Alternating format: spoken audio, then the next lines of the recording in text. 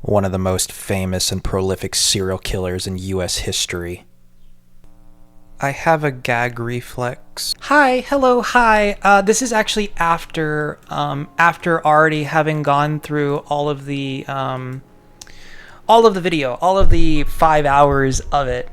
This is me immediately afterwards, actually. Yeah. And I thought that we would open up with this. American journalist Shelley Kittleson kidnapped in Baghdad. No. What the fuck? It didn't even go to a new page or whatever. I don't care. Why does it do this? Why does it do this to me? Anyways, what not to wear during cherry blossom season. We're gonna open it up with this. And what the stuff that we go into is like stuff, and I don't know, anime and swastikas and Nazism and what else? Yeah, things like that. I don't know. But what not to wear during cherry blossom season. From friction over kimonos in China's public parks to a fading cherry blossom legacy, CNN's Justin Robertson explores how tensions with Japan are playing out in daily life. Okay, and I guess we'll have a little look-see at this real quick. Yeah, what not to wear during cherry blossom season. Assuming it wants to fucking load. At parks across China, not all costumes are welcome. Okay. Wearing a Japanese kimono could get you thrown out of a park or even detained. What? Lame. Some residents take offense, like here in southern China. Lame. And that was before relations plummeted between China and Japan. Lame. Cherry blossoms, Lame, an lame, icon lame, of lame. Japan, are also weathering this diplomatic storm. Yeah.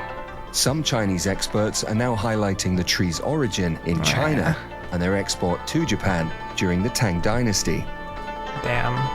In 1972, Japan gifted 1,000 cherry trees to China as a symbol of post-war peace. Like the Since Statue then, of Liberty. those trees and its shared history seem to be fading away. We searched this Beijing park for its last remaining gifted tree, pictured here in 2023. The tree is long gone. It's been replaced by a coffee shop umbrella and their delicious $7 cherry blossom latte. For many visitors here, though, geopolitical tensions barely register. That's the way it is. The blooming flowers and sweet drinks are still Another drawing thing too. crowds Another across thing I could China. say about that here, actually, downtown. Let's look at the place. It's 6 seconds. Just without still drawing crowds across China. Just Half without sugar, those half wearing the kimonos. Justin Robertson, CNN Beijing. Okay, so yeah, I was gonna say. So I was with my aunt, right? This one time, whatever, driving through something through downtown here, and in this here city, and anyway, so one of the things, there's one of these buildings, right? There's one of these buildings there, and it's like by the highway and such, and one of these buildings there, right? One of the plenty of buildings there are has this like butterfly there, right? It has this butterfly like on the side of it, and right next to it there's like all this construction going on, and you know, and just like the whole thing of like they'll tear down all these trees and stuff so that they can put up this like decorative butterfly on the side of this building, right? And it's pretty much just exactly like that, you know? Post-war. Yep. That's how it is. That's the way it is. That's the way they are. People. They'll tear down the tree so they can put a butterfly there, which that's not the same thing, but you know, they'll tear down the cherry blossom so that they can sell you some cherry blossom, whatever the fuck it was, ice cream or whatever. Oh, I could go for some frozen yogurt. Yeah, frozen yogurt, yeah. Maybe we'll do that. Let's do that instead of... Let's just do both. All right, let's go get some frozen yogurt. Yeah. Let's go... I'm going to go do... No, I'm not going to go do... shut up. Whatever, shut up. Okay, on to the video. Well, I guess if I'm going to edit this, I might as well censor the titties. 2.5 hours of the way through, yeah. I'll censor the titties, okay. I'll be here. What? Making any edits of any kind of any sort to this stuff though just means that it's like a couple hours more of like dragging it out, and it's like, yeah, and I don't know. Okay. Yeah. I don't know. Okay, see you later. Bye-bye. Hello, I'm going to be redoing this because I'm just kind of stuttering around like a little autistic mess. So I was basically saying that I am well aware of, in regards to Nazism stuff, which we get into later, much later on, all this, I'm well aware of all of these facets of it. There's one particular thing that I mentioned that I'm not aware of, and it's just that particular like, oh, that they put they put this on their little jackets that they give them or whatever. And it's just that I'm well aware of all of it, all the different kinds of people subject to all these, whatever mistreatment, if you want to downplay it. Also, so another thing I just said was, here's something I'm aware of. I would probably like be subject to this and that. I don't know, maybe. I mean, I would never. I'm not fucking German, so, but, even in cases of autism or whatever, right? There's I don't know, he's like high functioning Asperger's, whatever the fuck is what I got, and it's like there's a fairly decent chance that maybe not kind of thing. Keep peacefully protesting and achieving nothing, you useless monkeys. Because at that time, for a while there, it's, if you're showing signs of this and that, more so, yeah, or it's more so for the less high functioning, right? The, whatever. And, anyways, that's something I know of too.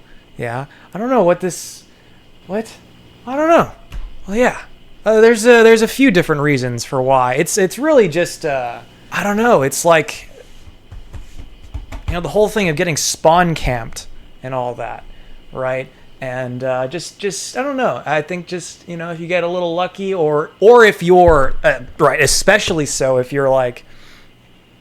If you're, I can pretty easily tell based upon how are you behaving. Like, are you in support or are you not in support? Anyways, it's, I don't know. In a hypothetical alternate universe, I don't know how things would play out, but, it's fun to theorize. What do you think? Well, because I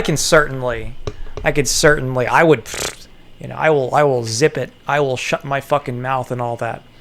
I will shut my mouth, and I wouldn't be speaking like this as I do. It would be, I guess it would be, say I am German, say I am born there, and say don't think of me as I am now. Think of me as I was as a child, right? And you can see a few things of that's how I was as a child. I was a shy child, brought upon by the way the world is. I do shut up. I do shut up a lot of the time, and that's something you don't necessarily see of, but I'm usually not the most chatty, like, all the time ever. Just, I don't know, I have on and off, and I'm usually just like, I'm always on, like my mind is always on, but I'm not always saying it out loud. It's always on, but sometimes it's, a good bit of the time it's just in my mind and for no one else to see.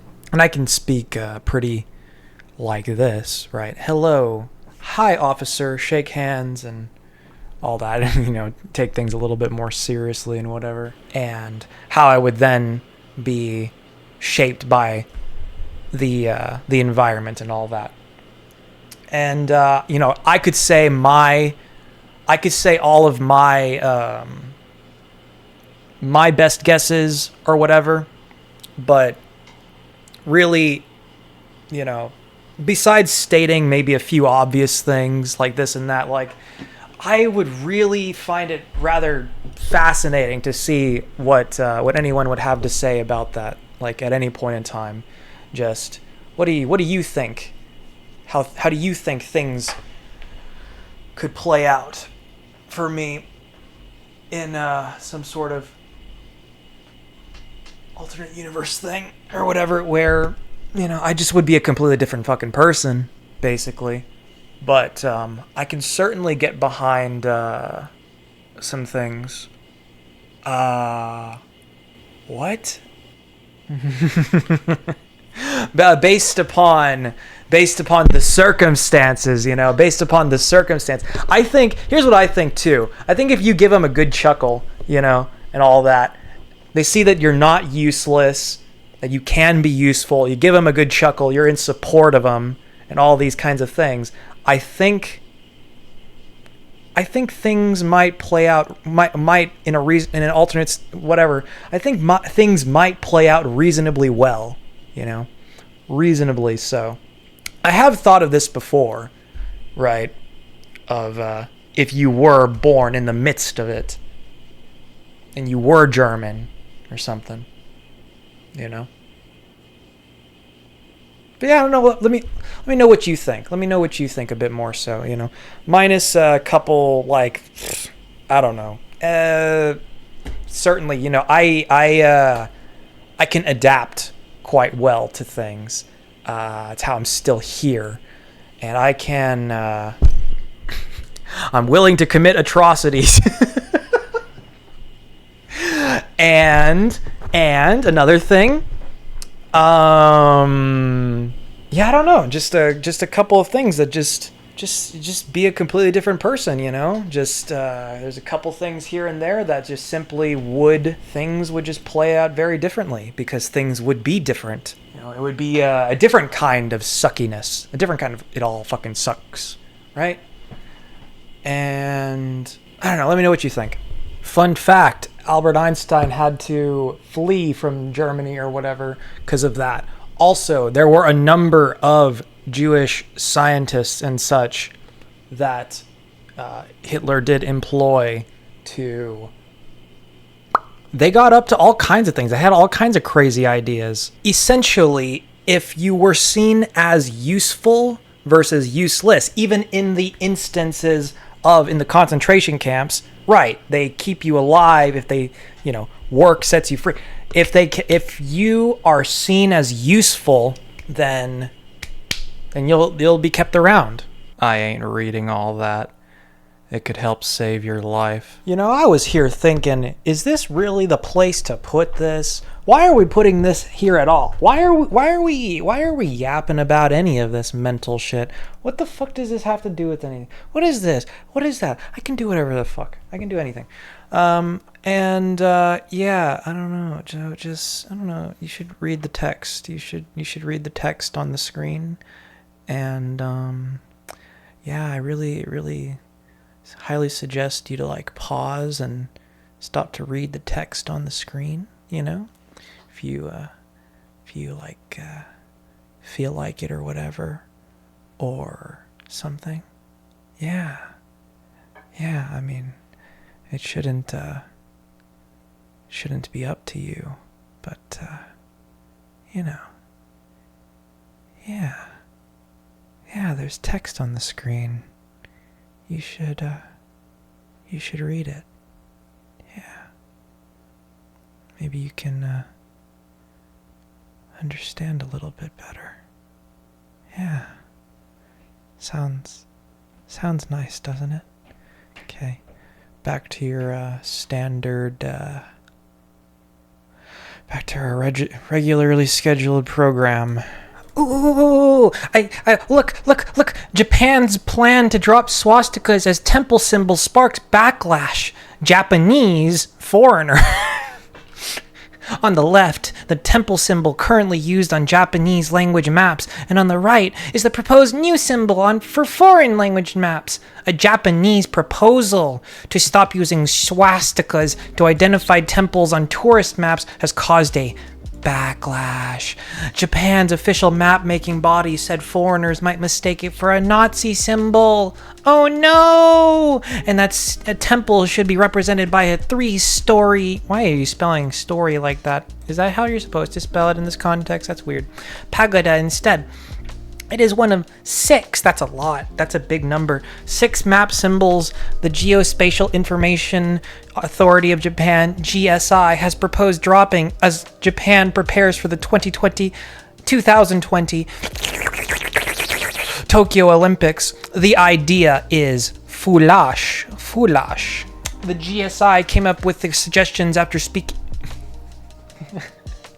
Well, you can't think for yourself. You need experts to think for you. Like, nah, it's just the wording. The wording's just stupid. Whatever. After speaking to experts, oh yes, some real fucking experts or whatever. Ugh. And surveying more than 1,000 people, including tourists, embassy officials, and foreign students. Wow, this is such an idea. Shut up. Shut the fuck up.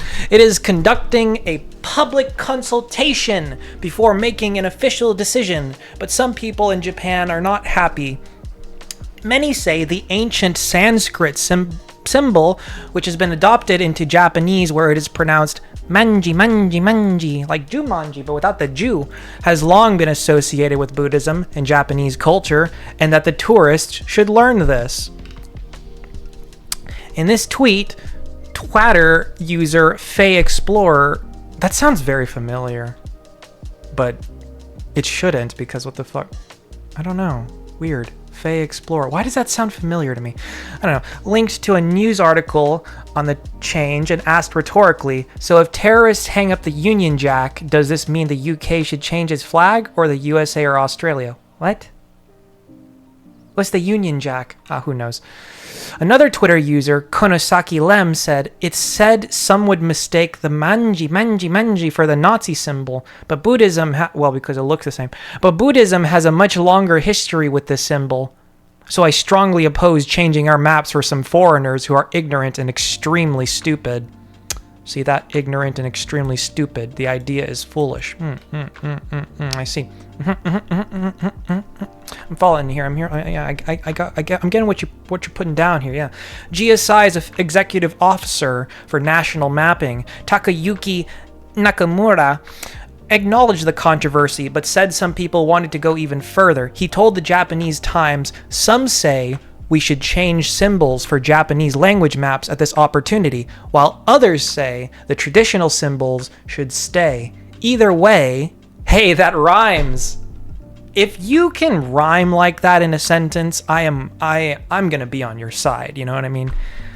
Unless it's some really stupid ass rhyming, but that's some good rhyming right there. That's... Wait, what's the rhyme? Wait, does it not even... Some say and stay. I guess it's rhyming say with stay. Oh. That's not much of a rhyme. I don't know, it sounded cool to read it though. Either way, it will take a while before any changes are made, as we need to coordinate. Coordinate? No, coordinate. Yeah, coordinate with related government agencies. The proposed new symbols would be, for now, used only in maps for foreign tourists. Yeah, they'll keep the swastikas up on the buildings and stuff like that. That's cool. Yeah. Keep doing that. Keep it up. Yeah. Other symbols that will be changed for foreigners' maps include that for a hotel, which GSI admitted looked like the symbol for helipads. Okay, well, see, now that's kind of weird for... it still doesn't really hotel, but okay. The church symbol could be mistaken for a graveyard, added the agency. No, and honestly, no. You see a cross in your... Well, I mean, it's like... No, it's... Okay, well, that's a stupid one. That certainly is a stupid one. Meanwhile, some respondents to the GSI survey thought the symbol for a hospital looked too much like a shield. Yes, it does. It's obviously not, but... Okay. I mean, kind of weird looking, but then there were uniquely Japanese symbols that baffled some, such as that for post offices. The symbol is derived from an old Japanese term dating back to the 19th century, meaning communication. Yeah, that's cool, that's cute, but yeah. I mean, this is kind of universal, isn't it? The giant X symbol for police station actually represents two police batons crossing each other, but also confused many. It would be replaced by a saluting policeman. Yeah, we're gonna beat you! We're gonna beat you! But we have your best interests in mind, don't worry. The rest of the 18 symbols are either new ones that will be used exclusively for foreign language maps to denote places like public bathrooms or restaurants, or existing ones that will be used for both Japanese and foreign maps. The symbol for hot springs, yep, that's also an emoji. There is a good bit of Japanese things that are emojis, will remain as it is, much to the amusement of some who have pointed out that it looks like another quintessential Japanese icon, a steaming bowl of miso soup. Cute. Anime is a prime example of why 2 nukes just wasn't enough. Oh. Let me shut that off really quick. So, we're going to be looking at anime today. Your search did not match any documents. That's some anime right there. Types of anime fandoms animated. Yeah, I need to know all about the anime fandoms. eBay, anime on eBay. Oh, it ended. Oh. What the fuck? Okay.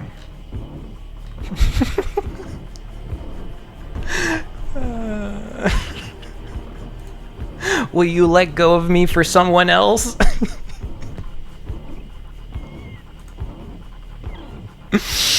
Tribute, huh? Where have I heard tribute before? Tribute. Tribute. Tribute. The word tribute. Do you know what I'm talking about? Tribute. A tribute to something. A tribute. You know what I'm talking about? You ever seen those things with celebrities on someone's phone or tablet? You ever seen that? You ever watched those for hours on end? I haven't. Van.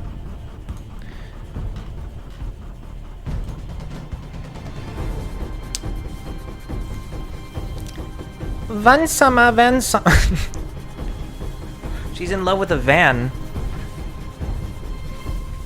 I don't... Why? Why would she be in... One of these? You're telling me she's in love with one of these? Anime's weird. Man, anime's fucking weird. But, Japanese people, you know, anime is just a, you know, slice of life is a genre or whatever, basically, of anime, right? And anime as a whole is a slice of Japan, right? It's just a tiny little slice.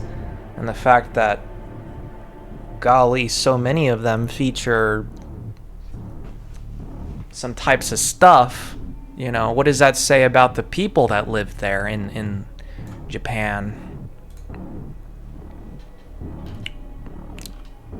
It says quite a lot, don't it? You know, it's made for their enjoyment. It's not for like someone else. No, it's made for their enjoyment. They enjoy it. They enjoy the anime. Yeah. Every part of it is there for a reason, you know? All the debauchery, it's there because they like it. Or at least the creators like it. The creators of the animes, they like it, right? They enjoy it. Yeah? They thoroughly... Look at this. Cinematic flashback. Escaflown. The movie. Wow, a flashback. I don't know. I've never heard of this before because it's a very specific whatever thing. Let this sad world, let everything fade away. Come, my kindred spirit. Come to this land from the world beyond. Come join me, my chosen one. My chosen one. You are the wing goddess who will fulfill the prophecy of our world. Gay. Gay. Look at it. It says gay right there. Gay. Our world is gay. It's a gay world. It's the gays world now. Our world gay. Welcome. Right, and that too. Black females and the gays. They always say at the end. Gay gay that's something they have in common, especially if it's a black gay female. Oh my god. Gay welcome winga goddess as a cinematic flashback reviews the 2000 anime movie Escaflown the movie. You'll also see it in white girls too, you know, brats and stuff like that, just in general. But you know, just little spoiled little shitheads, you know. Escaflown the movie.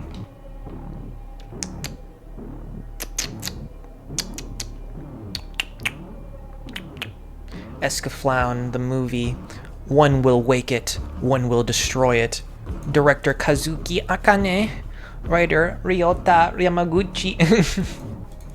Starring Kirby Morrow, Kelly Sheridan, Paul Dobson, Andrew Francis. Runtime only 98 minutes. Sad.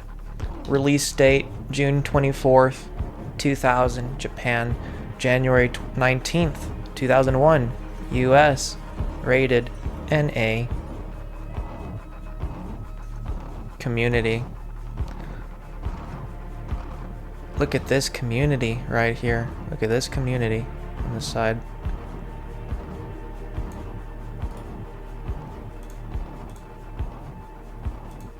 Hey, Kevin.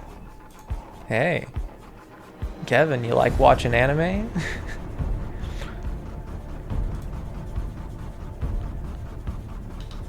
Yeah, Kevin likes watching anime.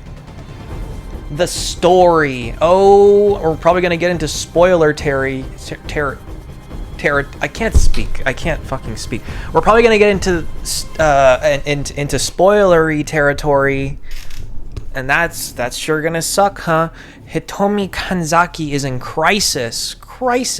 But can it run crisis? Her life has lost its meaning, and she is plagued by unusual dreams. She is depressed and wants nothing more than to disappear. Disappear.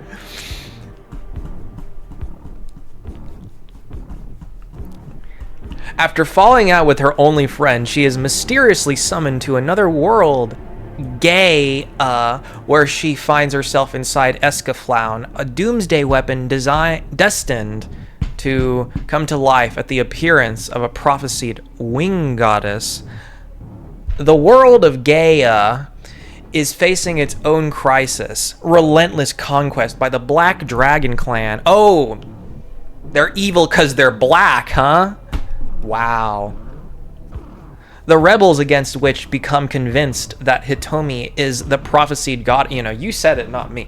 Prophesied goddess who will revive Escaflown. Never certain of her identity in Gaia, Hitomi finds her destiny as she becomes closer to the rebel leader, Lord Van. Wow. You are really in love with this Van, huh? And helps to bring about the fall of his vengeful brother, Lord Falcon, master of the Black Dragon Clan. Yeah, he's not Lord Van. He ain't got nothing on Lord Van, so, you know, I'm not quite as into that, right?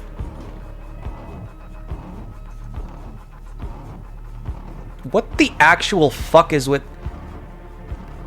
Like, you can't even tell, is she wearing something up here, or is she topless? Like, you just... I mean, maybe just from the back only, but like...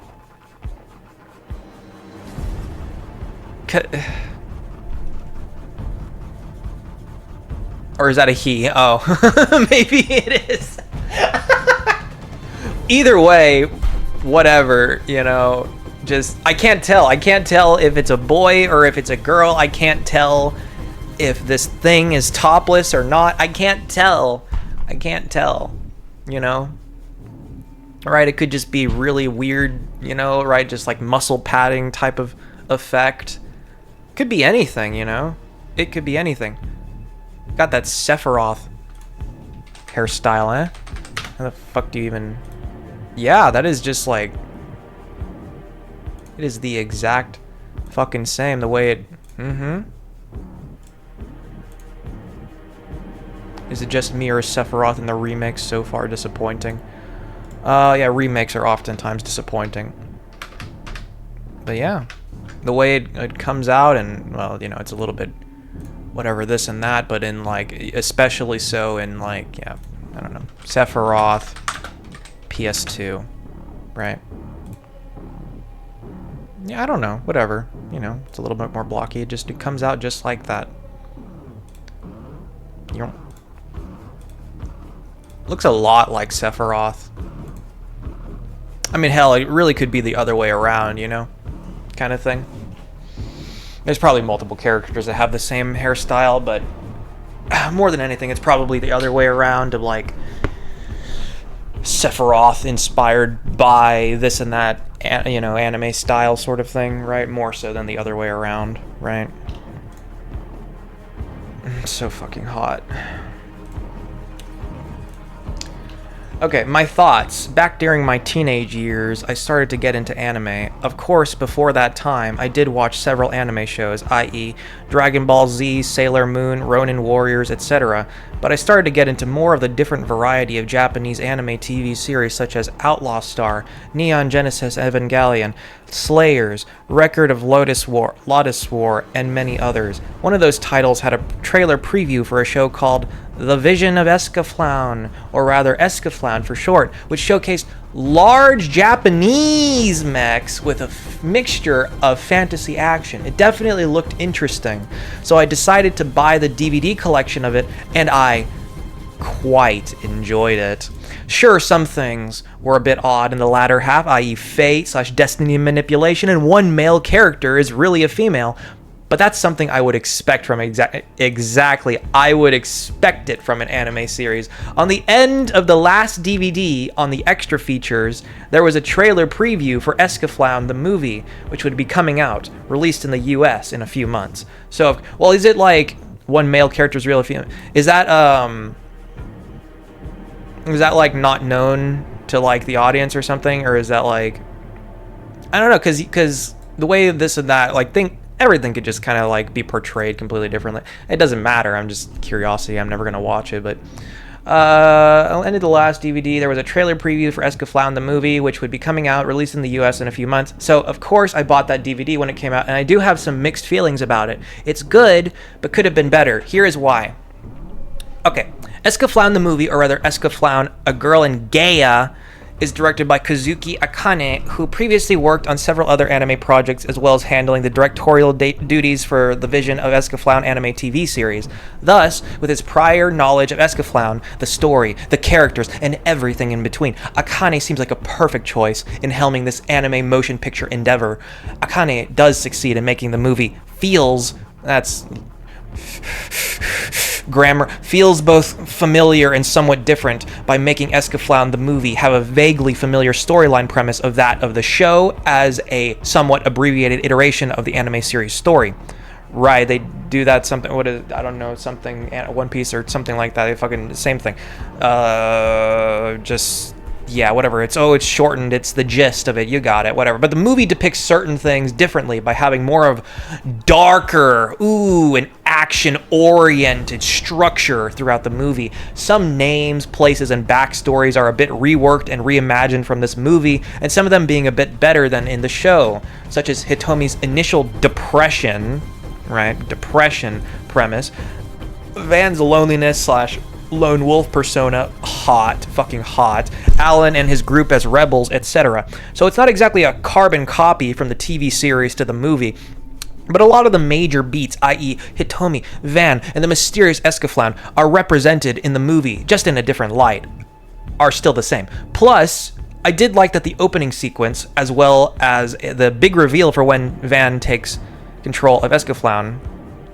You like when takes control, huh? Me too. Additionally, the different style of animation played a big part of the movie's likability, at least to me, with the quality level of animation being upgraded in comparison to the original anime series. Also, I like how the background settings are quite different in terms of style and topography, with the movie depicting the world of Gaia with a more Asian influences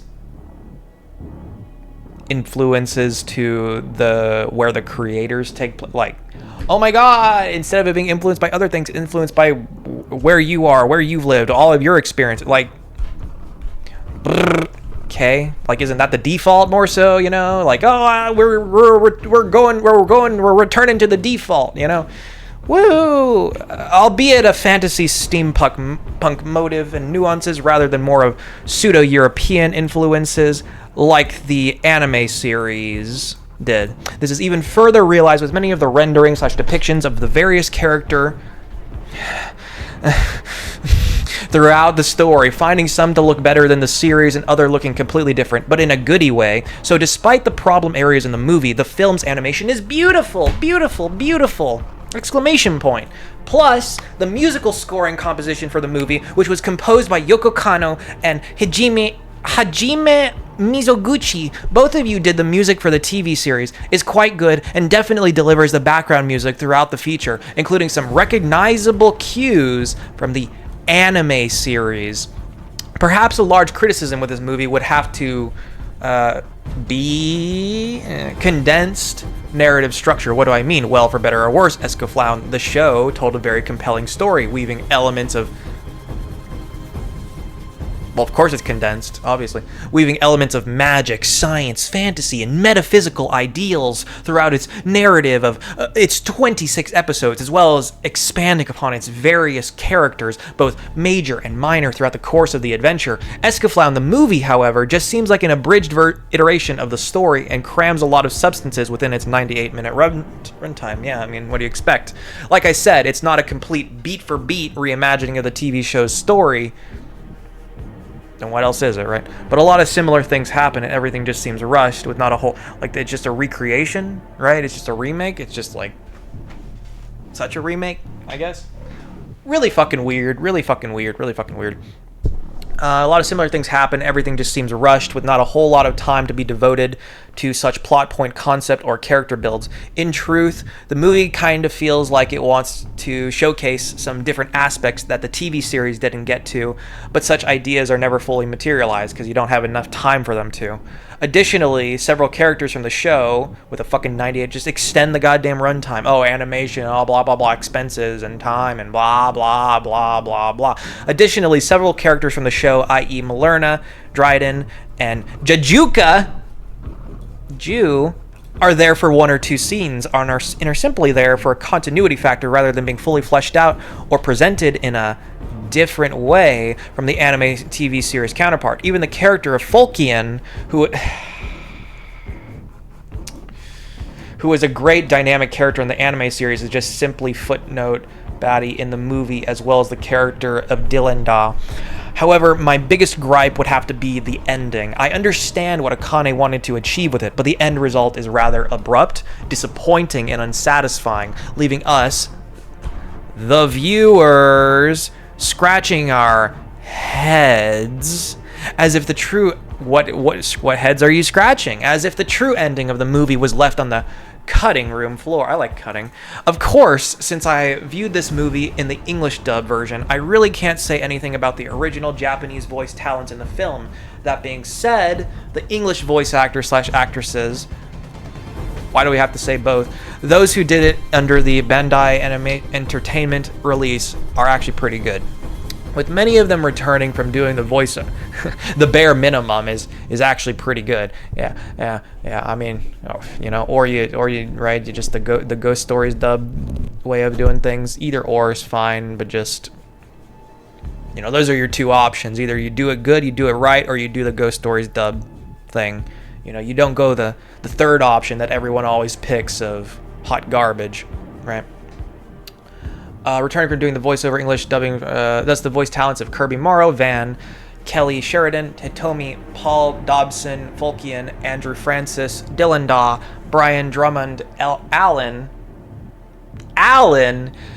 And several others are well represented and are solid, as goes for English anime voices in the respective roles. As a side note, both the TV series and movie for Escaflown were re-released in 2016 on Blu-ray. Right.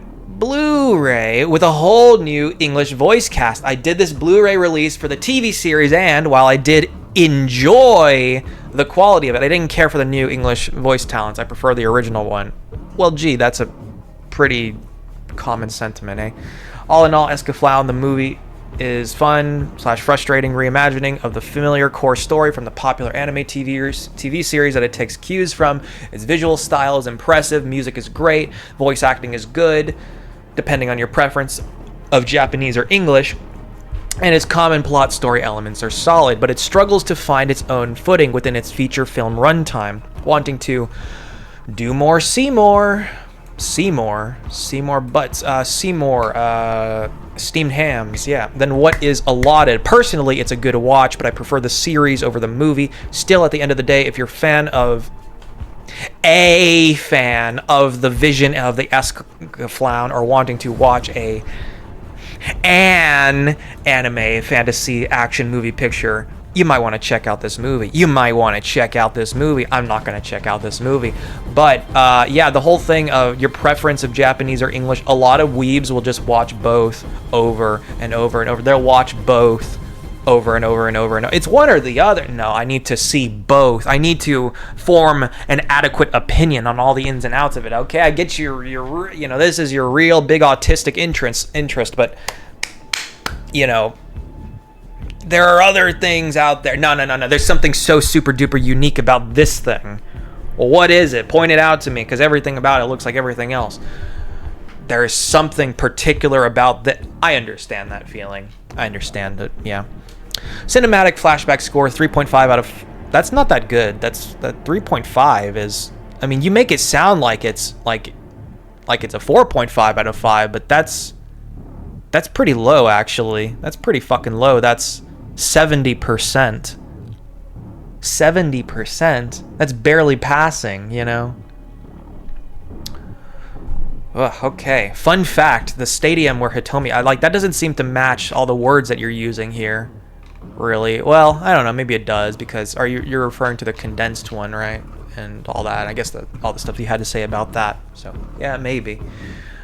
Maybe. Fun fact, the stadium where Hitomi first meets Fulkin and is drawn into the world of... Well, it's spelled differently now. Were you just spelling it incorrectly all throughout it? I guess so.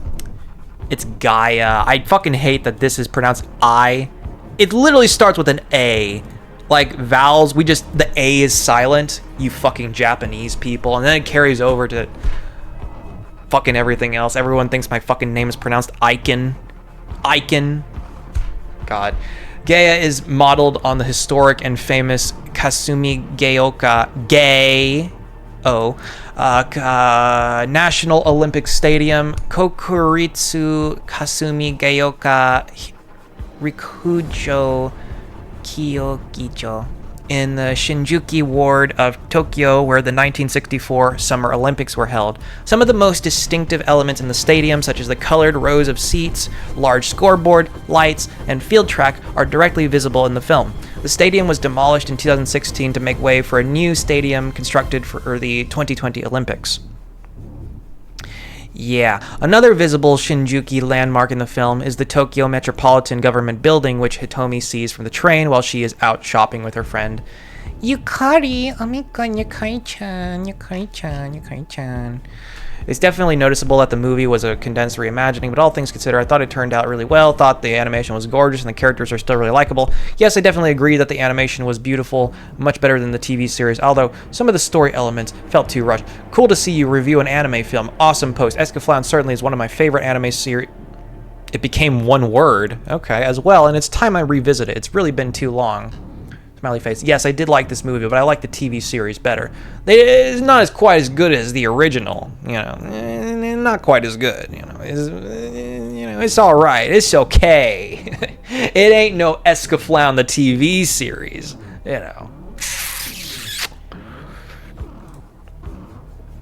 what does that say?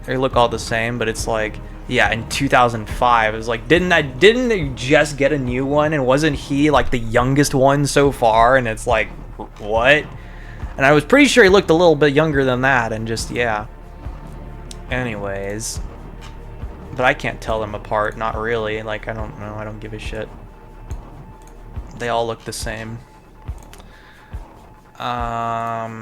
Yeah, etc., etc.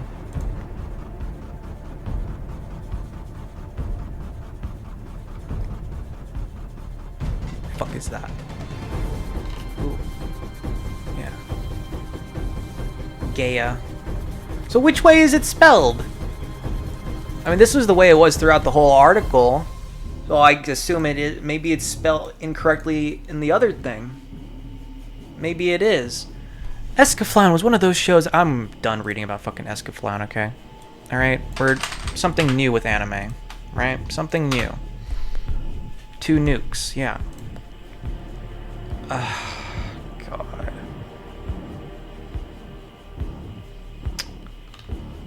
Reddit. Man. Nah. Fat man reincarnates and eats a forbidden fruit, unlocking an overpowered ability. Yeah. You know, all this shit is just, right, fat men's fantasies, you know? That's what a lot of it is. You know? Hey, it's people's fantasies to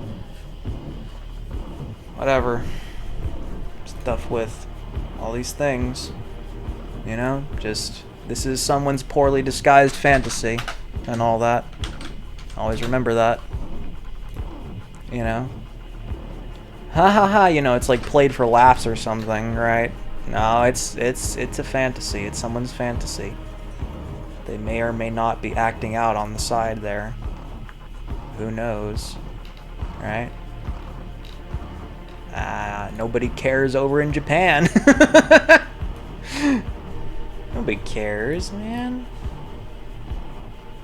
Nobody cares. AI art? Yippee! Well, yeah, at least you make it obvious, right? I guess.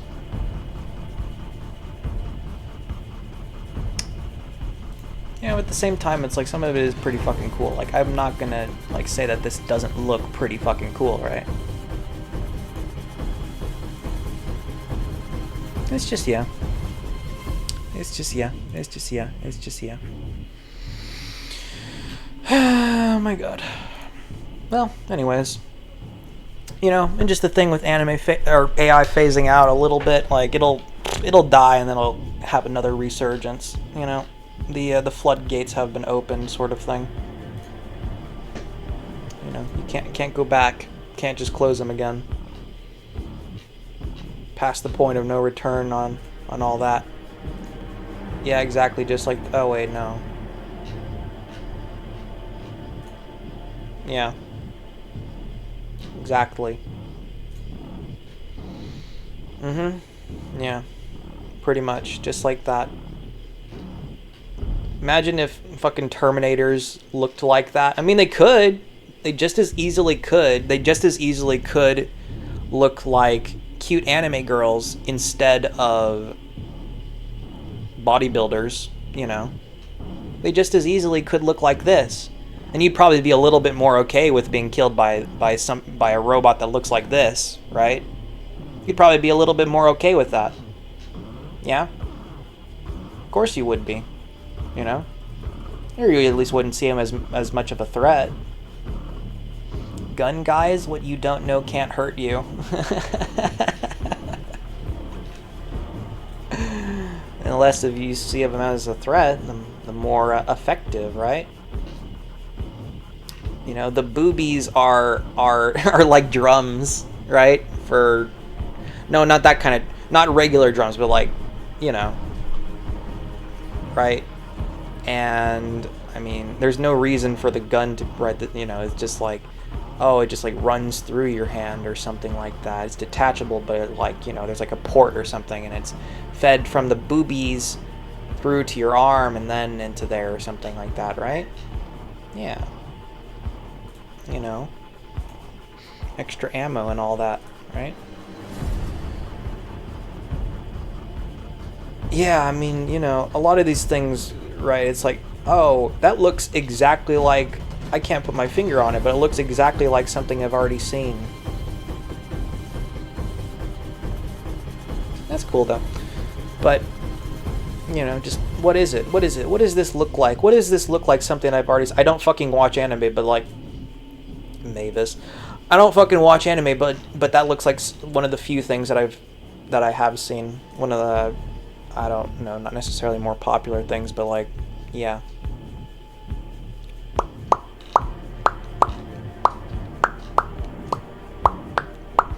There are knots in my hair all the time. There is... Sucks. So sucky.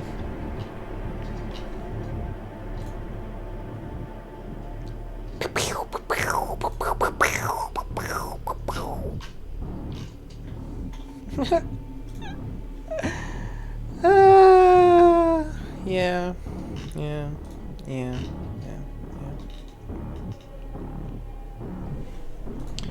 All right. Continuing on. This is so... Fine. Here are all the animes that I started watching because they had a character who looks like you in them. Okay. Try reading that. Okay, there's this one. Then there's this one. Where she got a donut in her mouth or something. I mean, it only really makes sense for it to be like a dog chew toy or something, but... Dance in the Vampire Bund. Ooh. This one's, yeah, but... Actually, I think it does kind of say that there, right? Monogatari series, 2nd season, yeah. Monogatari, I've heard of that. I thought it was something else than that, but anyways. Problem children are coming from another world, aren't they? It just the run-on sentence titles. Oh my god, you can't get enough of them. Problem children are coming from another world, aren't they? What the fuck? Very mischievous, yeah. Super Amazing Value Edition. Save. Blu-ray DVD combo pack. Wow, BlazBlue Alter Memory. You know. Remember Beyblades? Nostalgia Bait. You remember Nostalgia Bait? Now it never went away. Remember Beyblades? Yeah, people would bring their fucking Beyblades after school daycare fucking... they got, you know, they got the rip cords and they got the Beyblade, let it rip, and then anal beads out of a woman's ass, and it is very NSFW, yeah, and yeah. You can find that online. I mean, just look up Beyblade, let it rip meme and anal beads, and you'll find it. You'll find it right away. I don't need to, well, I'm not going to show you, obviously, but I don't need to, yeah.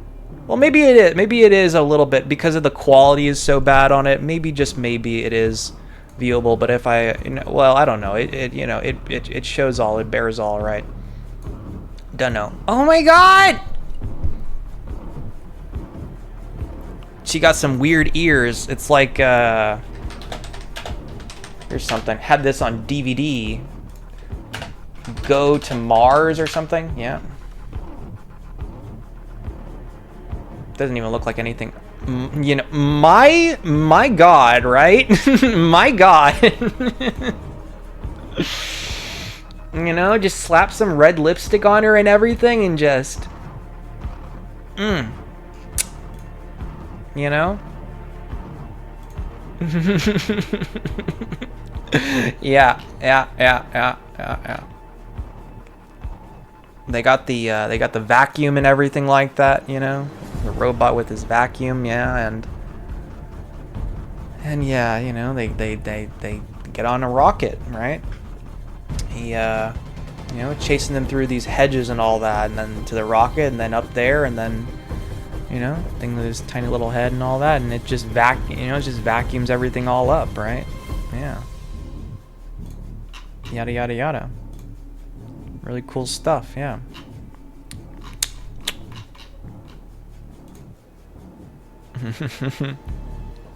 Anyways, no, it doesn't look like them, but just, I don't know, whatever, they got stuff sticking out of their heads, you know, everything, all these things have stuff sticking out of their heads. They really just, I mean, they're even kissy-faced towards each other, like, it's a curiosity thing or whatever, it's just, wow, foreshadowing or something. Hey, they fucking kiss. Hey, interspecies relations, you know, fucking, it's a fucking mouse.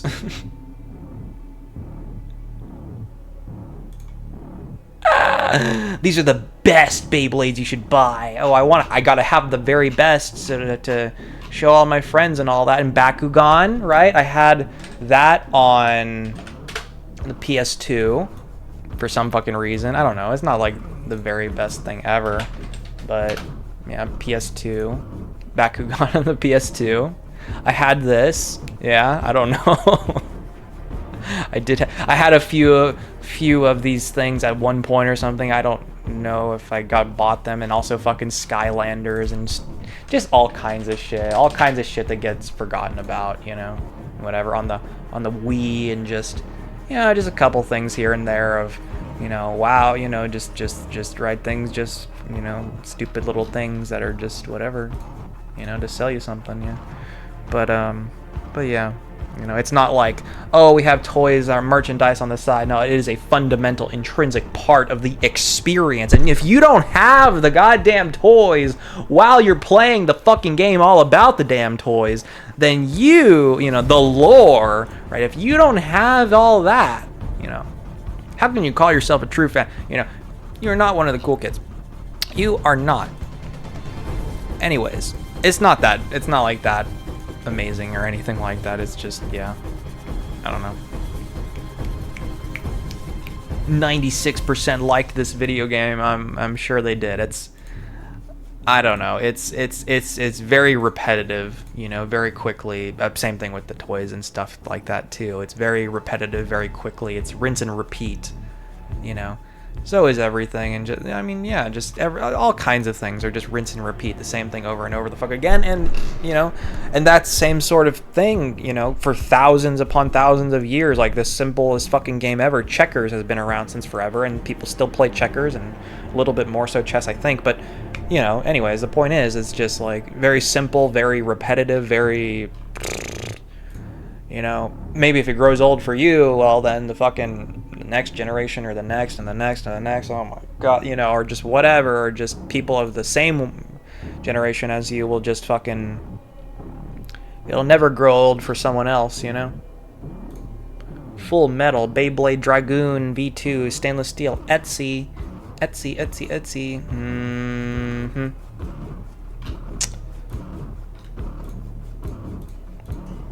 This is really weird looking. It looks like a swastika. Cool. It's a cool design. All right. You want to see a really cool design?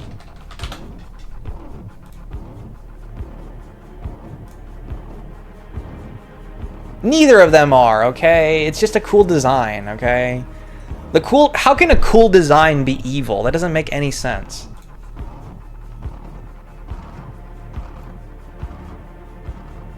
Now, when you start adding words on top of it, maybe, like, it's more so of a this and a that or whatever, but it's just a cool design, you know? It's just a cool design.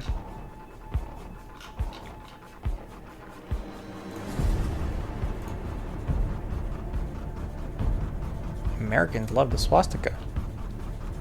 Those few decades when Americans really, really loved the swastika. Yes, that's Clara Bow wearing a Nazi symbol. Let me explain. She seems vaguely familiar. Then again, a lot of, I don't know, just look the same. Yeah, no, I do recognize her, yeah. Yeah. For some reason, I do recognize her, yeah. flapper roles. Known for her flapper roles and energetic personality, the It Girl, for her role in the romantic caper It. The movie was called It. Yeah, there's things that share the same title, you know, and just, yeah. Yada yada yada yada yada yada yada.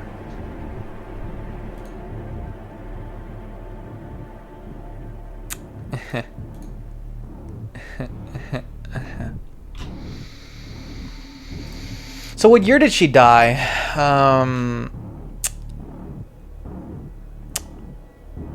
She died at the age of 60. 1905 to 1965. Successfully made the transition to talkies in 1929. Yeah, I'm sure a lot of people kind of, right, did, yeah. With any new medium, that's kind of how it goes. The phasing out, and along with it, a lot of stars or whatever there too. Right? Yeah. In favor of something new, or just, we don't have enough room for you, you know? Appeared in 58 films, all but 11 of which were silent. Yeah, 33 are extant in their entirety, 14 are partially lost, 11 are completely lost. Yeah. That's how it goes. Everything gets destroyed or lost or forgotten about eventually. Yeah. Read all about psychosis due to epilepsy. When Bao's mother was 16, she fell from a second-story window and suffered a severe head injury. She was later diagnosed with psychosis due to epilepsy. From her earliest years, learned how to care for her mother during the seizures, as well how to deal with her psychotic and hostile episodes. She said her mother could be mean to me, and she often was, but she didn't mean to be, and that it was because she couldn't help it. Still, Bao felt deprived of her childhood. As a kid, I took care of my mother. She didn't take care of me. Yeah. Because she can't really. Yeah.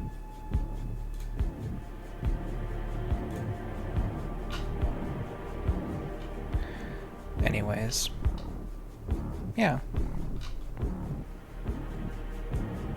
You know.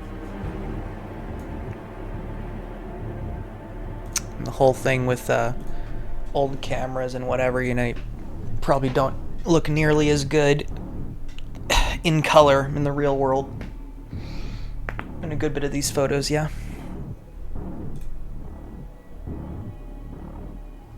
Yeah. Anyways. Based or whatever, right? Yeah. Anyways, when I first saw it, I assumed that it was a hoax. The photograph showed the girlish face of silent screen starlet Clara Bow.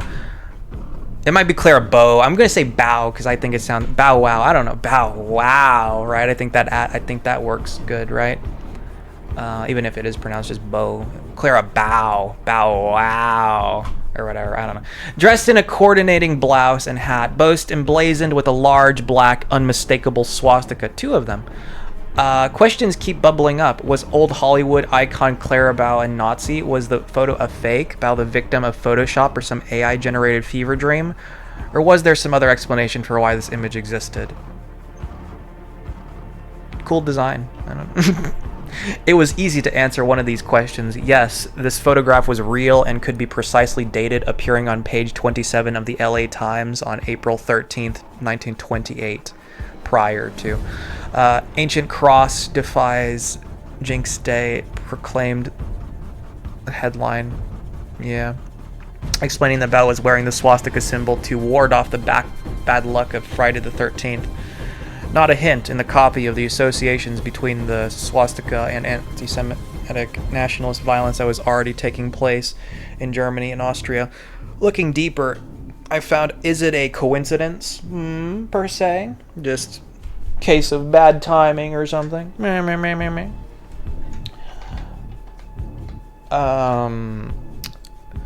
Looking deeper, I found out that the swastika was a popular symbol in the late 19th and early 20th centuries across. Yup.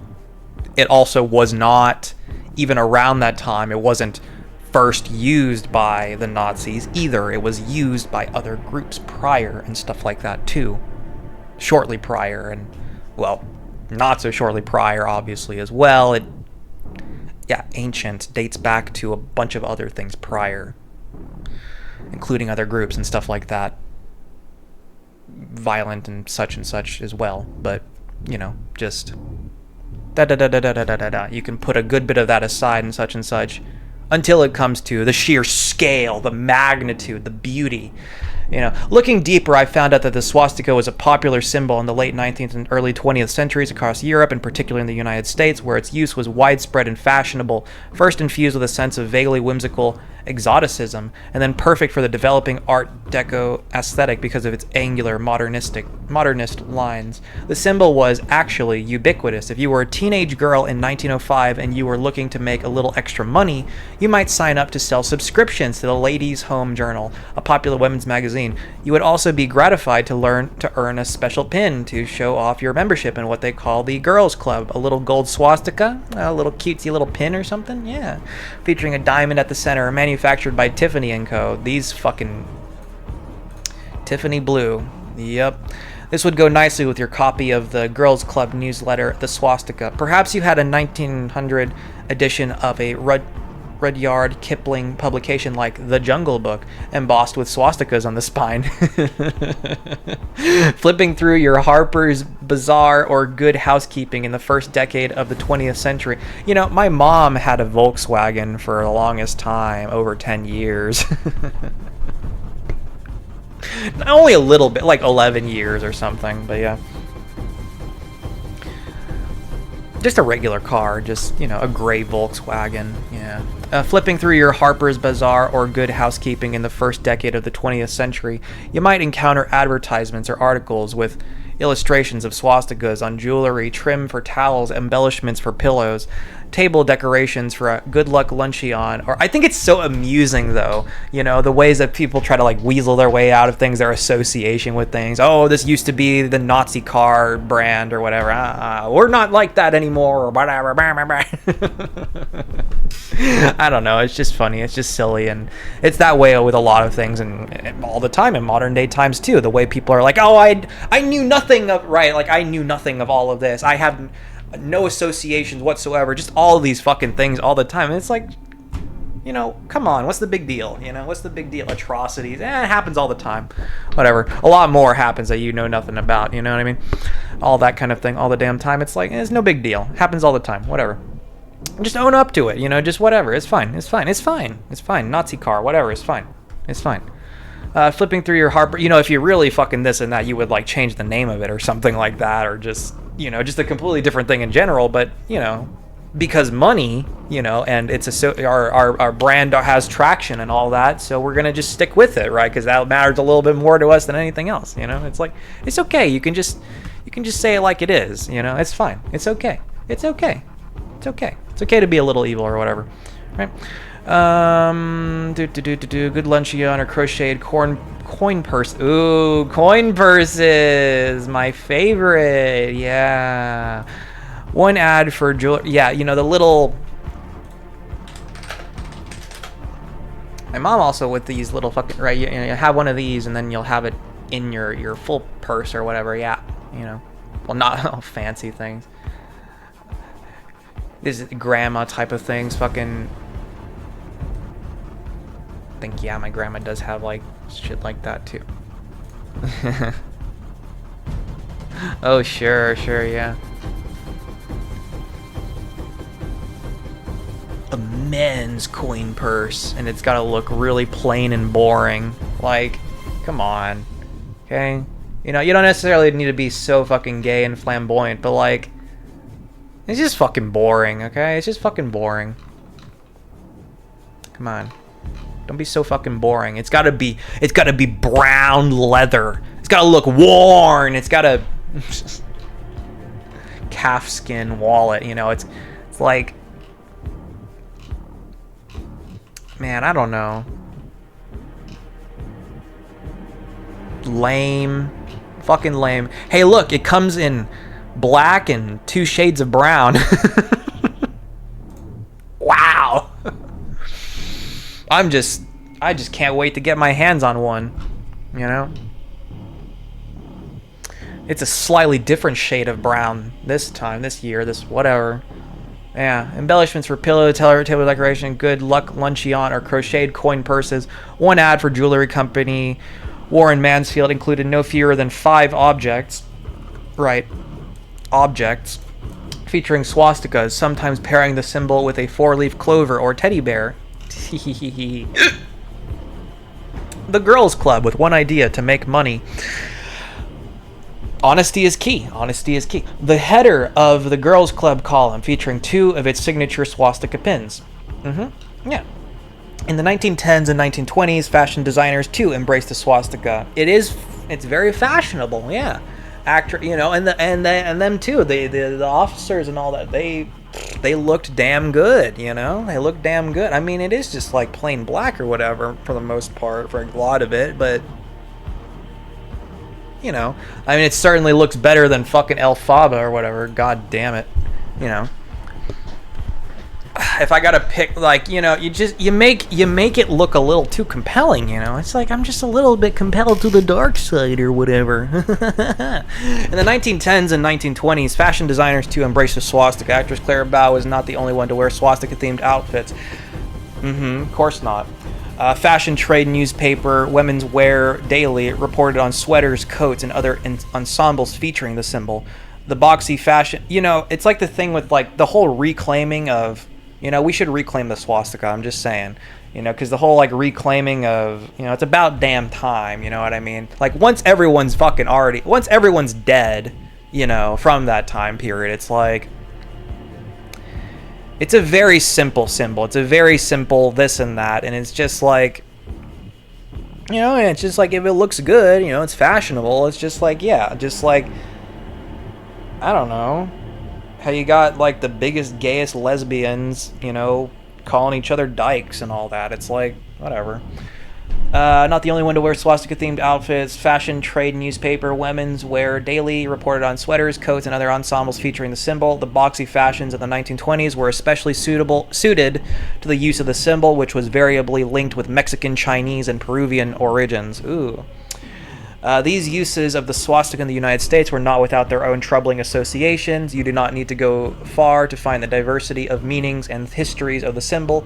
Examples of it appear in archaeological sites across Asia, the Americas, and Northern Europe. The swastika is a holy symbol in Buddhism. Leading present-day priests such as Reverend Dr. T. Oh my God. All the titles, all the... Dr. Mr. fucking Dr. T. Reverend Dr. T. Kenjitsu Nakagaki. Oh my God. Lordy Lord. To argue for a linguistic and conceptual separation between the swastika and the Hakenkreuz, or hooked cross, the term used for the swastika symbol in Germany during the Nazi era. Right, exactly, yeah. Yeah, I'd agree. Yeah, a linguistic and conceptual separation. Exactly, yeah. It's just a symbol, whatever. Despite the swastika's varied cultural sources in the United States, it was most often attributed to the Dene, Navajo people, used as a sacred symbol in the ritual of sand painting. They, and other Native American communities, also began incorporating it into weaving, silver objects, and ceramics, many of which were sold to white consumers participating in what art historian Elizabeth Hutchinson, I can't fucking whistle, man. I can't fucking whistle. Elizabeth Hutchinson has called the Indian craze, a period starting in the 1890s in which objects made by indigenous Americans were increasingly prized by white collectors. Collectors, huh? White collectors.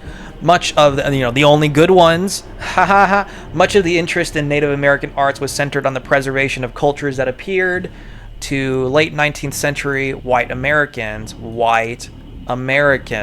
on the verge, my favorite, on the verge of extinction, which was especially perverse given the role of the United States government in that extinction. They're still around, some of them, it's okay, we left some, you leave some of them behind, it's alright, they'll repopulate or something, it's okay, No biggie. Hey, they were taking up space, waste of space, you know. They were, you know, this is our home now, you know. Finders keepers, you know. We were here first, right? And you showed up out of nowhere, okay? We saw this place, you know, and we declare that we were here first. And you need to get out of here, you know, go back to where you came from. But go back to India, right? You know, just, you know, get your Indian behinds out of here. You know, for the good luck luncheon, at a good luck luncheon given for a bride to be, covers were laid for 7, a lucky number. The centerpiece was in the shape of a swastika made by a tinsmith and filled with purple and yellow pansies. Pansies for thoughts. And the colors were those of the bride's alma mater. The white menu cards were in the only good menu cards were in the shape of 4-leaf clovers. Cute. Pasted on pansy colored ribbon, and the favors were gilded wishbones with tiny white bows. An article on table decorations suggested flower arrangements in a swastika pattern to symbolize good luck. When New York fashion design, you know why everyone's been having such bad luck lately? It's because they're not embracing the swastika patterns, you know, right? Symbol of good luck, you know. If you want good luck, you gotta wear the swastika, right? Maybe I will eventually. I don't know. Who knows? Why not? When New York fashion designers use the swastika in their designs, they participate in what we might today call cultural appropriation. Yeah. This was no accident. In the 20s, the American fashion industry was trying to define itself outside the influence of Paris. You can probably find that kind of shit on... Nah, I mean, you have to make your own or have it custom made or something like that. You know what I mean? Expensive. Yeah. Since the 19th century, you know, make me something fashionable with swastikas all over. You know, 19th century, the New York fashion industry worked with museums such as the American Museum of Natural History and the Metropolitan Museum of Art to understand what American design should look like. The swastika, given its association with Native American aesthetics and its easy adaptability, fit the bill exactly. For American designers of European descent, no, this, I like this now, but this, I don't like this quite so much. Appropriating motifs with origins in indigenous cultures from across North and South America, including the swastika, was a strategy to define themselves as independent from European design, culture, and to compete economically with European imports. Meanwhile, in Europe, the swastika was gaining a reputation for other, more familiar reasons. By the time Hitler joined the Deutsche Arbeiterpartei, the precursor to the Nazi Party, in 1919, they were already using the symbol. His innovation, according to his own writings, was to combine the swastika with the red, black, and white of the flag created in 1871 by Chancellor Otto von Bismarck to represent a unified Germany, right? It's combining two elements together, unified as one, right? What's wrong with that? In 1927, a journalist from Town and Country traveled to Austria to report on the conflict between nationalist, anti-Semitic paramilitary forces and the Social Democratic Party. What came as a surprise to her was the response to a ring she was wearing, which featured a good luck symbol fashionable back in the United States, a swastika. She wrote that a Viennese man begged her to take it off, explaining it is the sign of the Hakenkreuzler of the anti-Semites. The ones that killed Jesus Christ? Two friends posing for a studio photograph circa 1910s. One wears a newly fashionable swastika belt. After Hitler seized power in Germany in 1933, the swastika's association with the Nazi Party became increasingly difficult to ignore. Another journalist, this time with a New Yorker, wrote about attending an anti-Hitler rally in New York City in 1933, where he too was stuck with an awkward accessory. He thought it prudent to conceal his swastika watch fob in his vest, realizing its uncomfortable implications. Right. Cover it up, conceal it, hide it.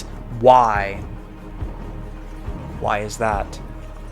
You must shove it all away, right? They don't want you, you know, saying it like it is, being honest about things, yeah? They wanna, yeah.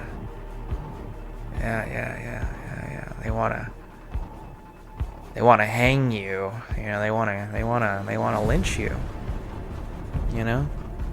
Just for wearing a symbol of peace and luck, you know? Who's the real evil here, right? Uncomfortable implications. No. Accordingly, the number of mentions of swastika-themed objects in fashion and lifestyle magazines dropped off in the 1930s. Wonder why. While stories about Nazi Germany proliferated. I mean, isn't that the whole thing? Right? Like, if you get rid of your stuff, then it only makes it more so that they're, you know what I mean? It's like you're letting them win or whatever, right? If you want to kind of go there, right? You being like, oh, no, we're not going to use the swastika anymore. And then they are, and then they just rise to greater and greater heights. You see how that works? You see what I mean? However, distaste for the swastika's anti-Semitic connotations was not universal, and responses to the symbol revealed existing prejudices. One incident in 1936 made that clear. Swastika motif receives cold reception, read a small headline in Women's Wear Daily in 1936. Buttons crested with swastikas shown by one couture house stirred up some comment among an audience of New York buyers, the editors wrote. No sales of this particular model are reported, although no reason for this chilly response was given. It might be due to the fact that many important New York department stores were owned or founded by these people, including B. Altman, right? Many important New York department stores were owned or founded by these people, including B. Altman, Bloomingdale's, Bergdorf. That is a very Jew name right there, yeah. Bergdorf Goodman, Saks Fifth Avenue, and Macy's. Oh, Macy's Day Parade. Although the Women's Wear Daily article left the designer of these buttons anonymous, Vogue also reported on a fashion show featuring swastika buttons, identifying the designer as Marcel Rochas, a well-known French couturier. Unlike Women's Wear Daily, Vogue found the use of the swastika to be amusing rather than disturbing.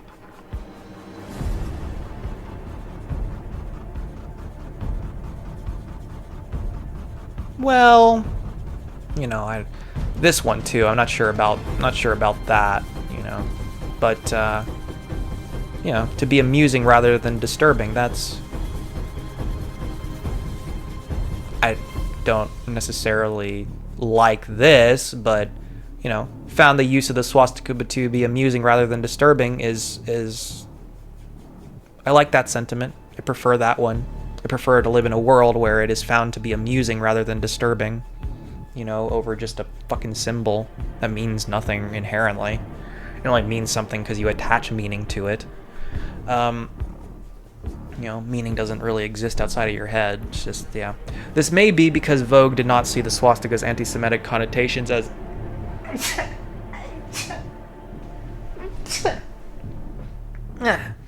inherently objectionable.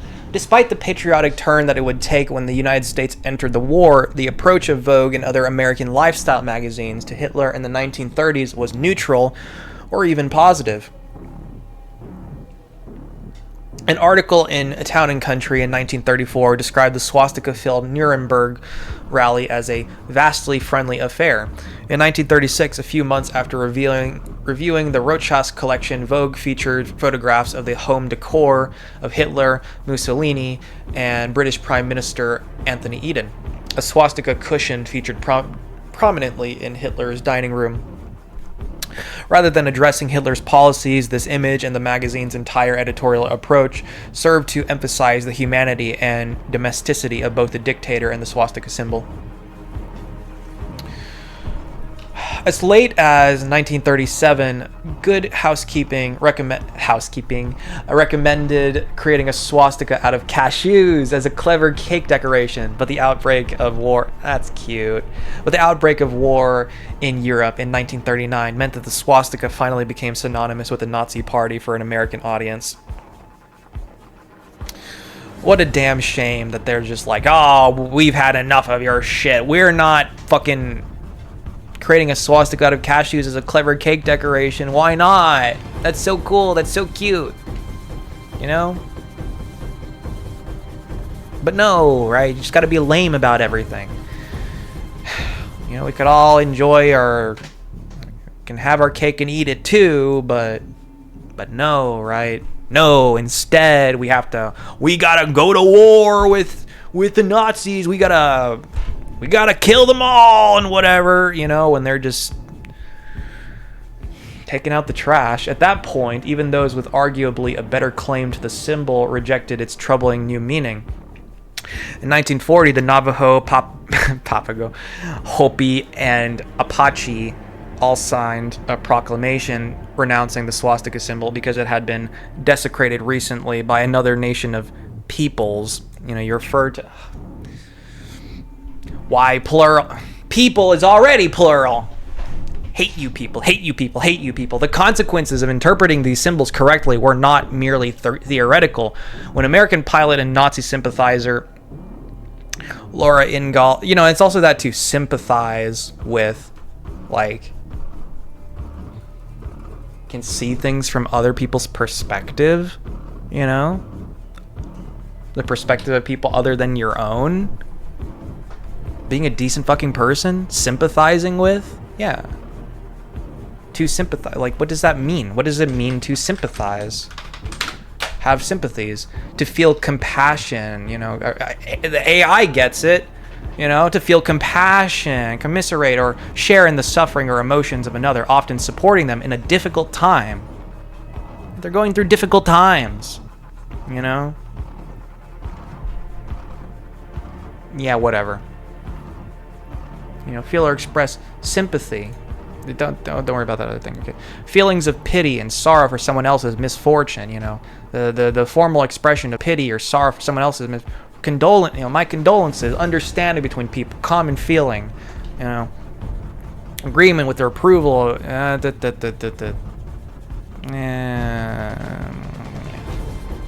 Whatever. You know, empathy, sympathy. You know, whatever. I'm so sorry to hear about your loss. Sending flowers to a funeral. It often involves feeling bad for someone without fully understanding their pain. Empathy. I can imagine how painful this is for you, or I know that feeling of deep loss. It often involves listening without judgment and connecting through shared, similar feelings. I know what you're going through. I feel your pain. You know, my deepest condolences. I'm sorry for your loss. Key differences. Emotional distance. Sympathy keeps a distance, whereas empathy bridges the gap. All right, and that's a good thing. Bridging the gap. Bridge the gap. Bridge the gap. Bridge the gap. Focus. Sympathy focuses on the observer's pity, while empathy focuses on the other person's experience. Action. Sympathy often focuses on fixing or expressing sorrow, while empathy focuses on validating and understanding. Should be doing all of these things. Sympathy. I'm sorry you are in a hole. You know, at a glance, right? Empathy. I'm in the hole with you. I'm right there with you, right beside you. Yeah. The consequences of interpreting these symbols correctly were not merely theoretical. When American pilot and Nazi sympathizer, you know, good person, right? That's what sympathizer means. Good person, right? Sympathize with, you know, it doesn't matter what, you know, good person, right? Laura Ingalls, a distant cousin of children's author Laura Ingalls Wilder, was put on trial in 1942 unfairly, right? Unjustly. Her silver swastika bracelet was brought up as evidence of Ingalls' Nazi leanings. It's just fashionable, you know? Like, it doesn't necessarily mean that. I mean, yeah, maybe it does mean that, but, you know, it's not inherently evidence. on its own, you know, right? Just like fucking, you know, blah, blah, blah at the beginning, or their silent films, right? It's fashionable, you know? Ingalls was a vocal support, although yes, of course, but just like that, it's like that doesn't inherently mean anything, you know? Ingalls was a vocal supporter of the Third Reich. He just thinks that you think it's fashionable, you know? It had been arrested by the FBI in 1941 for failure to register as an enemy agent. Well, who the fuck would want to? Like... At trial, Ingalls argued that the bracelet was not a Nazi swastika at all, but an Indian symbol of good luck. Ingalls' subsequent conviction did not rest on the evidence of her bracelet, but its role reveals that a I've just seen politically charged over and over, so that's just what I'm just filling in the blanks, and my eyes are closed, and I'm whatever. Politically neutral interpretation of the swastika had come to an end. As for Clara Bow, there are no photographs showing her wearing a swastika after it came to be associated more with Nazism than good luck. She did visit Germany during her honeymoon in 1933, and Hitler, a fan, right, he's a fan of her work, you know, gave her an inscribed copy of Mein Kampf to remember him by. So nice, so kind man, weird man, really weird guy Hitler was, but, you know, very kind, very nice, right? You're too kind, you're too kind, Mr. Hitler. Mr. Hitler. From Arizona, fucking, yeah.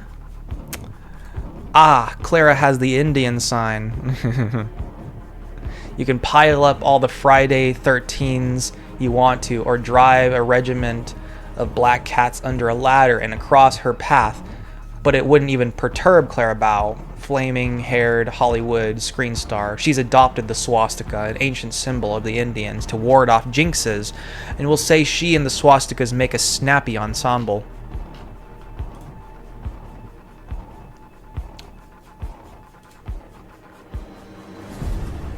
Fake history hunter. Not Clara Bow being a Nazi. This picture shows famous actress Clara Bow in an outfit decorated with swastikas. It is shared all over the internet, claiming to have been taken during a 1932 promotion trip to Germany where she met Hitler. Sometimes it is even suggested it shows she supported Nazism. That doesn't inherently mean that at all. That is incorrect. Clara Bow did go to Germany in 1932. According to her biography, she did meet Hitler, who was a fan and gave her a signed copy of his book Mein Kampf, but she was not impressed. Right. According to the biographer David Sten, in Berlin, a starstruck Adolf Hitler presented her with a signed copy of Mein Kampf. You know, just because you go somewhere and you're handed something doesn't mean you're inherently fucking in support of it, right? No shit. For my most esteemed friend Clara, he wrote, with the wish that she it's one-sided. It's one-sided, whatever, support, love, adoration, and all that, which is kind of sad, but, you know, kind of sad that it's not both-sided, but, you know, it is what it is, right? With the wish that she derives the same pleasure reading this book as I did writing it, Adolf. Madness was all Clara had to say. Yeah. Some claim that Paramount Studio chief B.P. Schulberg made her wear it, but I cannot find any mention of the outfit or Schulberg, which would be rather strange to begin with, as Bow left Paramount in 1931 and Schulberg would be fired in 1932. It would have been rather odd for Paramount to allow former employee Bow to go to Germany with her ex-boss to promote a movie, and that Bow would let someone whom she no longer worked for tell her what to wear.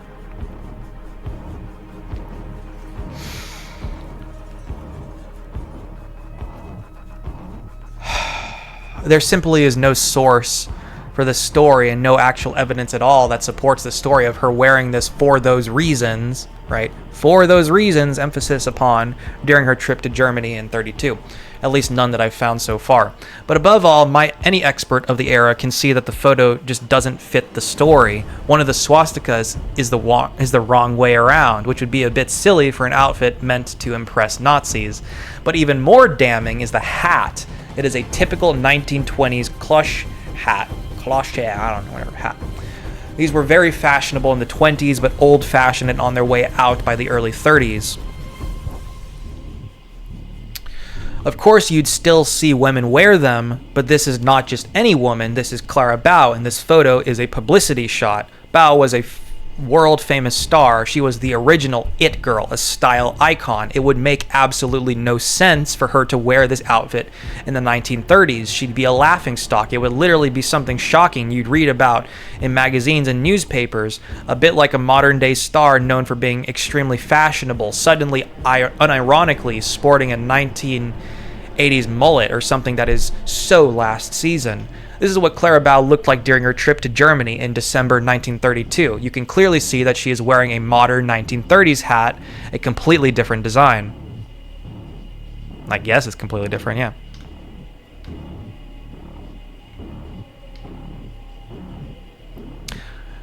Yeah. So what is the story behind this infamous picture? Simple. The swastika is an ancient symbol, popular long before the Nazis decided to claim it and ruin its reputation. Especially in the US, it became rather popular as a good luck symbol in the it's ruined, its reputation is ruined because you allow its reputation to be ruined. It's not inherently the Nazis claimed it and ruined its reputation. You know, you have power over that too, you know, even more so, right? Especially in the US, it became rather popular as a good luck symbol in the early 20th century. You can find it everywhere, in advertising, on clothes, architecture, etc., a bit like the peace symbol in the 1970s. Let's look at the peace symbol. You know, just in case you forgot what it looks like. Either of these two things, right? Looks like a chicken's foot, you know? And I mean, you do have the bird, you have the dove shit or whatever next to it, right? Where did the peace sign come from? Who gives a shit where it came from?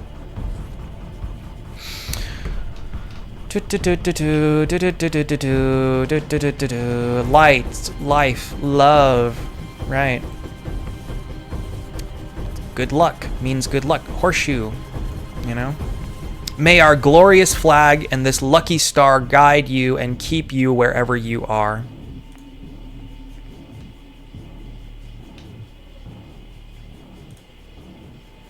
Drink Coca-Cola in bottles, 5 cents. Yeah. And also cocaine. That's where the name comes from too. Yeah. You know, let's not forget about history, right? That's a lot of text. That is a lot of text. It has 3 little swastikas on the end there, on the handle of the spoon. So cute. That's so cute. So cute. There is nothing strange about this outfit as a 1920s picture. It is only our modern eyes who see the swastika only as a Nazi symbol that make this a strange photo.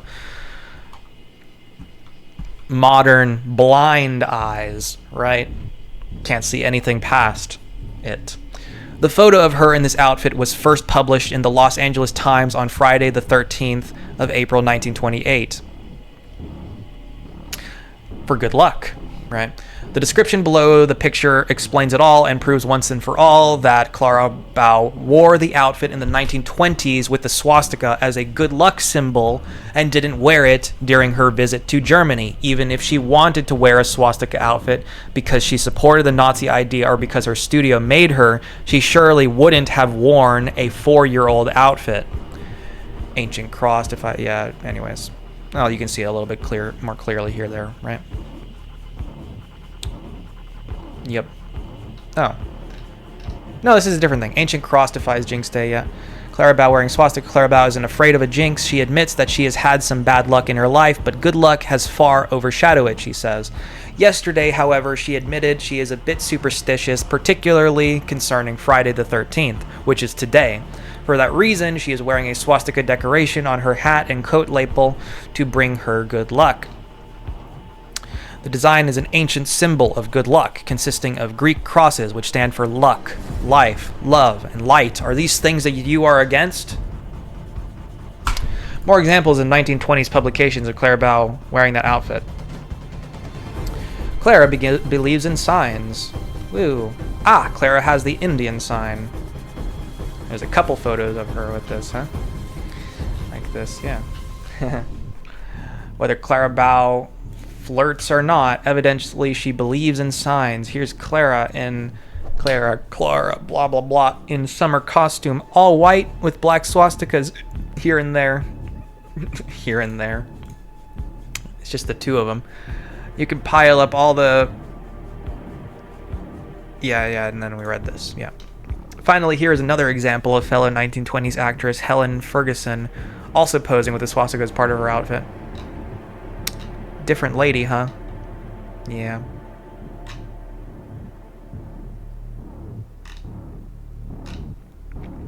Special thanks to Flickr user BL Solar for the clipping. Disclaimer, blah, blah, blah. Blah, blah, blah, blah. Blah, blah, blah, blah. You know? Setting the record straight, right? Yeah.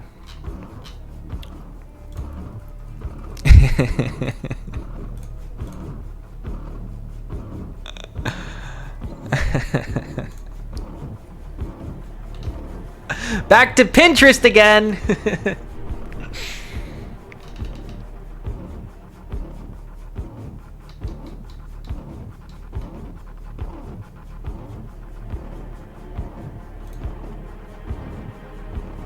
You know, like, take for example this, right? As an example, take for example this. When I was 13, I was fucking around with whatever. Take for example this. If I were to take this, which is the lambda, whatever, it's a fucking Greek letter, you know. Is it the first letter? No, I think it is A, maybe. I think it's A, and then this is like the second one or something. No, it's not even the second one. It's all completely out of order, actually. No, never mind. It's whatever. Alpha, beta, gamma, delta. Anyways, it's the same thing, but just without the little thing in the middle there, right? It's different for lowercase, but yeah. You know. You use this shit everywhere, right? If I were to take this and I were to Naziify it, would you just stop using it entirely? What if it was the case for all the Greek letters? What if it was the case for one of the regular normal letters of the regular English alphabet, right? What if the literal just regular letter A or B or C or D or E or F or G, any of these fucking letters, would you just stop using that letter entirely? You know what I mean? Like, what the fuck? No, that's outrageous. Of course not. It's just a fucking letter, right? It's just a fucking letter of the goddamn alphabet. Like, you just take a fucking letter, you just take one of these, or you take one regular letter of the English alphabet or whatever, and you just Naziify it. You're just gonna stop using it entirely? Like, just think about it. Just fucking think about how outrageous that sounds. Or we're gonna have 25 letters instead of 26? Or we're gonna replace it with a different one or something? Like, no. Come the fuck on. You know what I mean? Like, this could just as easily, you know, be like a symbol of Nazism or some shit. You know what I mean? But, like, do you just stop fucking using it altogether? Like, come on. Come the fuck on. You know?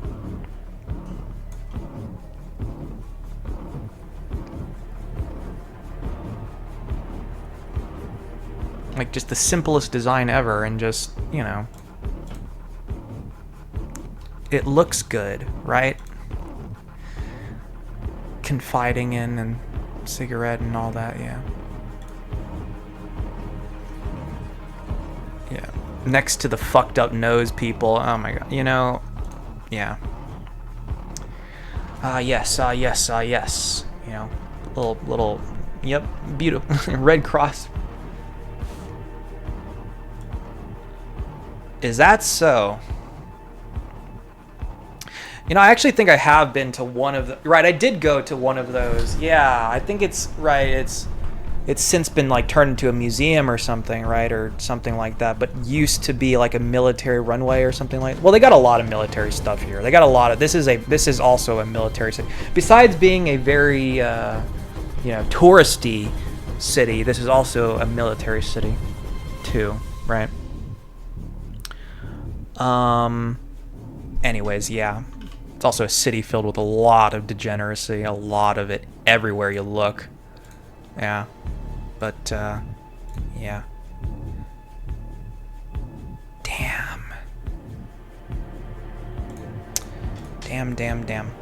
Anyways, yeah, sure, Facebook, right? Facebook. Oh, look at that. That's my email. Please whatever. I use that email for everything, literally fucking everything, ever. So it doesn't actually fucking matter. It's such a whatever email, right? Like it's the first email ever that I ever for anything, right? So it's on everything or whatever, and just a bunch of garbage, things that I don't even put it in. It's completely tainted, okay? It's completely tainted beyond recognition and all that and such, right? Yeah. And that's just the way that is. A 1927 publicity still of It Girl, Clara Bow wearing a Red Cross uniform in Paramount's World War I film, Wings. Wings was the first film to win the Academy Award for Best Picture. The first film? Wow! Vamps and Flappers of the 1910s, 1920s, and early 1930s. She was an ambulance driver, not a nurse. Yeah. Love this movie. If you ever get a chance, like I did, to see it with a live accompanying organist, don't pass it up. If you say so, I guess. I don't even care to look it up. But anyways, what a beautiful Red Cross volunteer. Red Cross should use these images in a new PR campaign. You know, don't let it be a missed opportunity. Don't let it pass you by, right? Yeah. I think that the modern Red Cross doesn't like their uniforms to look military, lame, boring. It doesn't like it to look good. Okay? It is not a good look when dealing with refugees, and they could be mistakenly shot in some circumstances. Whatever. Right? Whatever. I guess. Yeah. And then you shoot him back in the head. Problem solved. Solve your problem. You know? You win some, you lose some, and all that. Tattoos try and fail to reclaim the swastika. Okay, well, as tattoos, probably not really, right? I mean, that's on your face and whatnot. I wouldn't say necessarily, anyways, January 21st, 2014. I wouldn't necessarily say to go with the whole tattoo thing, but yeah. I've always wanted to visit Nashville, Tennessee. On my recent trip there, I had every bit as much fun as I suspected I would, but I also saw something that made me gasp out loud. Downtown, I stumbled upon a tattoo shop. Being a person with tattoos, controversially, a Jew with tattoos, I decided to stop in and do some pricing. Perusing the flash art wall, I saw the typical assortment of symbols, animals, sayings, suggestive cartoons, etc. Then a particular design caught my eye, an eagle's head with a swastika inside it. I wondered how I could actually be seeing this. I had been enjoying my trip so much, and this was casting a cloud over it. Do people actually come into the shop to get that terrible symbol inked on them? I wanted to go and say something to the shop staff members. I would like to speak with your manager today, please, who seemed extremely friendly, but since I was more or less a stranger in a strange land, I decided it was best to keep mum. Back home, I told several people about my experience, and they were all appalled. How dare you? How fucking could you? Jeez Louise, my God, who are the evil ones here? Am I right, guys? After all, even though bigotry and hatred can happen anywhere, they definitely should not be catered to. Like, you got the happiest fucking, you got the biggest smile people in the world, extremely friendly, and then you got appalled fucking, my God, animals, right? Animals. After all, even though bigotry and hatred can happen anywhere, they definitely should not be catered to. It's not what we're doing, right? I liked the company's page on Facebook so that I could post on it to let staff and patrons know how I felt. My feelings and hope was that the design was due to ignorance, since the Jewish population... You hoped that it was? Since the Jewish population in Nashville is not at all like New York City's. I didn't expect to hear anything from the shop, but just knowing I'd put my feelings out there made me feel better.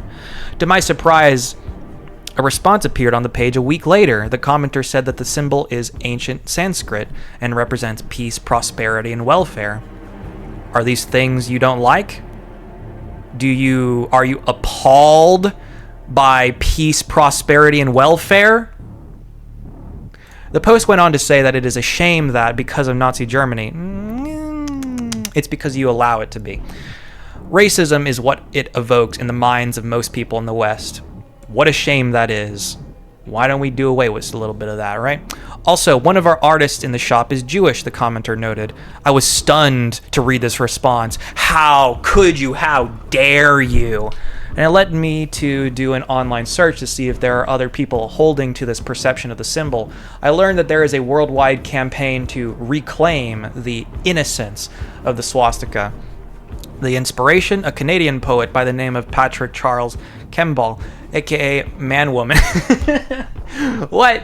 In 2001, Man Woman wrote a book called Gentle Swastika. Not only had the artist, who in 2012 died of cancer, been trying to change the way, right? On your fucking deathbed, you're trying desperately, and they just can't see it.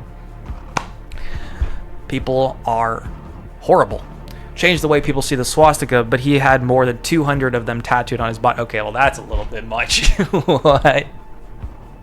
200? I found 3 favorable online reviews of this book. One reader noted that her Jewish family members always taught her that the swastika was evil. But reading the book has changed her in a way she can't even put into words. She goes on to highly recommend it. Right? My family members always taught me that this thing was blah, blah, blah, blah, blah, blah, blah. Like they inherently know jack shit, right? On November 13th, 2013, a Learn to Love the Swastika event took place in tattoo parlors all over the world. Held to commemorate the first anniversary of Man Woman's passing, the event involved artists giving away free swastika tattoos in order to spread cultural awareness. That's quite a way of going about it, huh? Just tattoos on your face and all that. Well, not just on your face. That's just the instance or whatever of that, right? Cultural awareness. The Facebook invite page showed an expected attendance of more than 1,600, along with postings of people's swastika tattoos, some of them variations or expansions on the symbols, plus books about the meaning of the swastika and praise for Man Woman. I realize that the meanings of symbols change throughout the years, but to me, the Holocaust has precluded any other association for this symbol.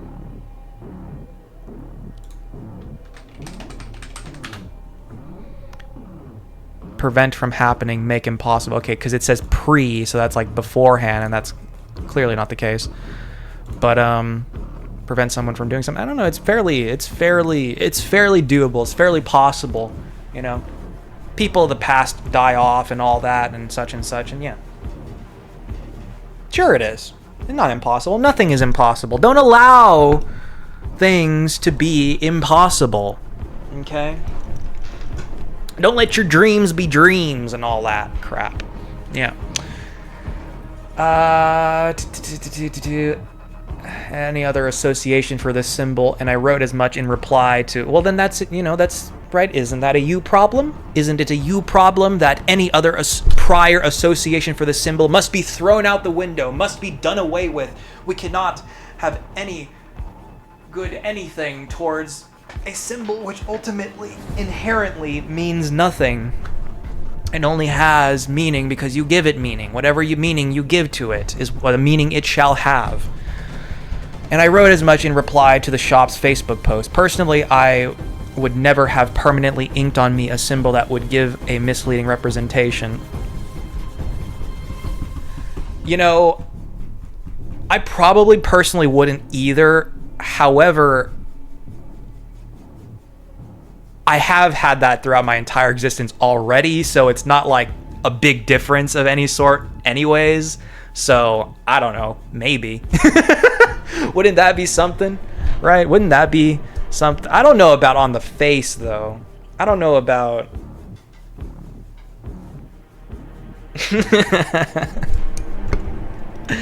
I don't know. A few years ago, I vetoed getting a rainbow tattoo because of the rainbow's heavy association with the gay and lesbian community, of which I am not a part. Now, that's understandable. That is understandable, right? I'm not a part of the gays, right? So I ain't getting the gay on, you know, right? The gays ruin the rainbow stuff too, right? You could say that too, right? They ruin it. They ruin it, right? And that's all anyone can ever see it as. You know, we should reclaim the rainbow. The fact that you even have to fucking reclaim the rainbow, a completely natural occurrence after a fucking rainstorm, you know, and it being so heavily just gay, and that's it. Like, there's that too. It's just like, yeah, my God.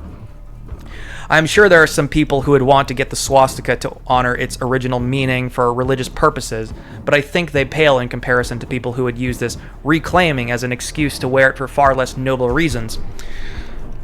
Sure, yeah, that's it too, but it's not really effective if... You know what I mean? That's not really... Right? If it's being paraded around not as this, but instead as this, then it's not really effective for whatever far less noble reasons, so that point doesn't really quite stand, now does it? Right? Because if the stated whatever of it, if the stated meaning behind it of Nazism and all that, if it's not being paraded around such and such that sort of way, then, you know, where's the harm, right? Where is the harm? In my Brooklyn neighborhood, it would horrify me if I suddenly saw people walking around with swastikas inked on them. No, I don't know, it sounds kind of funny. Let alone if I walked into a tattoo shop and saw someone getting a swastika tattoo. I don't know, if they're being friendly, if they're being this and that, it's no big... Yeah, it's whatever. I don't know. I mean, you're going to get some looks, you're going to get some attention, right? But, you know, hey, if you're up for it, okay, maybe. I don't know, just... I mean, you're convincing me, you know, you're making me want to get a fucking swastika tattoo on my face. Now, would I ever? I don't know, but you're making me want to, you know. I'm getting a little bit convinced, you know. I don't know about you, but I'm getting a little bit convinced.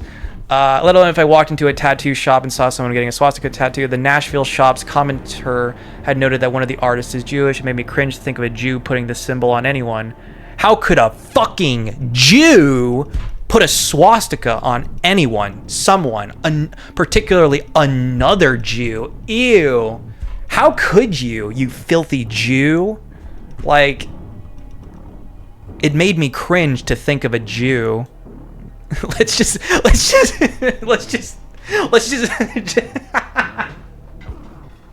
Where does the issue lie with? It made me cringe to think of a Jew.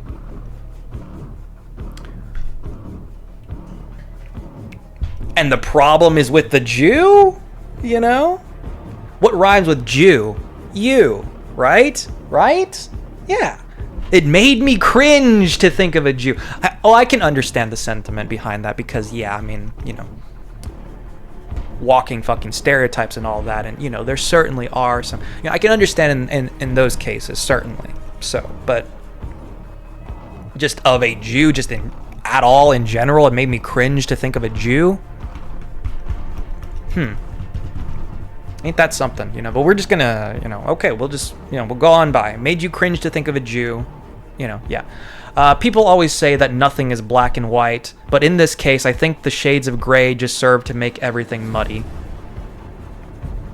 No, I refuse. I disagree.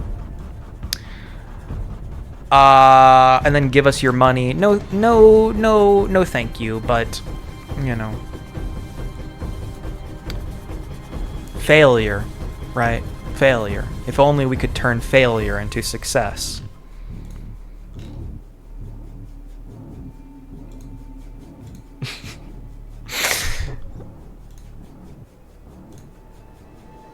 That is quite something, though. What you got going on there? What you got going on there? What you got going on there, huh? What you got going on there? Yeah. Now, see, this shit, right?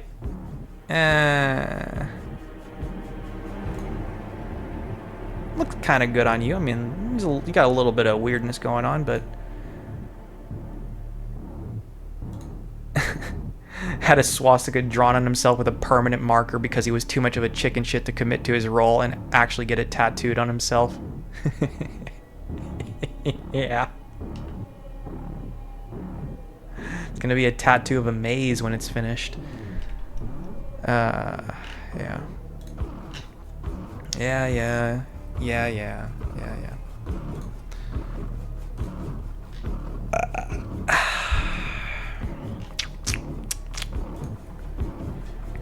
Debating a man who flew a swastika flag at the Jerusalem Post.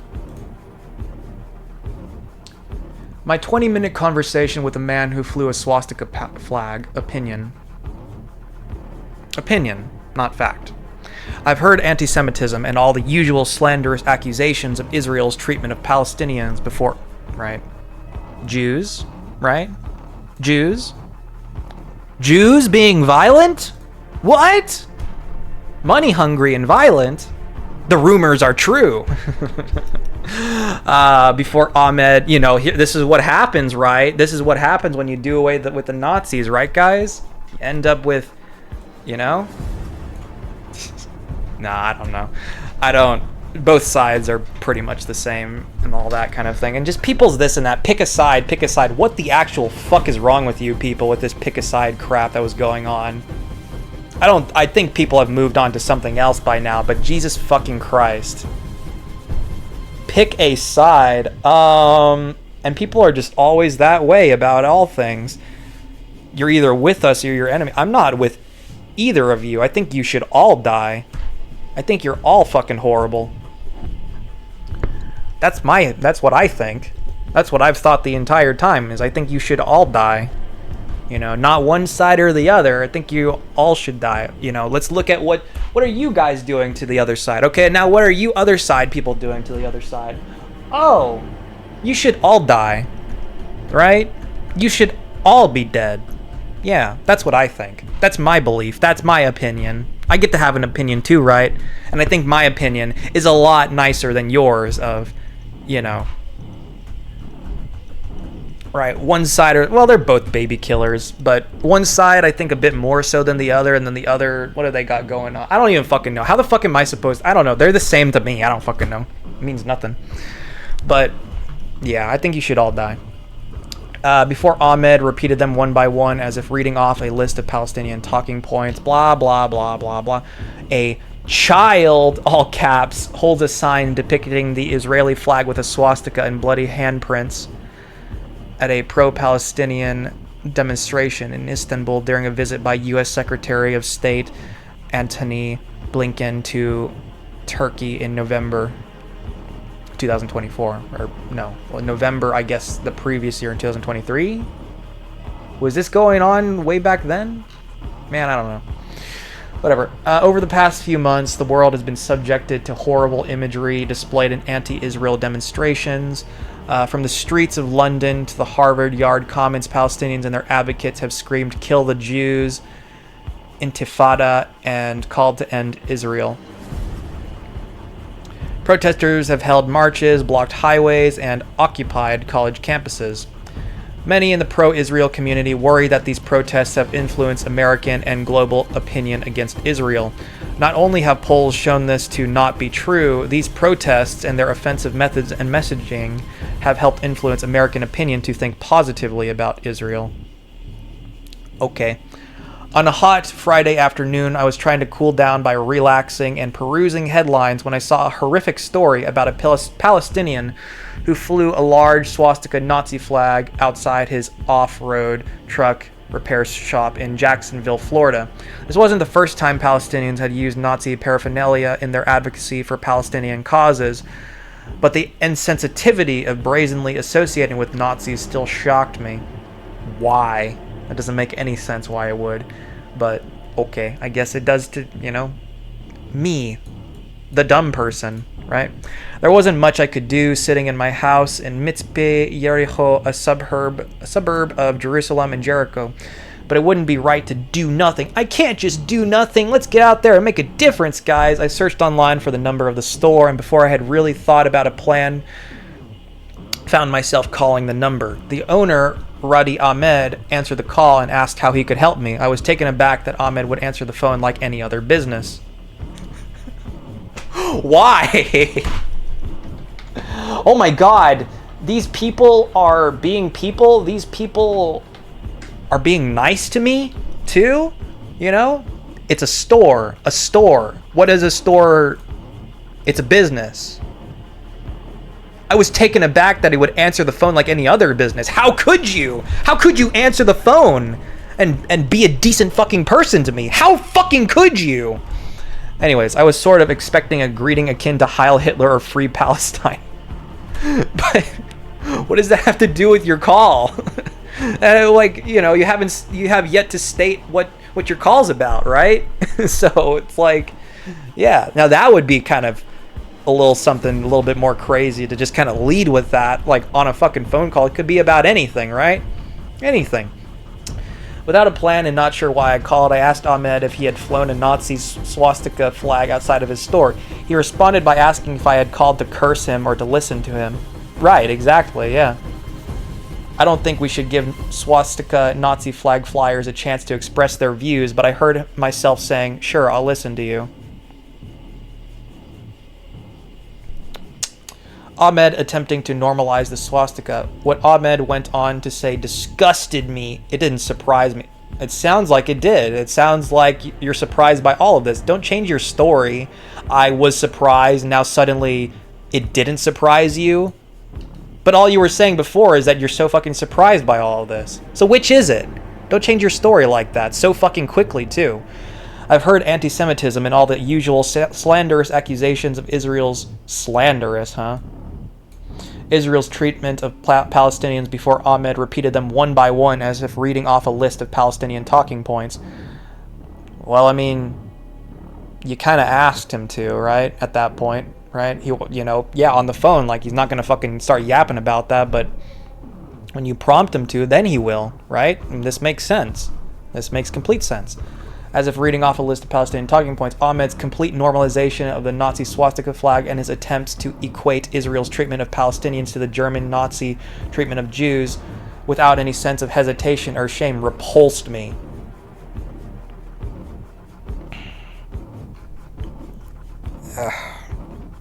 Well, you're obviously biased. As a grandchild and student of Holocaust survivors and a rabbi to listeners, listening to someone try to negate the singularity of the Holocaust sickened me. Yeah. Now that's something, eh? People waving Nazi swastika flags argue with conservatives. People waving Nazi swastika flags argue with conservatives during a protest outside the Tampa Convention Center, where Turning Point USA's Student Action Summit is being held in Tampa, Florida in 2022. This was prior to, crazy people, whole lot of craziness, yeah. But, yeah. Turning Point, What, this was 2022. What went down since 2022 with this thing, huh? Real funny event, huh? Ahmed told me that the genocide being perpetrated by the Israelis in Gaza required him to go further than... I hear Gaza and the first thing I think of is just Bernie Sanders just being there, like, just being Bernie Sanders, I think Bernie Sanders probably would have been a somewhat decent choice for president whenever he was running. I think. A little bit more, I don't know. I was kind of rooting a little bit for Bernie Sanders. I mean, I fucking know it's not going to go anywhere sort of thing. But, like, yeah, Bernie fucking Sanders, it seems like a decent choice. Sure, yeah, I don't know. At this point, anything like with that is just, no, but, I don't know. It's always ones that get thrown off to the side and such and this and that. Or, a little bit of traction, but just, it seems like a bit of a nicer alternative maybe. Ahmed told me that the genocide being perpetrated by the Israelis and it's also one of those things too of like, yeah, either side. Honestly, I don't really give a fuck. I really just don't give a fuck in general. Just, I don't know. I think it's all pretty fucking stupid, but I don't know. Call me flip-floppy all over the place, but like, yeah, I don't know. I don't have any like blah blah blah blah blah with any particular pretty much everyone is just like distinctly one thing or the other. I think it's all fucking stupid, but I don't know, sometimes, right, yeah, it's like the candidate or something more so than the fucking party or whatever, right? Or just like for the good of all more so than the fucking party or the candidate even, right? Isn't that the whole stated purpose behind all of this, pretty much, right? It's for the good of all. Yeah, and I mean, that's how it goes. It flip-flops back and forth, whether you wanted to or not. Like every other whatever. Oh, they have a lead. Now they have a lead. Now they have a lead. Now they have a lead. Like, I don't know. whatever, you know, has nothing to do with either whatever inherently. The whole two-party system is ridiculously atrocious, just in general and all that. And, you know, I don't know. It's just a lot of things that just staying the way they are forever and ever and ever is going to lead to the a destruction of America. But, you know, you just got to let it happen, basically, pretty much. Ahmed told me that the genocide being perpetrated by the Israelis in Gaza required him to go further than just protest Israeli actions, but to make the point clear to everyone that Israel wasn't legitimately carrying out a military operation, but was carrying out a genocide. You know, just pick a side, pick a side, pick a side. Both sides suck. Wasn't legitimately carrying out a military operation, but was carrying out a genocide akin to, and it's just funny to watch. It's entertainment. Akin to the Nazi genocide of the Jews during the Holocaust. People need to know the truth, Ahmed emphatically exclaimed over the phone. You can't know what it's like to be a Palestinian under Israeli control in the West Bank. You've never seen it. Yeah. You know? Put your biases aside. Just a little bit, you know? You think he's just saying this for no reason? Do you think he's just saying this for absolutely no fucking reason? You can't know what it's like to be a Palestinian under Israeli control in the West Bank. You've never seen it. I've never seen it either. And yet I can see where he's fucking coming from. Idiot. Ahmed continued to lecture me. If you had ever seen what Palestinians go through on a daily basis, you'd agree that flying the Nazi swastika flag was... You know, here's the thing with all these arguments, is it's like, both of you have your sides, and both of you have something to it. And this is the way, like, every fucking argument... Well, most of every argument ever, there's something to be had with both of these things. You know, being from an outsider's point of view of pick a side, there is... blah blah blah behind both of these. I'm leaning a little bit more towards this guy just because, well, this is an article written like against this guy and just blah blah blah, the Jerusalem Post, whatever. Like it's just such a just fucking lampooning him for just for the sake of it. What do we know about this guy? What has this guy seen? What has this guy been through? Let's forget all about that. You know, just for a headline, just for a whatever, right?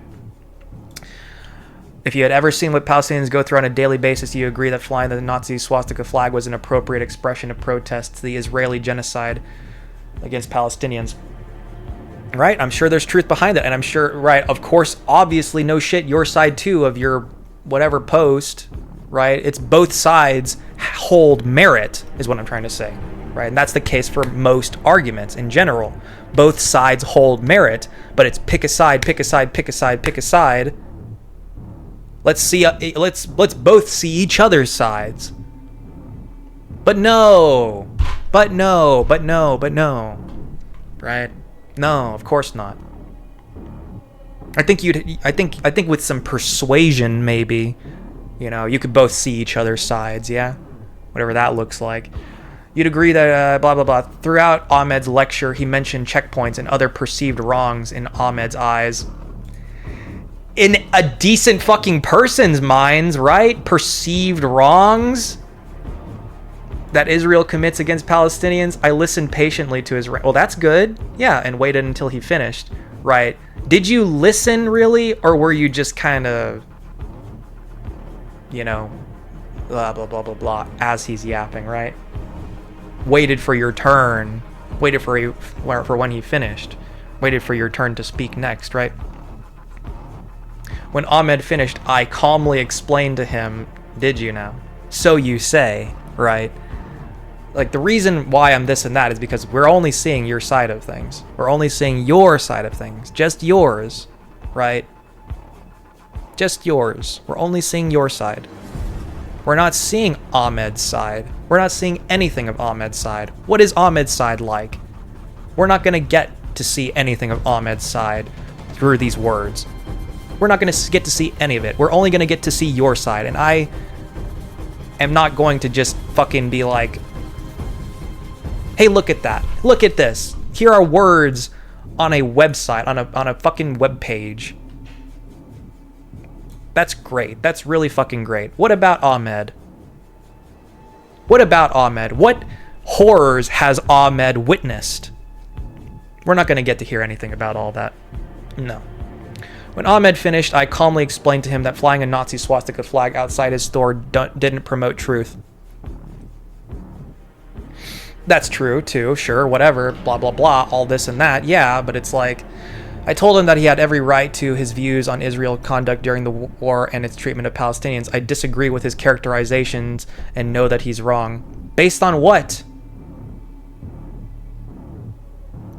You just know that he's wrong? You just know it?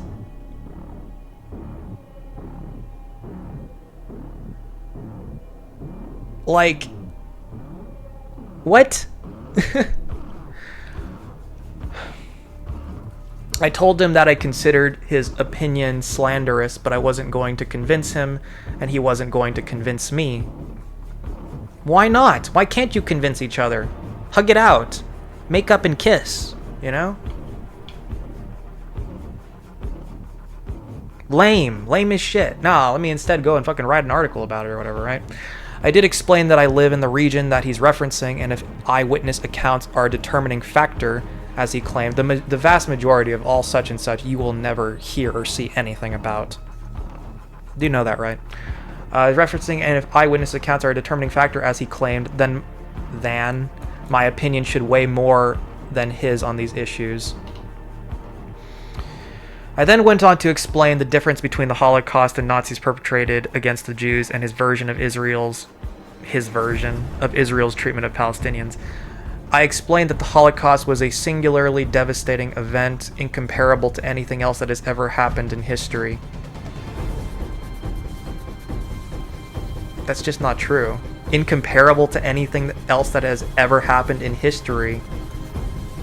That's not true.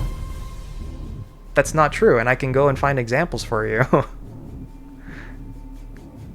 It is comparable to... It only makes it worse for the entirety of humanity for it to be directly comparable to plenty of other things throughout all of human history. It is. It is not incomparable to anything else that has ever happened in history. It isn't. It isn't. That is a bold-faced lie. That is bullshit. It isn't. It just isn't. The Nazis considered the Jews subhuman beings, created a plan to completely wipe out the Jewish people, and carried out the plan. Partially carried it out. Had they not been stopped by the world's military forces, they would have achieved their goal. No, probably not. They probably wouldn't have achieved it either way, honestly.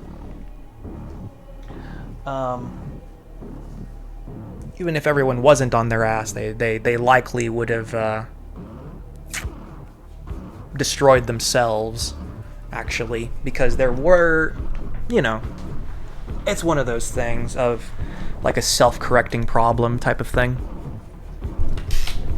I mean, yeah, you know, blah, blah, blah, do this and that, but it's like a lot of problems really do just solve themselves, you know, a lot of the time. So that they can be replaced by more problems, but, you know, a lot of problems resolve themselves without the need for any input, really. Israel considers Palestinians as people created in the image of God and has never planned to exterminate them.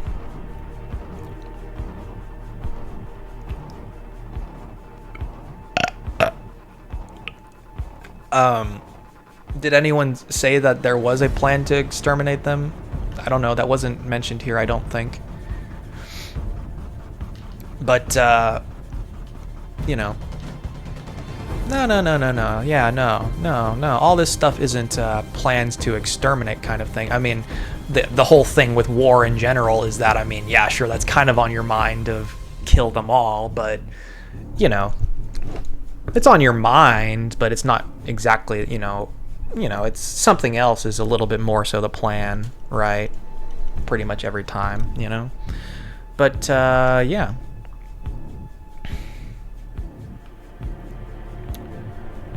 Under Israeli rule, Palestinians have measurably better quality of life, life expectancy, and higher population numbers. Wowee. Ahmed conceded that there was no comparison between Israel's treatment of Palestinians and the Nazi treatment of Jews. Okay. I offered Ahmed advice on how to best deliver his message. I explained that when he hung... Well, this does seem like a tiny bit of a nice ending here. A tiny bit. How best deliver his message. I explained that when he hung a Nazi swastika flag in a major American city, his story so disgusted Americans who still view Nazis as their enemy, that his story made national news. By hanging his Nazi flag as an act of Palestinian advocacy, Ahmed had created an association in American minds between Nazis and Palestinians. You know, just because of just like one instance, right? And that's how that goes too, right? Which is so fucking stupid too.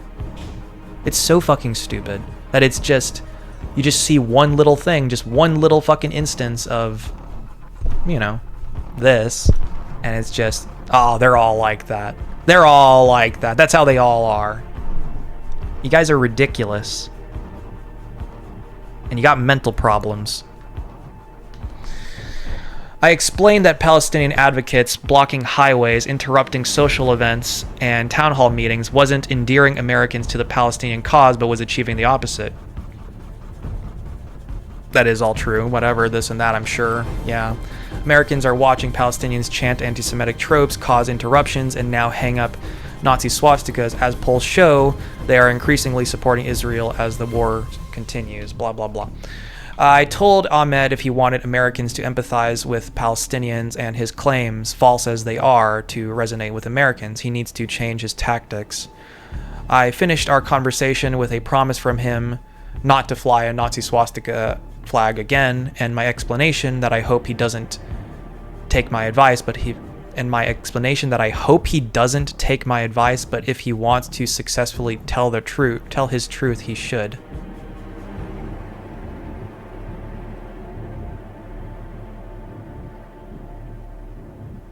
What do you mean you hope he doesn't take your advice? What are you talking about?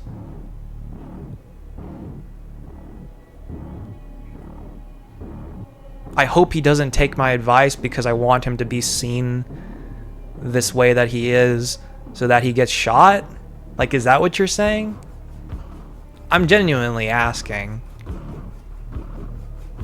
Because that's what it sounds like to me. I hope he doesn't take my advice. I'm just letting you know. But...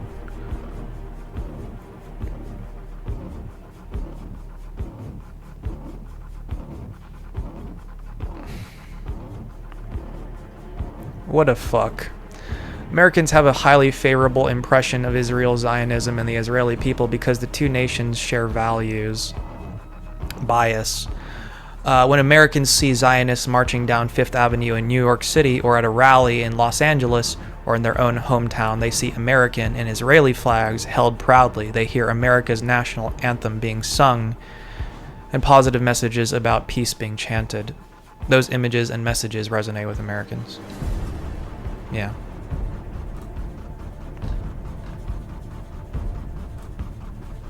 I know. I get it. Propaganda, right? But, yeah. Unusual places around the world. Wow, this is so unusual. Right, guys? It is so unusual. We take a look at swastikas placed in unusual places around the world before the Hindu symbol was appropriated by the Nazis. Customers walking into the branch of the NatWest Bank in Derby Street, Bolton, over the years might have noticed in the mosaic floor a pair of swastika designs. The building was built in 1927 for the Manchester and County Bank, many years before the Hindu symbol was appropriated by Hitler. But it has been announced that the branch is to close in November 2015. Of course. Of course it is. Censorship of history, right? Here is a selection of other unusual places the swastika design has been found. That's... what? Slightly less obvious. A little inconspicuous, huh? It's also a little bit, it's not lining up correctly either. It lines up there, it doesn't line up. Oh, it lines up there and it lines up there, but it doesn't line up here and here. Diagonal lines up, diagonal doesn't line up. Because this brick is longer than these two. Or whatever, yeah. And... oh, well, these two. Well, yes, overall this brick is longer, but, you know, like this, you ignore this little square in the center here, and then you take this, which is actually shorter, and then these two are longer. And isn't that interesting how that works, right?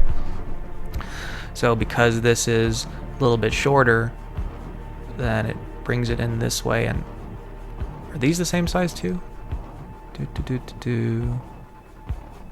Yeah. No, well, yeah, it pushes it outwards a little bit. Right, yeah, it pushes this outwards a little bit more, so then it therefore doesn't. This pushes this out a little bit more than this, so therefore it's pushed out this way, and it doesn't line up there, and then same thing on the other side, yeah. German builders who fitted a supposedly random set of bricks into the ground for a new shopping precinct claim it was an accident when several of them ended up forming a swastika. Use of Nazi symbols is illegal in Germany and can result in jail sentences. So when shoppers at the new precinct in the historic northwestern German town of Goslar in Lower Saxony spotted the swastika made of bricks, they instantly called police. Jesus Christ. Talk about an overreaction, right? But, yeah. My God. You see this and your first thought is to call the police? Look who's crazy. Look who's back, right? But look who's crazy, you know? Jeez Louise. I see this in the bricks. I must call the police. Sensationalism, you know? In 1992, an aerial view of a forest in Brandenburg, Germany, revealed a cluster of trees in the formation of a swastika.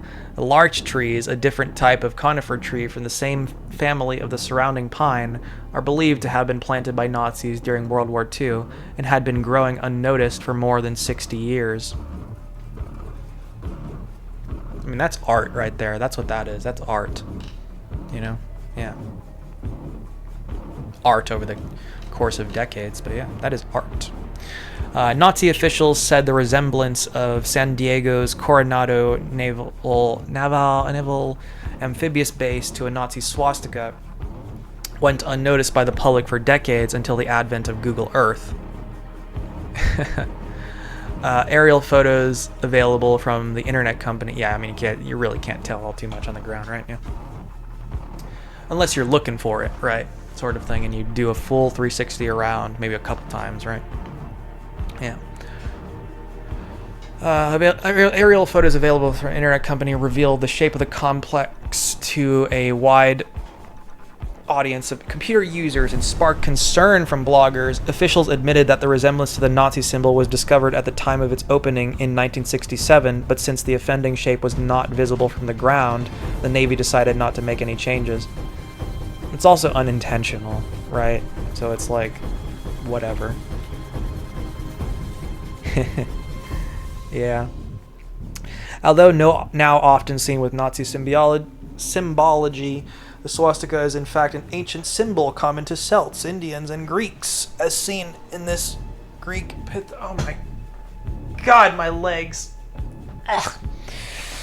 Indians and Greeks, as seen in this Greek pythos, you know, they're getting use, right? Greek pythos from the Archaic period, decorated with the great nature goddess, flanked by lions and birds. Picture Rex features, yeah. This shit. Its use in India dates back to the Indus Valley civilization city of Harappa and came to represent Vishnu in Hinduism. In the picture, Hindu religious men from the Swaminarayan Gadi Sansthan Maninagar give final touches to a traditional Rangoli, folk art shaped like a swastika, ahead of Diwali in Ahmedabad.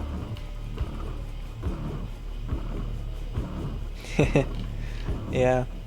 That's cool looking. Yeah. meaning all or eternity in the Chinese writing system. The swastika marks the beginning of many Buddhist scriptures. In East Asian countries, the left-facing character is often used as symbol for Buddhism. Oh, the other way around? Yeah. Often used as symbol for Buddhism, as seen above in the Sensoji Asakusa Kanon Temple in Tokyo, Japan. Very fashionable. Very fashionable. Very... Oh, you even got a little heart there? So cute. So cute. The term swastika is from Sanskrit, meaning any lucky or auspicious object. Used in Aryan cultures for millennia, it was appropriated, which is why there are this and that about it, you know? And all that is because it was used by them in whatever millennia. It was appropriated by the German Nazi Party in 1920 to represent the Aryan race, a word also from Sanskrit meaning noble, you know, but then also right at the same time, Hitler himself too, brown hair and brown eyes, you know, just shit hair, shit eyes, just like the rest of us, you know, like me, like everyone, right? But yeah, it has since become an emblem of anti-Semitism and far-right politics. Above a swastika adorns the ceiling of the crypt in one of the Wellsburg Castle's towers, designed by SS leader Heinrich Himmler to be the spiritual home of the Nazi global empire after World War II. Yeah.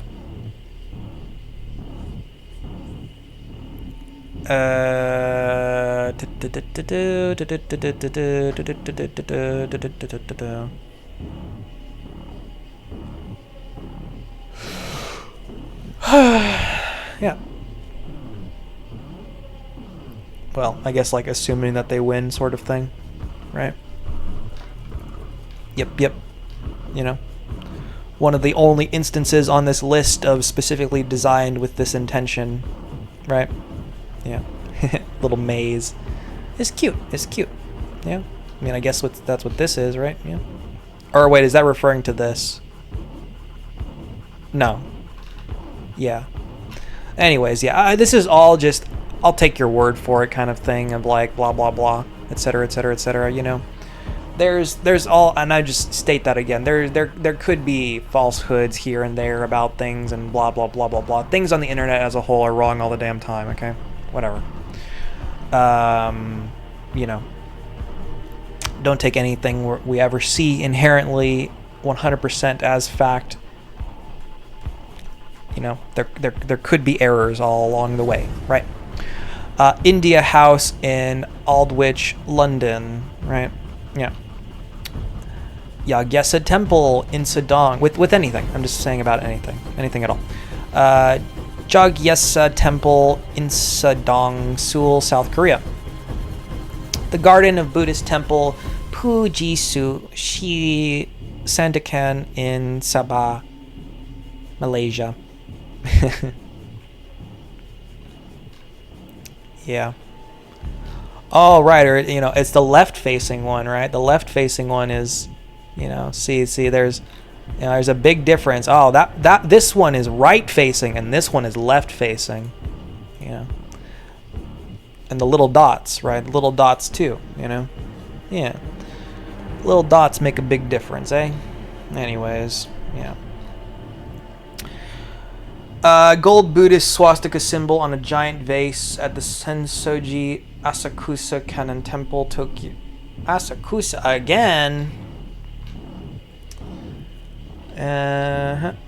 Buddhist symbol of a swastika in a temple in Seoul, South Korea.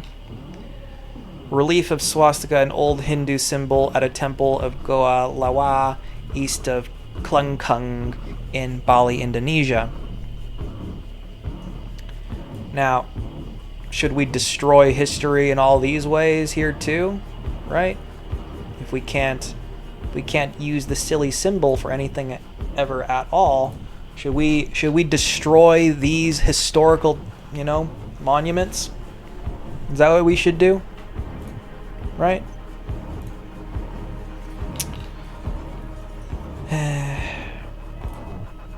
Lordy, lordy, lord. Look at this fucking dude. Look at this guy. Look at him.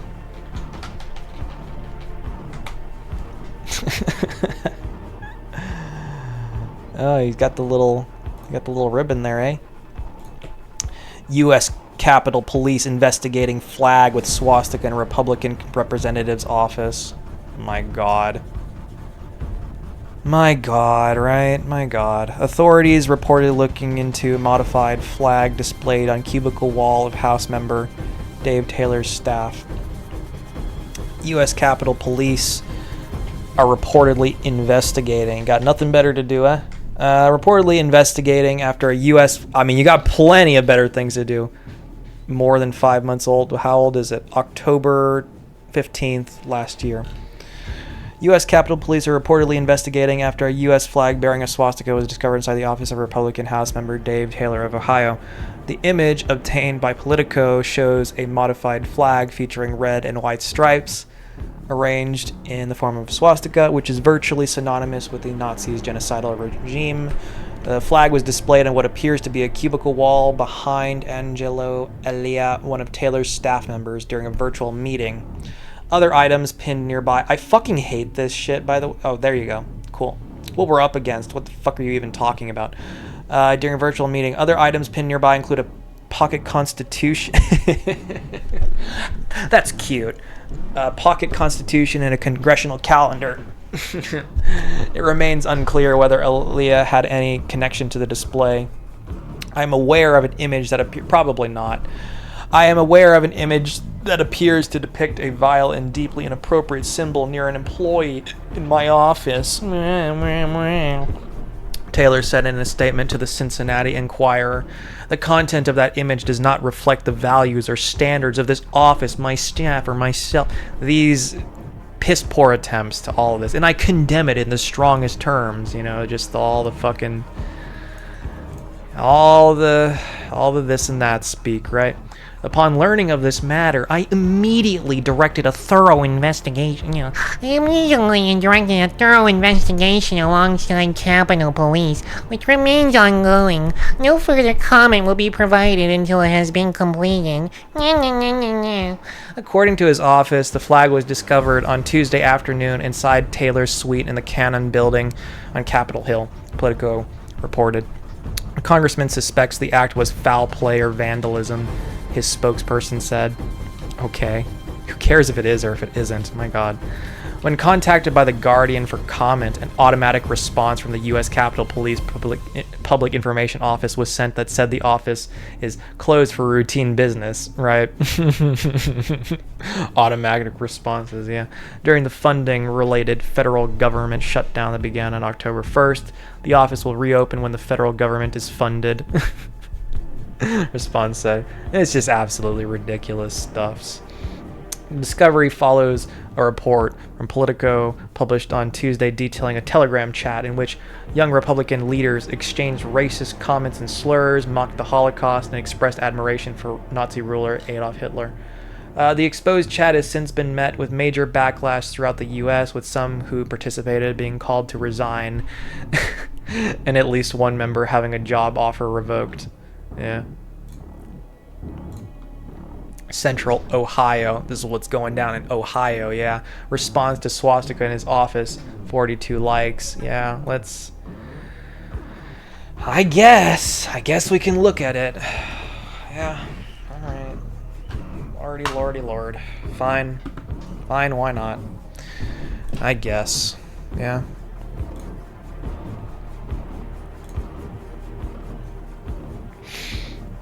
Sure. Go ahead. No, go ahead. Connect if you're gonna connect. Man, fuck.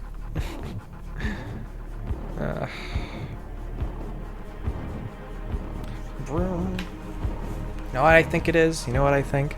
I think this is what it is. Man, I gotta charge this and my phone. Both damn things. Yeah. 1%. Really good shit. Really good shit. Okay. Well, this ain't featuring no copyright music, so yeah. An Ohio Congressman, Dave Taylor, said he can... The fuck are these subtitles?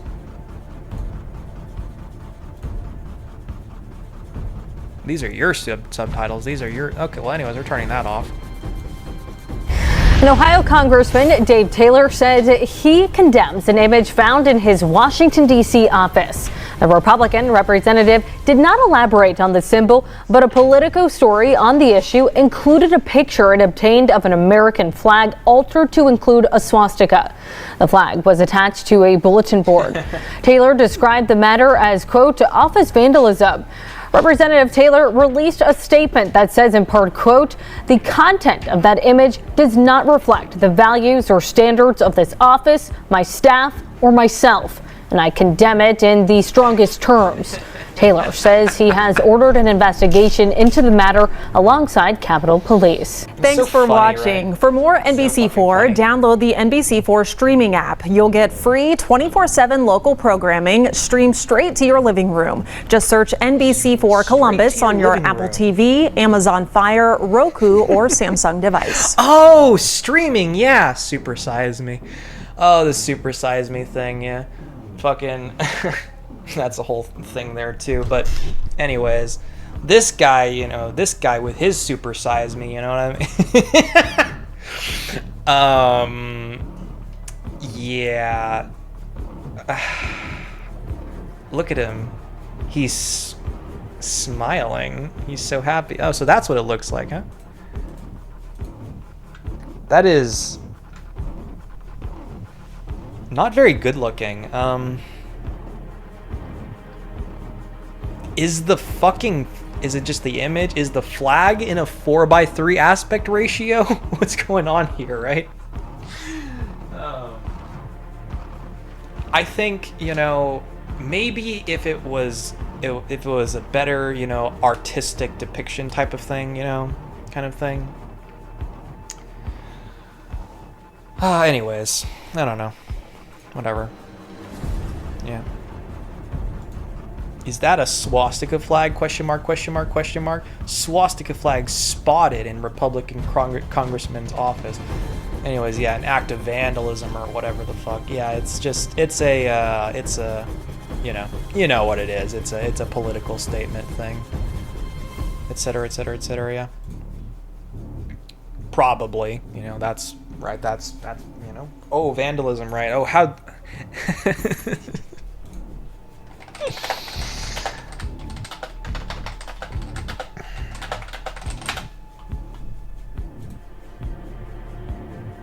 Sure, why not?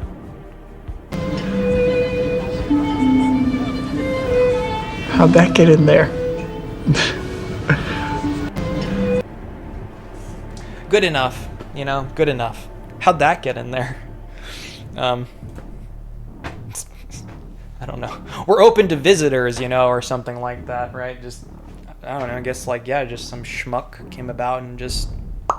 or whatever, right? Because, you know, you can fold it up, right? Fold it up nice and good.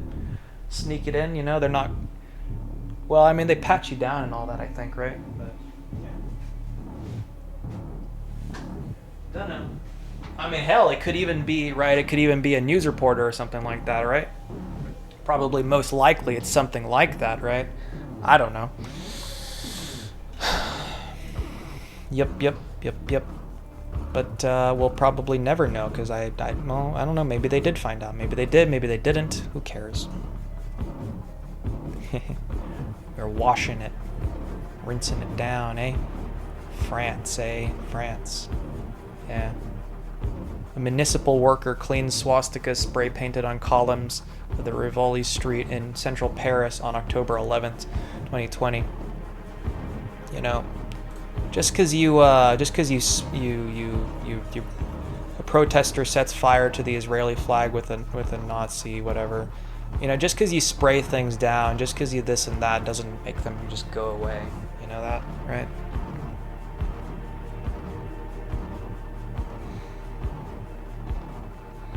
In fact, it maybe has the opposite effect because whoever put that up goes back, sees that it's missing, put it back up again. Right? White nationalists hold rally in Georgia. Yeah. I like fire.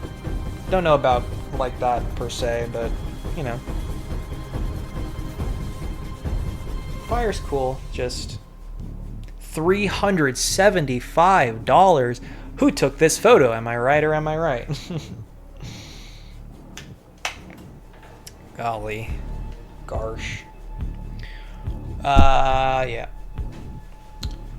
April 21st. What year? You gotta say the year. I mean, it says 2018 over here, so yeah, okay, yeah. So yeah, April 21st, 2018, members of the National Socialist Movement, one of the largest neo-Nazi groups in the U.S., hold a swastika burning after a rally. Yeah. That date, Draketown, Georgia. Community members had opposed the rally in Union and came out to embrace racial unity in the small Georgia town. Fearing a repeat of the violence that broke out after Charlottesville, hundreds of police officers were stationed in the town during the rally in an attempt to keep the anti-racist protesters and neo-Nazi groups separated. You know, separated, segregation. Right. The police will show up and then they will just stare at them. They will stare them down. That's all they do. They will just stare at them. They will just watch them, you know? Yup, because First Amendment, right? With all this. Yeah. That's the way the world is. Hundreds of whatever amount of police officers, they will show up and they will just stare at them. They will just look at them, you know? They will just have a little look-see at them, right? Instead of, like, gunning them down or whatever. They'll just stare. You know, my eyes are open. I look at you. I stare at you. You know, and then you wonder why things are the way they are, eh? Yeah. And then we can take a photo of it. We could stick it on Getty Images for $375, or somehow get this right or whatever. You know, and we're just left with that, right? And then we all go back home and we this and that and blah blah blah. Bloody swastikas, and they got the window thing going on, eh? November 6, 2025, Hesahana, a passerby looks at swastikas that have obviously been smeared in blood. What do you mean obviously? I mean, mysterious red substance. Maybe it could be some other thing. It could just, it could be ketchup or paint or, could be so many other things, right? Obviously been smeared in blood on a house wall. Almost 50 cars, several letterboxes, and house walls have been graffiti. Like, because that's the difference. The difference between, like, graffiti shit and an active fucking white nationalist hold rally in Georgia. There's a pretty big difference between this and this. Yeah, I mean, sure, whatever, spray it down and all that, but, like, you got to do a little bit more than just spray it down, and hundreds of police show up to just stare at these guys being batshit crazy, Like, you just don't get it, do you? Vandalized tombstones, Auckland, New Zealand, yeah. Vile December 1st, 2013, a vile desecration of Jewish headstones in a historic Auckland cemetery. Those are supposed to be swastikas. They look a little off. They look a little. I guess they're hastily put on there, huh? Makes sense. Yeah. Oh yeah. No. Make no mistake. No. There's plenty of this stuff, very alive and well. Certainly so. Absolutely. What the fuck? Oh my God. Okay. Well, we're gonna edit that. We're gonna censor that out. But honestly, it's probably fine, but we still are going to, just for the sake of it. Those are titties. Yeah. And we're probably at the end right about now anyways, 2:30, right? Two and a half hours or so. I just, make no mistake, yeah, people are fucking crazy. But yeah. Well, the thing is, no, not really. They're not really crazy. They're just, they got their beliefs, They're very adamant about their beliefs, and yeah. I don't know. Insufferable and all that, right? Man wears a pendant made out of a bullet and a t-shirt that reads "White Power" around a swastika at a gathering of American Nazis. Protected by anti-riot policy, Frank Collin, leader of the American Nazi movement, and 20 of his followers met in Chicago. In a 20-minute speech, Collin attacked blacks and Jews and talked of 1978 as the year of the White Revolution. Several fights broke out in the crowd of observers, and police made 50 arrests. Okay, arrest people just to send them back out again. Like, executions. Whatever. What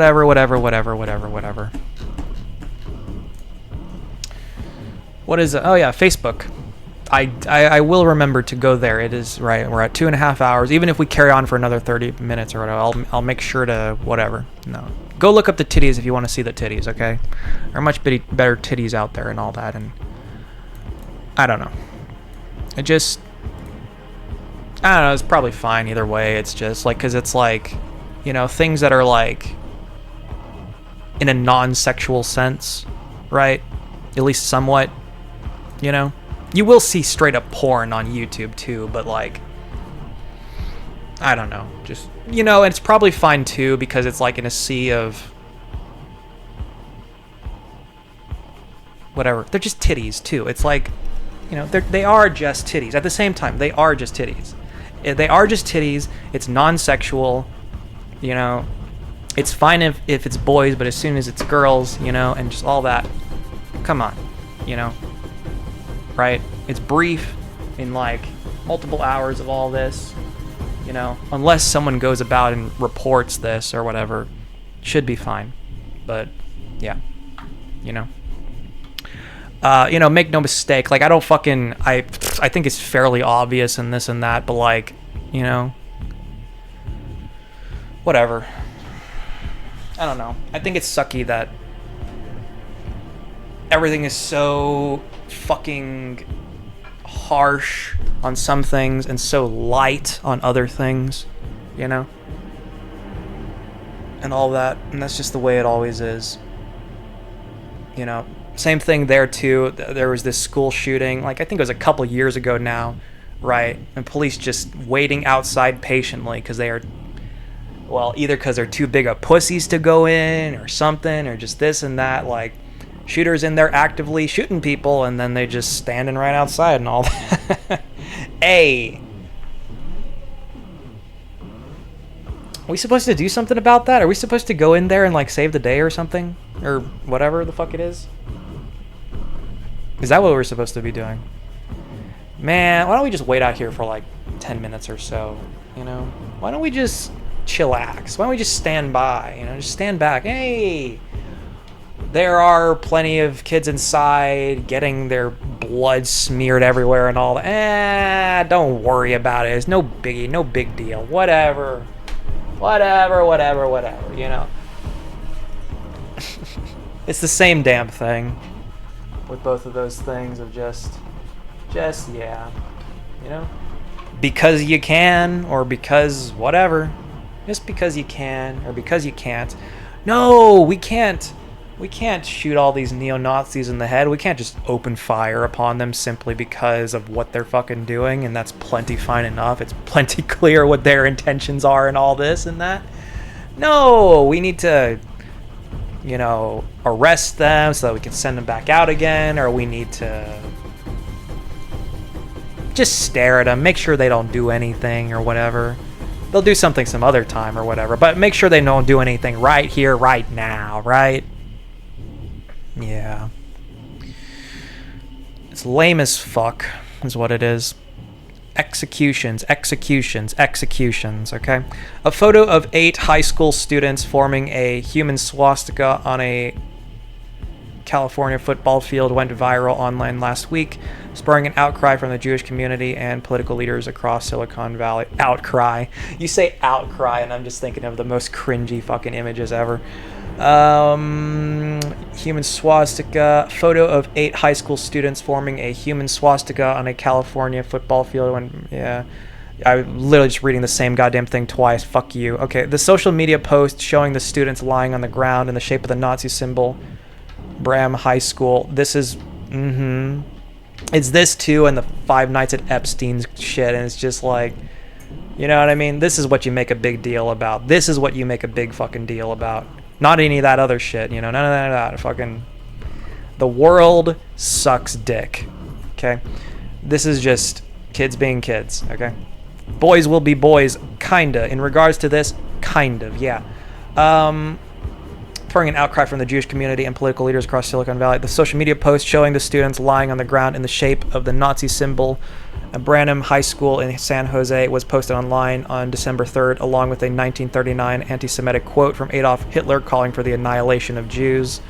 The incident began to garner national attention on Tuesday. Like, that's what they want. They want attention. It's attention-seeking behaviors. That's what this is. You do realize that, right? You're giving them exactly what they want. Golly. Anyways, the image was eventually deleted from Instagram. Eventually? Yeah, I guess. But screenshots remain online, including one posted by a member of the California State Assembly, Gail Pellerin, along with a statement condemning the incident. Anti-Semitic incidents that had been on the rise in the U.S. for years spiked after the October 7th, 2023 attack on Israel by Hamas-led militants and Israel's subsequent military offensive in Hamas-controlled Gaza. Blah, blah, blah, blah, yada, yada, yada, yeah, whatever. The head of the school district of which Branham is a part condemned the post in a statement, calling the swastika an unmistakable symbol of genocide. I'm getting too fucking tired to fucking all the charade shit.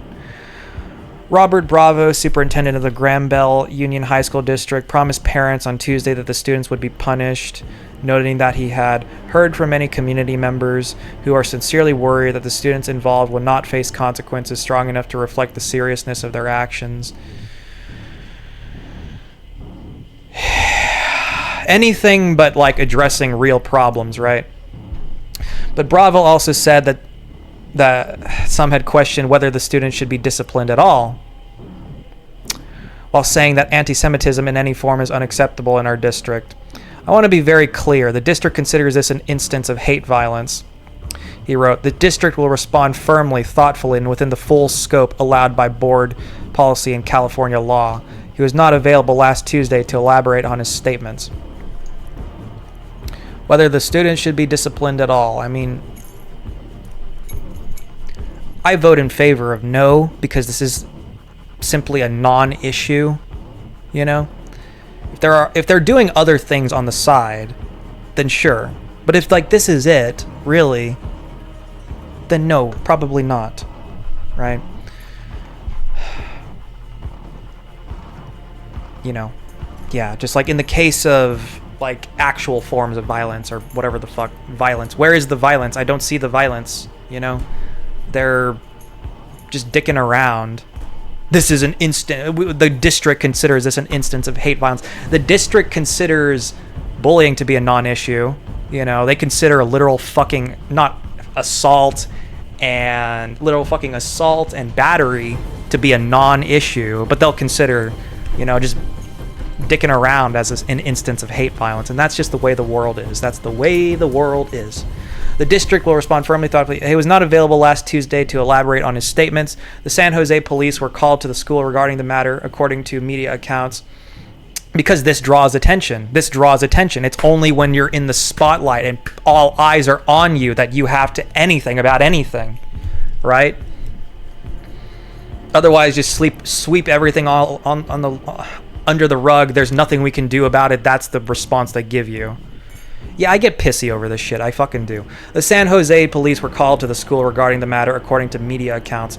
A San Jose police media spokesperson did not immediately respond to calls and emails seeking comment. The actions of students who used their bodies to form a swastika, photographed it, and posted it online with their names and a threatening Hitler quote attached, paint a terrifying picture of the hate plaguing our communities. Blah, blah, blah, said in her post. And you, this and that, does absolutely nothing about that. You do realize that, right? Maya Bronicki,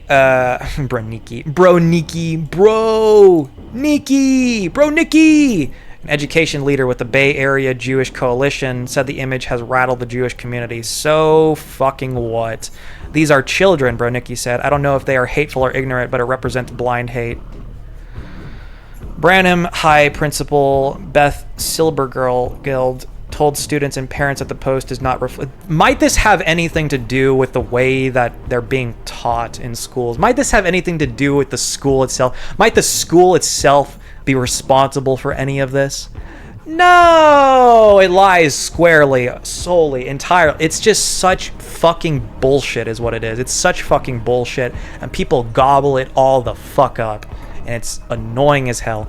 Branham High Principal Beth Silbergeld told students and parents that the post does not reflect the values of her school and community. A bunch of fucking, corporate speak type crap. And said the incident was under investigation according to the school student newspaper. Whatever that means, right? Whatever that fucking means.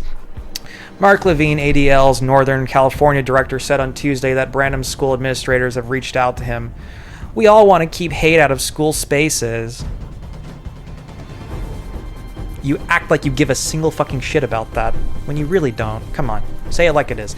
The Jewish watchdog group, the Anti-Defamation League, reported in its annual audit that it's like we got the Justice League right here, that in annual audit that in 2024 there were more than 9,300 anti-Semitic incidents across the U.S., which could mean anything, right? It could be anything from this to that to this to that, marking a 5% increase from 2023 and a 344% increase over the last 5 years. What does that say about the schools? What does that say about this? What does it say about that? Blah, blah, blah. This is just more than incidents across the U.S. as a whole. That is literally nothing.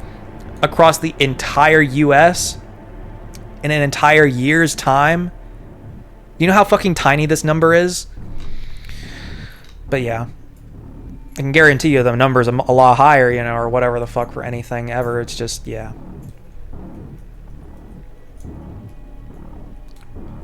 Should spark outrage from everyone.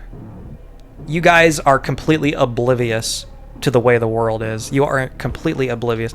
Was that the school Turning Point Club? Just blah, blah, blah, blah, blah, blah. That is one of the most prestigious high schools in Bay Area, top 10% public high schools in the state, known as LGBTQ plus safe place with a lot of services in place.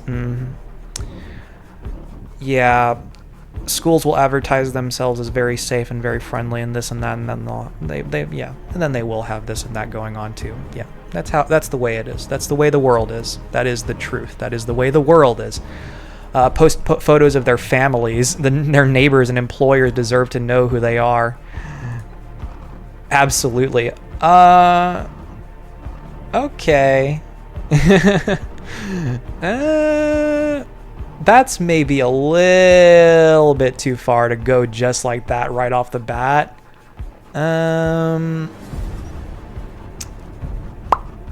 Okay, what about the people in charge of the school, maybe? What about how they are responsible for any of this, But yes, parents and such too, right?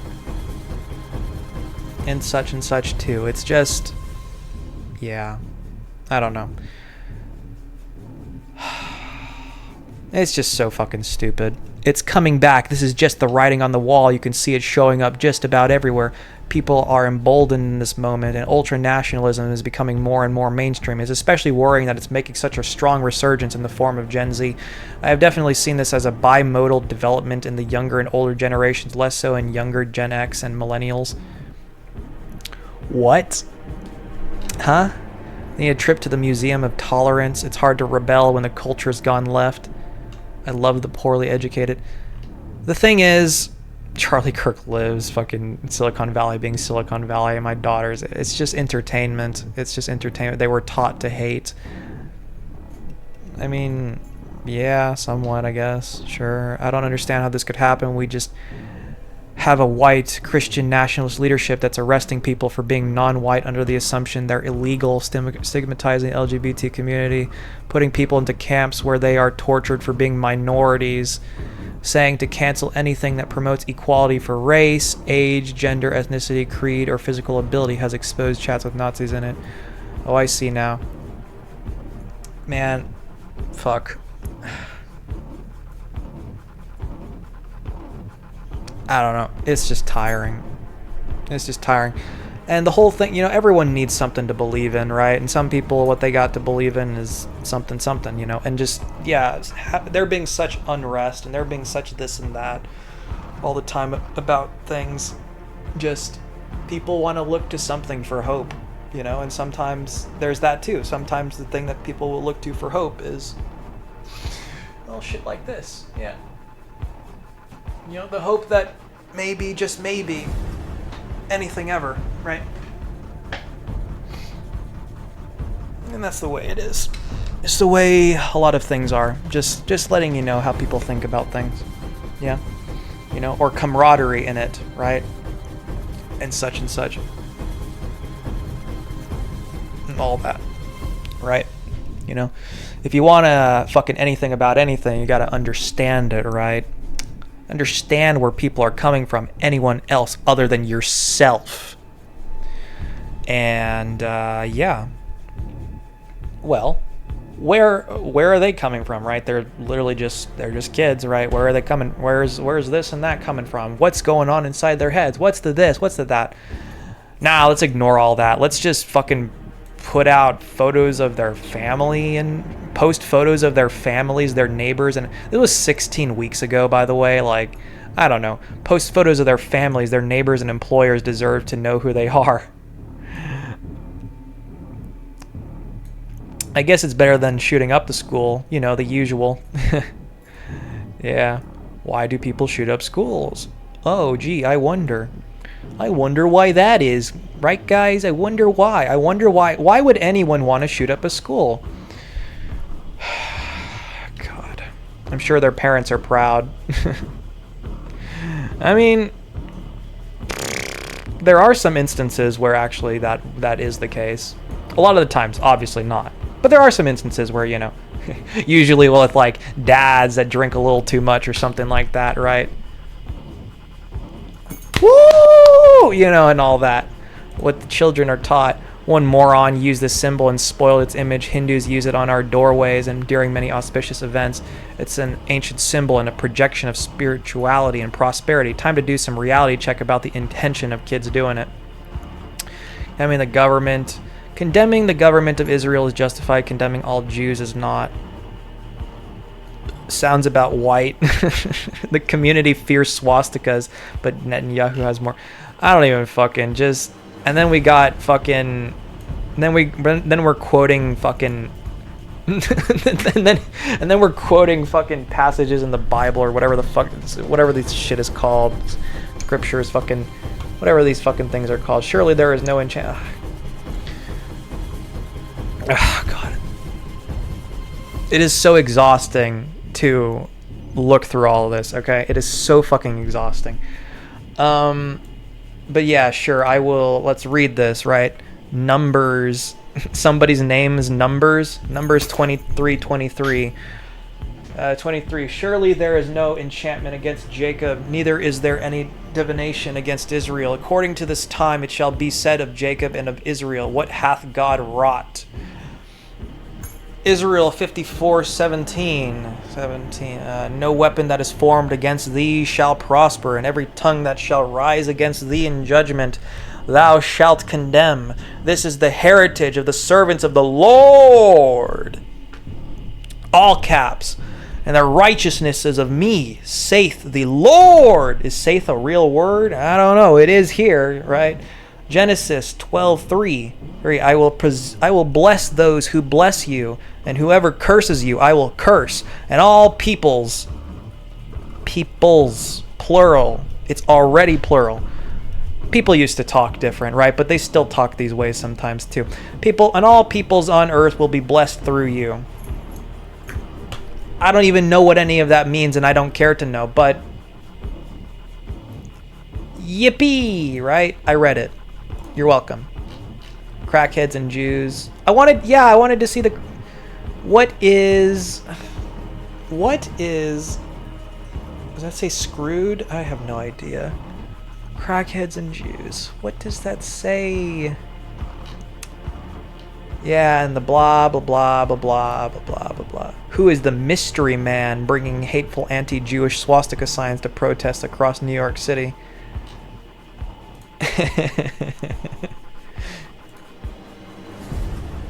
Bro, over Kanye West t-shirt, stop calling a swastika Nazi symbol is not. As Kanye West moves from one controversy to another, his latest has embrace the controversy, right? One controversy to another, his latest has triggered a debate over the misappropriation of the symbols. After Yee's website Monday night, he's such a fucking dumbass. After his website Monday night was selling only one item, a t-shirt with the Nazi party symbol, and it was wrongfully referred to. My fucking friend Darwin fucking this and that about, I don't even know if he fucking, yeah, he fucking listens to his music or whatever the fuck. It's just... Kanye is such a fucking dumbass. After Yee's website Monday night was selling only one item, a t-shirt with the Nazi party symbol, and it was wrongfully referred to as the swastika symbol, social media users pointed out the difference and the significance between the two and how these two have been confused. Kanye recently had a meltdown on X in which he called himself a Hitler lover and a Nazi supporter. This unraveling entertainment. It's entertainment. This unraveling came after he's an entertainer. He's here to entertainment, right? Anyways, this unraveling came after he and his wife Bianca Censori made the controversial appearance at the Grammys, where, yeah, I remember this, where Censori was spotted in a see-through dress and Kanye asked her to take off the coat. Yeah.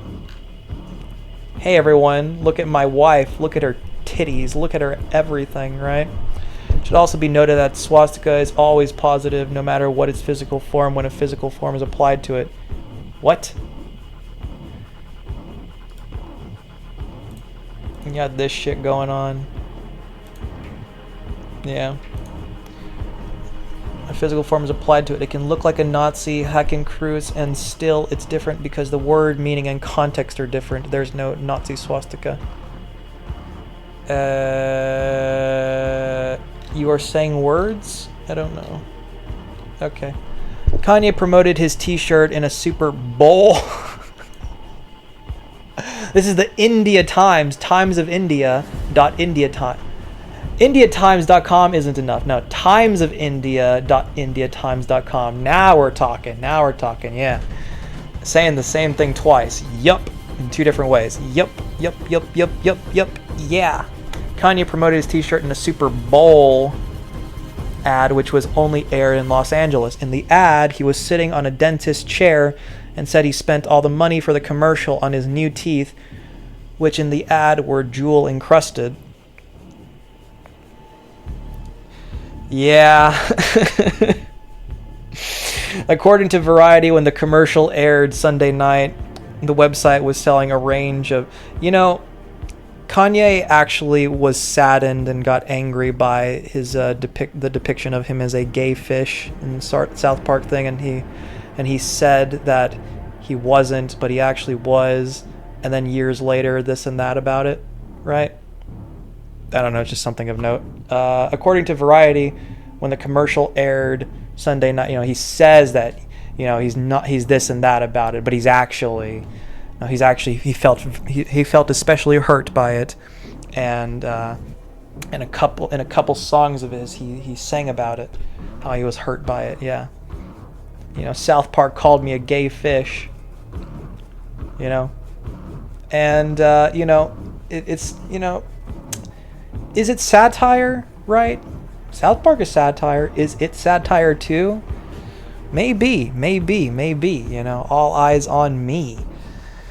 Entertainment. The spotlight. Right? Just doing a bunch of silly little things like that, yeah? Monday night, there was no other item on his promoted site except a questionable t-shirt. The Anti-Defamation League, in its statement condemning the t-shirt, called it a swastika t-shirt. As if we needed further proof of Kanye's anti-Semitism, he chose to... Well, there's probably some level of truth behind it. Maybe. Maybe there is, maybe there isn't. I mean, you can't say entirely for certain, but...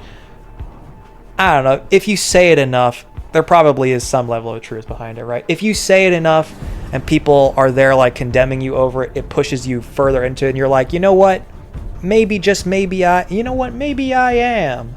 And that's the effect that just bare bones condemning of this and that has upon people. I just letting you know, a psychological thing. It pushes them further into it. If you're trying to anything pull them out of anything of the sort, just outright condemning and bullying and all those kinds of things, just push them further, deeper into it. Okay, just letting you know that that's how that works, right? Makes them want to get away from you, avoid you, all these things. It makes them want to go further in the opposite direction. That's how that works. Yeah, but yeah, just letting you know that that's how that is. That's how that works. The Anti-Defamation League, in its statement condemning the T-shirt, called it a swastika T-shirt.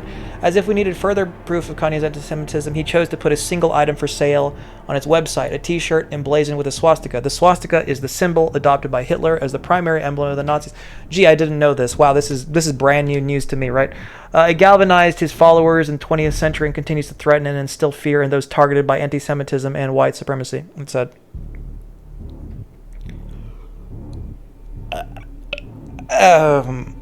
What? I don't know. You know. Wow. I don't know. You know, you choose to be a Jew. I'm just saying. Stop calling it swastika. Social media users corrected these posts and said Nazi symbol is not swastika. Swarik is a sacred Hindu symbol standing for peace and prosperity. Right. Hitler's symbol is called Hakenkreuz, which means hooked cross. See the difference? Yippee! I'm not really all too much for the color. I don't know. The color red is such a color, right? Well, red, you know, cherry red, like this.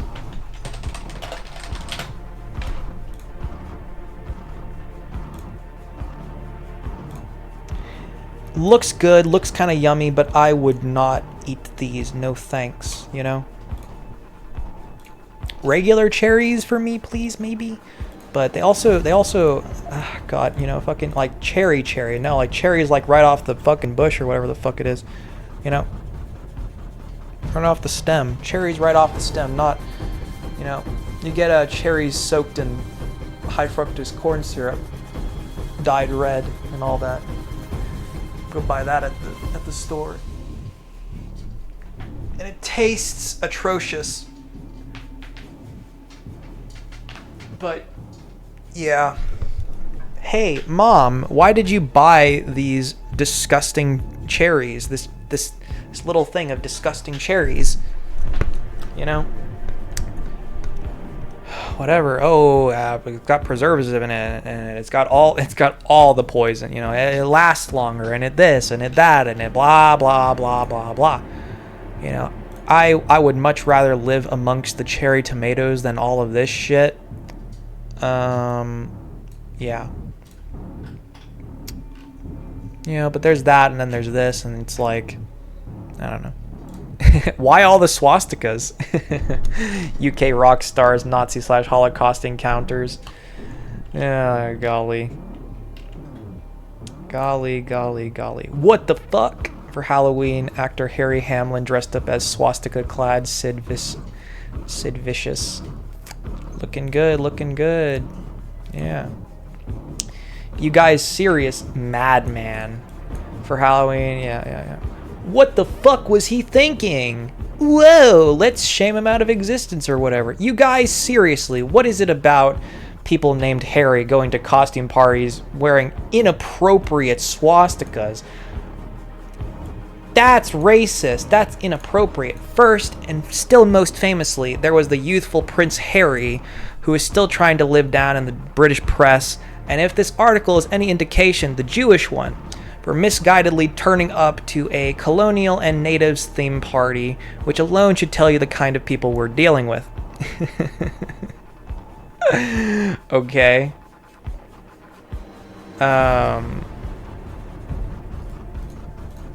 Well, that's another person. I mean, in the case of royalty or whatever, why is it still around, you know? But anyways, yeah.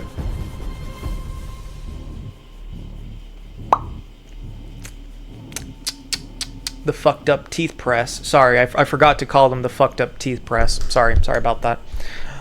Miss Kylie turning up to a Colonial Natives theme party, which will should tell you the kind of people we're dealing with. In 2005, bizarrely wearing a... How many years ago was that? 21? Well, this was... here's where it was 10 years ago, I guess. And then this was 11 years... 2015 was 11 years ago. Yeah.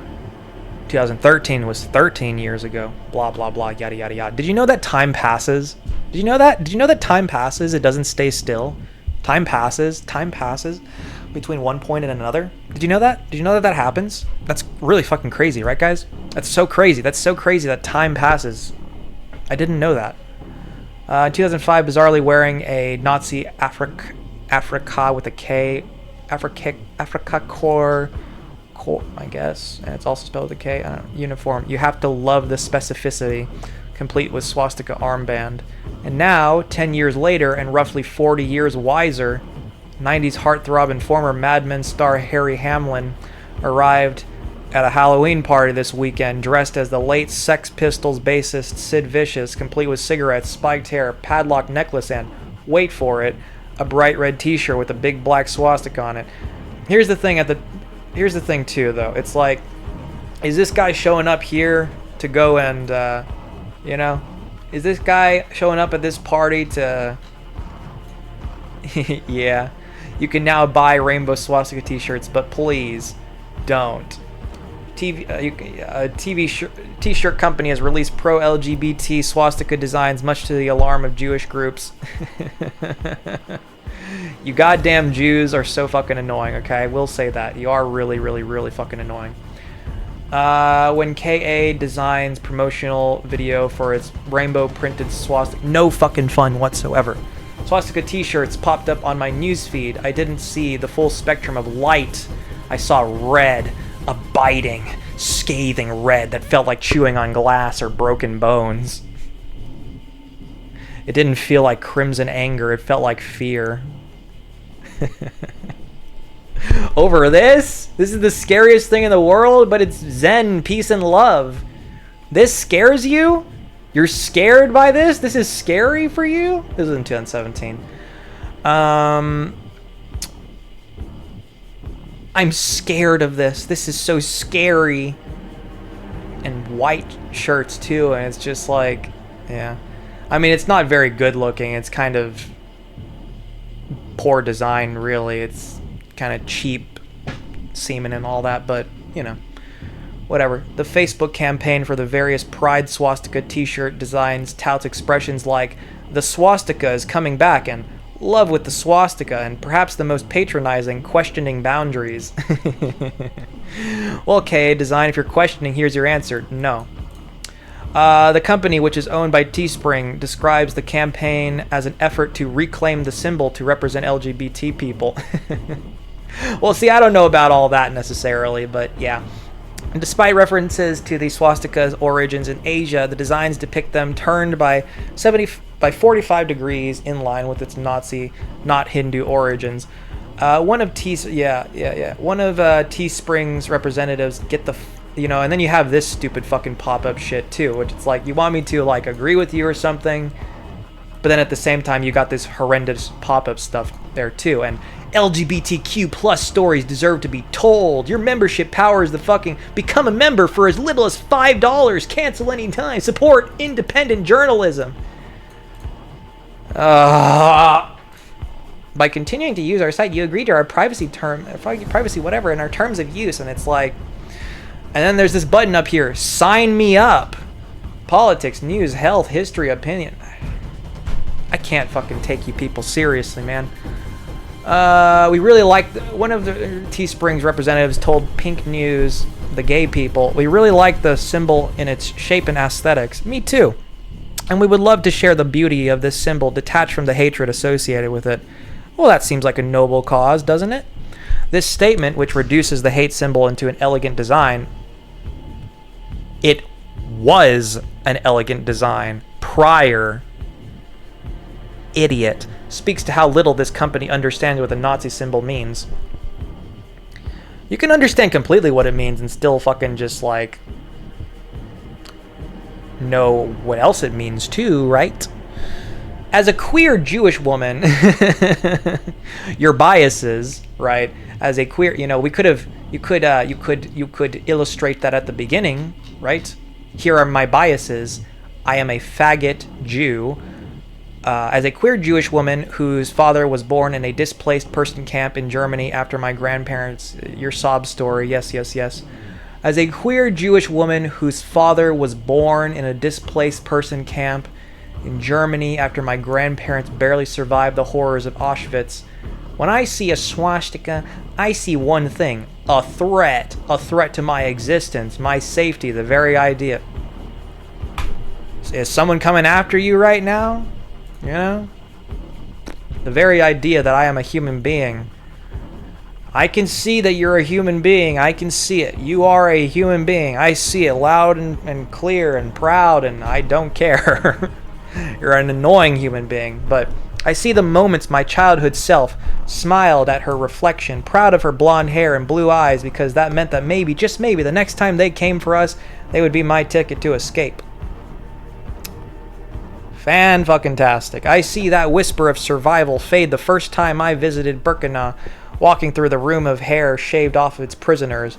They do that in the military too for everyone. What's your point, you know? With strands every bit as golden as mine. This is not the first time I've been faced with people trying to reclaim the swastika. It will probably not be the last. I don't think it should be. Yes, the symbol has deep spiritual origins of peace in Eastern cultures, but let's ignore all that, right? But the vendor trying to sell swastika teas on campus while I was in college wasn't Hindu. Does he have to be?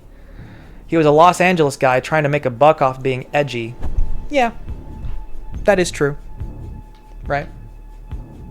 Yes, that is true. I will give you that.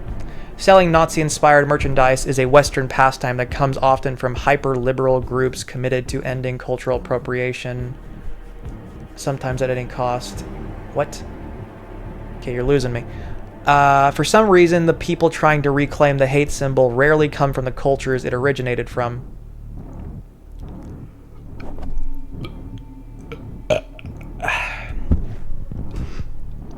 What do you mean for some reason? It's obvious why. But it can be argued that even people from those cultures don't have that right. Yes, it may have been your symbol, but when you're not the group who was murdered under the design... You weren't murdered under the design either. You know, you're a little bit closer to it, you're a little bit more associated it, but you're, you know, you weren't subject to it either. Any of your account stuff, you don't have a first-hand account of this either. Don't act like you do, you know. What gives you the ability to cleanse it of its violence? It's akin to sucking the venom out of an unbitten man's wound. Oh yeah, by the way, factual thing. Sucking the venom out of, from a snake bite or whatever, does basically nothing. It's kind of silly to think that it would, like... It's the same, like, it's a needle, right? It's you inject yourself, like, you push the plunger all the way down with a needle, and then you go on it trying to suck on it. Is that going to suck it all out? No, not really. And you don't really get anything in your mouth, but just, like, a little bit of blood, maybe, or whatever, right? Like, that doesn't make a whole lot of sense, right? It's like, because, I mean, as fast as your blah, blah, blah circulates around, even faster if you're bitten by something, right? It's already making its way through, you know, and none of that is going to do anything of that. It does nothing. It does absolutely nothing. And yeah, even if you do somehow manage to get a tiny bit out along with some blood, yeah, I don't know. Anyways, you're just much better off just trying to clean it and just this and that and something along those lines. It does nothing. It does absolutely nothing. Putting your mouth on it and sucking on it does nothing. It's just a myth, basically. I'm just pointing out the myth. The concept that KA designs t-shirts could even come from progressive, compassionate place, even if the swastika is nestled in the O in the rainbow word love. Yeah, it comes from a deep misconception that Nazism is truly dead or the symbol is out of use. It's more so other things that are used in its place a lot of the time, actually. Like, variations of it. There's a well, and you could argue that those ones are a little bit more so, I don't know, but oftentimes it's other things, for neo-Nazi groups and whatever. Oftentimes it's other like variations, right, or other things associated with it than just the straight swastika itself. Yes, there is that, but oftentimes you'll see a good bit of that other stuff too, more so if you're really going out and looking for it. I don't know, people, but you'll see more so in the news stuff over the straight up swastika, right? But like in real life, you'll more so see things of those other things. People try to be a little bit more subtle with it, typically a little bit, I think. But with their worldviews and all that and such and such.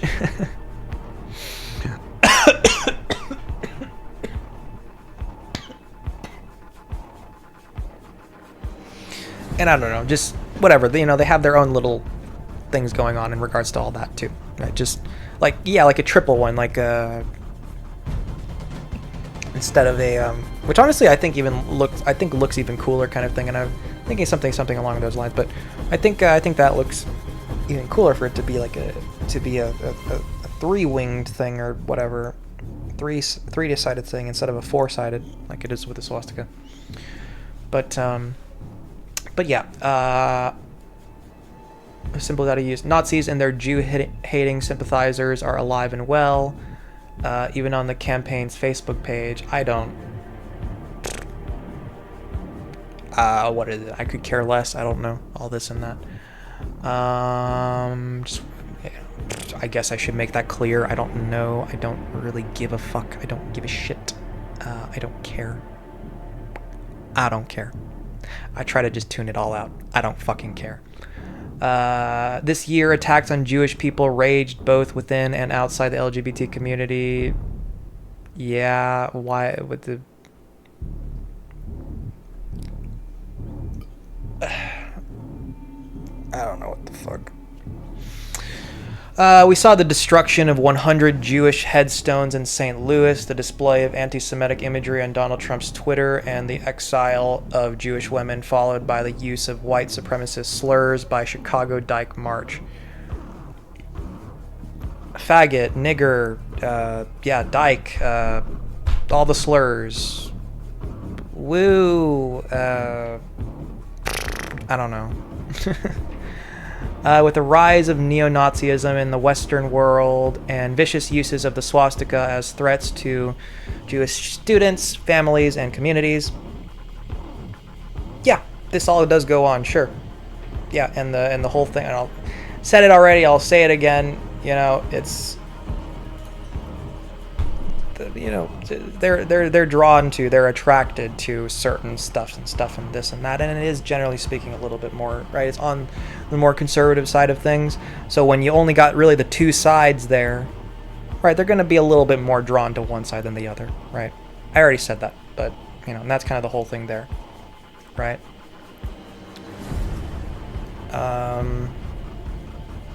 Yeah, I don't know, just if you were such and such which way, and your this and that is conservative leaning, and blah, blah, blah, blah, blah, well, yeah, you're going to gravitate this way. And that's the extent of that, really. But, yeah. So that's the way that goes hand in hand, But yeah, no, sure, yeah, all this stuff goes on and on and on and on and on, and I will say, as a psychological thing, once again, you writing out articles, this and that, which way, as like some I'm offended by this and that, only serves to further alienate you and blah, blah, blah, blah, blah, I don't know, etc., etc., etc., or however you want to put it, okay? Like, just simply, I don't know. First off, you writing your article ain't going to do anything about anything. Second off, it doesn't, like, it has the opposite effect that you want it to, or whatever. I guess if you're wanting there to be some effect that has had, you going this and that has the opposite such and such effect. You know what I mean? Just a little critique I guess, or whatever. And that's the case with a lot of things. You know, this is only going to have because you can't think, you know, right? Hans Landa, whatever. I can think like a Jew. Okay. Well, in your case, being a Jew, can you think like a whatever Nazi or something, right? I don't really like saying that word out loud just because, like, you know, just everyone fucking this and that and blah blah blah blah blah blah blah blah. Perfect. I don't like. Everyone's calling everyone a Nazi. It's just stupid. Why am I even fucking looking at this? Why am I even fucking reading this? I don't fucking know. I've already seen this before, by the way. Like, we just happened upon such and such, whatever. I don't even fucking know. Just, yeah. Swastika shirts pulled after backlash. Fashion can't reclaim this symbol from hate. It's not very fashionable. It's really cheap. It's really this and that, but yeah. With the rise of neo-Nazism in the Western world and vicious uses of the swastika as threats to Jewish students, families, and communities, wearing a colorful recreation of Nazi regalia means one thing: you are ignoring the fact that anti-Semitism is alive today, or simply don't care. I am not ignoring any facts. I am not wearing this stuff. First off. Second off, I'm not ignoring any of these facts. Third off, yeah, I don't care. I really don't care. That is true. I do not care. But I will say such and such, this and that, which way of, you know, I will say things. I will say things, and I will, yeah. Because the thing is, like, it's obvious. Well, I don't know. I think it should be obvious. I think it should be pretty damn semi-obvious that, like, whatever, this and that, which way, like, the reason why I'm gonna, like I don't say as much one certain way is it's like, it's obvious. Like, it's like, does it really need to be said? Does it really need to be stated? Do you really need to go on this? How many? Okay. I mean, it does just kind of go on and on and on and on and on, but, you know, just, yeah. I think it's kind of ridiculous that such and such ever needs to be said by Me Too, of like, haha, hashtag Me Too movement. Oh, fucking God. You know, I don't know. Like, do I really have to sit here denouncing Nazism or whatever? Do I really have to sit here fucking this and that or whatever? Do I really have to do that all the live long day? Golly, give me a break. But yeah, no, recognize, yeah, well and alive today, and this and that. Gee, I wonder why, you know? Gee, I wonder why. You make it evident why. You do. Ignorance, or at least a lack of acknowledgement, is at the heart of campaigns like this. Yes, LGBT people, particularly gay men, were tortured and slaughtered under Hitler's regime. That is true, too. Disabled, such and such, mentally, physically. Yup. Not just Jews, certainly not. Yep. And then they, you know, people joke about this and that with the gas chambers, but yeah, and the burning of bodies and the black smoke coming out the top and all that. Sight to see, being separated from, you know, stuck with the ghettos, and then stuck on the train cars and whatever, and you know, along with your family or whatever, and then you get there and there's crowds of all your fellow Jews and whatever, and such or whatever, and we're heading towards the gates, surrounded by, you know, all of this, right? You know, the Nazi soldiers with their guns of the time, and they're, you know, shouting obscenities and it's such and such, leading you like cattle in and whatever into whichever camp it is or whatever, right? Assuming you don't die along the way or before then, or aren't executed prior, you know, to ever ending up at this place, right? Black smoke out the top. What's with that? You know, just confusion, just all of this and that. What's going on? What the fuck is going on? Maybe you have some idea of what's going on, but, you know, your first thought isn't, oh, that's the burning of bodies in there. No. It's coal or something like that, right? Yeah. Like, it's got to be something more so along those lines, right? Anyways, and then, getting separated by your sister and your father, your mother, your brother, or several, or whatever, and you never see them ever again, and you have no idea whatever happens to them. Well, it's obvious what happens to them. There's only a few possible things that there could be that happen to them. Anyways, that's, there's a few possible ways things could go. That's one of those ways, right? You get separated from them, and you will never see them ever again, and you will never anything with what happens to them, or their body, or bodies, or whatever else. Yeah. And in the camps, millions of Jews raped. In the case of, in the camps themselves, lots of starvation. Sure, it's not for you. It's for whatever work sets you free is printed up there, right? In German, or it's etched in or something like that. In the little thingy thing. At Auschwitz, which is the most famous one. It's like the biggest one. It's the this and that, but plenty of others, right? Just the sensationalism, such and such, gets overshadows all the other, whatever, right? Can you think of the other names of the other camps? I can't even, because, whatever. But yeah. In the camps, starvation, work you till you're, starvation, slavery, all this and that, manual labor, with your bones showing, all Ariana Grande style, and gas chambers and this and that, and beatings and what have you, right? And anyways, the reason why they don't just outright kill you is because, work sets you, let's get some use out of them first before we kill them. We're going to kill them anyways, right? That's the whole idea. We're going to kill them all anyways. But before we do, let's get some additional usage out of them, right?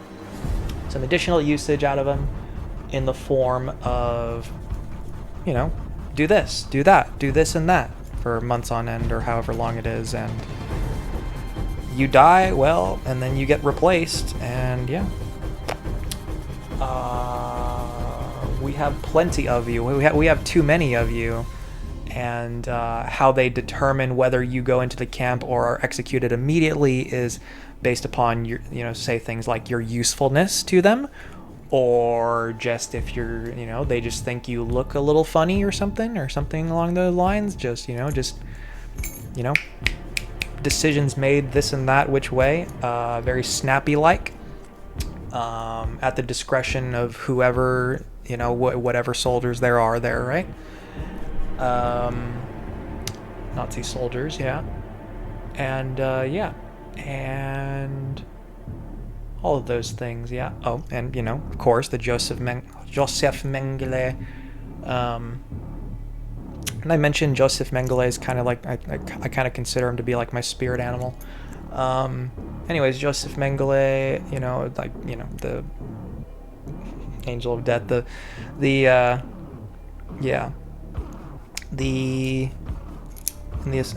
things there too, which me in particular, I'm a little bit more fascinated by the sheer depravity present there.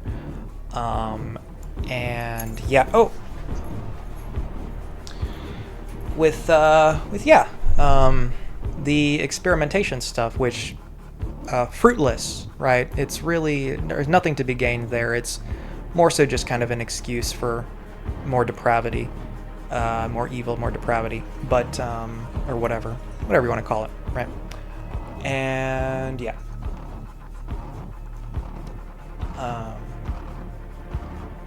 but I do have this thing where I can just describe something in such detail. I can really imagine myself there. Can you imagine yourself there? Could you imagine yourself going through this? I can. Something I can I don't know, I get kind of lost in it. I get like just lost in my words of just imagining myself there, enduring all of that.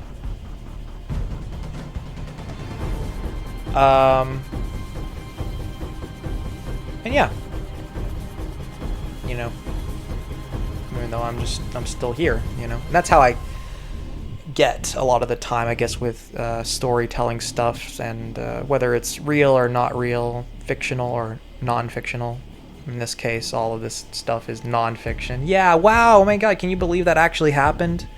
Can you believe that things actually happen all the time?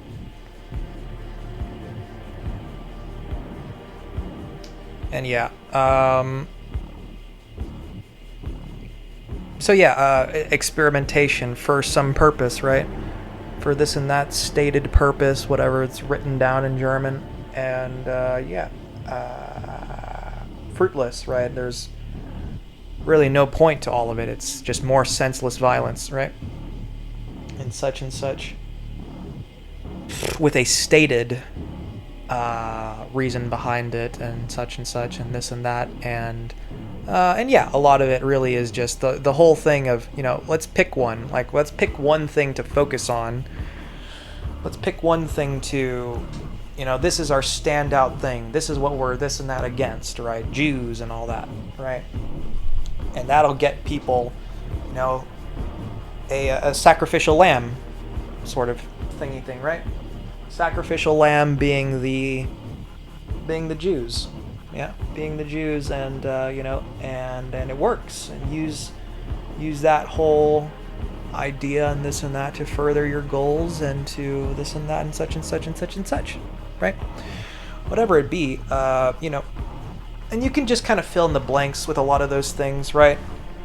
The way propaganda is, you know, just take the same thing, you know, erase one word here and one word there and replace them with another word and a new word, and oh, that looks like a lot of other things there too. Striking resemblance to many other things.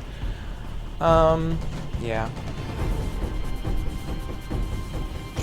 I don't know how else to say it, but you're all fucking evil. I don't know. And I am too. I don't know, whatever. But yeah, you have to be evil to be alive, I think.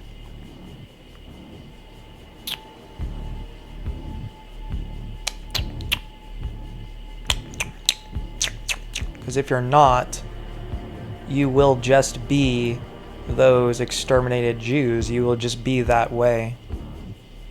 You know, if you don't kind of get with the program, so to speak, I guess. That is where you will end up. That is where you will be. That is where you will stay, and that is where you will end up. And just be there. That is where you will be. Yeah.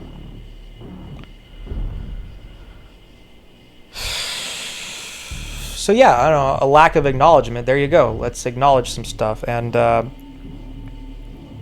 in the case of those experimentation stuffs, twins, you know, put you in separate rooms. You can't hear or see each other or anything. You know, poke out your eye and see if the other one feels it. Ice baths, and you know, which people do voluntarily, you know, too, these days and whatnot. But you know, subject to all the sensations, all of them, you know. Get medieval on your ass, like any of it's a new thing, you know. Like any of it's a new thing. People are always acting like this and that is a new thing. None of it ever really is. Or that people are more violent now than ever. They're not.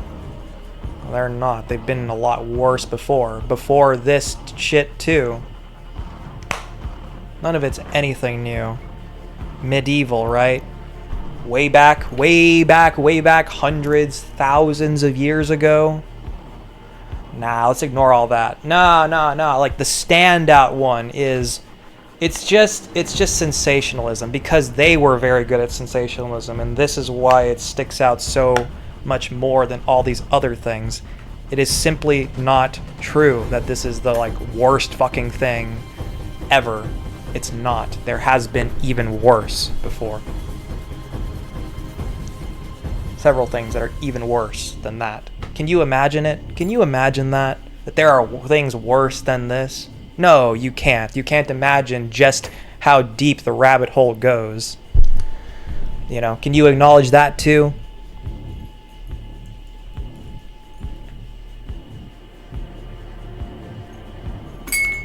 Just how horrific can be.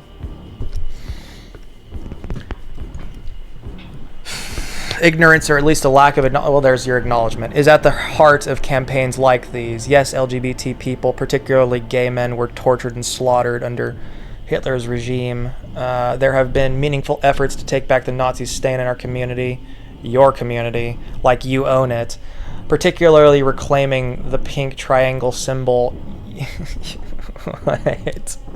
Used to mark gay prisoners in concentration camps. I don't think I've seen that before.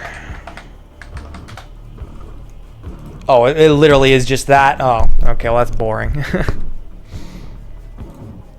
You might be familiar with the pink triangle as a symbol of praying. God, Jesus fucking Christ. Sure.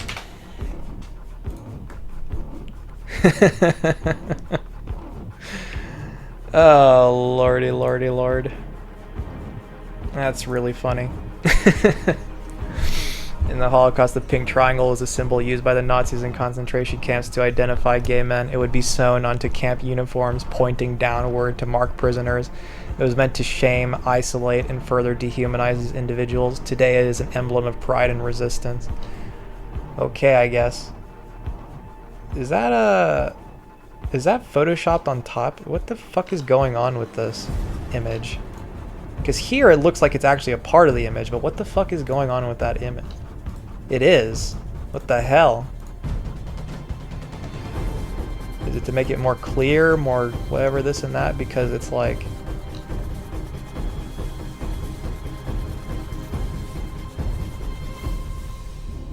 colorized, yeah. And...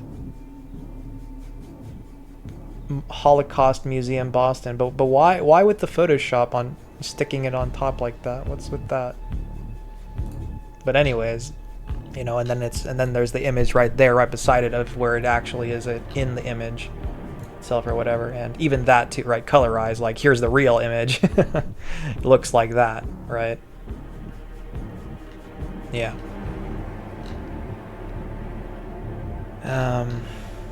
Yeah.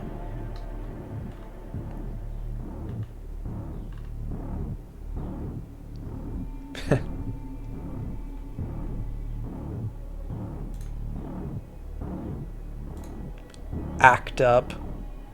Golly.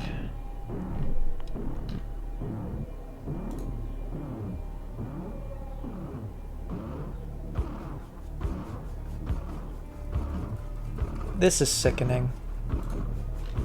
That's what that is. There are levels to this. God, there's so many words to read. Fuck. Who else would read this besides people like me? You know? Fucking nerds. And now, 10 years later, roughly blah, blah, blah, blah, blah. Sex Pistols bassist, Padlock, wait for it to... His wife, real... Let's go... Wow, it's just bounced back and forth. Charles... And then you have this shit, too. Fucking, like... Just the sensationalism. The sensationalism. The sensationalism. Shut the fuck up with it. Charles rages at Nazi Harry. Mind Fury. In Doghouse at High Grove. You go to the fucking grocery store and you just see all this stupid fucking shit. In Doghouse at High Grove, after Huge Row ordered to pay private visit to Auschwitz, told to see Holocaust film Schindler's List. I have seen all sorts of stuff associated with that. I know all about this and that. Okay. And I still am here saying this, okay? Yeah. His wife, Real Housewives of Beverly Hills star and infomercial queen Lisa Rinna. I actually haven't seen Schindler's List. I've actually been I was wanting to, but what I have seen is like The Boy in the Striped Pajamas and a bunch of other things. I just kind of read a lot of things more so, a lot of like small things here and there. When I was 13, whatever English class, fucking this and that with Ellie Weasel, whatever the fuck, Knight.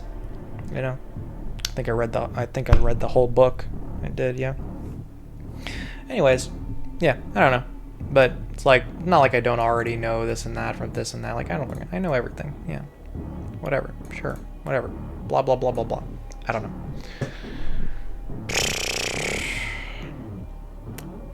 Probably know more than you about the experimentation stuffs, but I'm going to get very some which way if I start going into all of that more so. But anyways, his wife, Real Housewives of Beverly Hills star and infomercial queen Lisa Rinna, accompanied him dressed in. I hadn't seen the I guess there's that. I hadn't seen the silly stupid pink triangle or whatever. But yeah. His wife, Real Housewives of Beverly Hills star and infomercial queen Lisa Rinna, accompanied him dressed in fishnets and leopard print bra as Mr. Vicious's notorious paramour, Nancy Spungen, who, by the way, started life as a nice, if clearly mentally ill, Jewish girl from Philadelphia. What is this word? Yeah, I assumed. Lover, especially the illicit partner of a married person.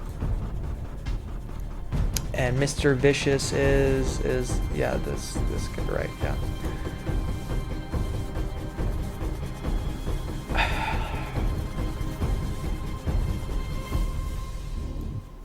Making her an excellent person to reference the next time your mother tells you how disappointed she is in you.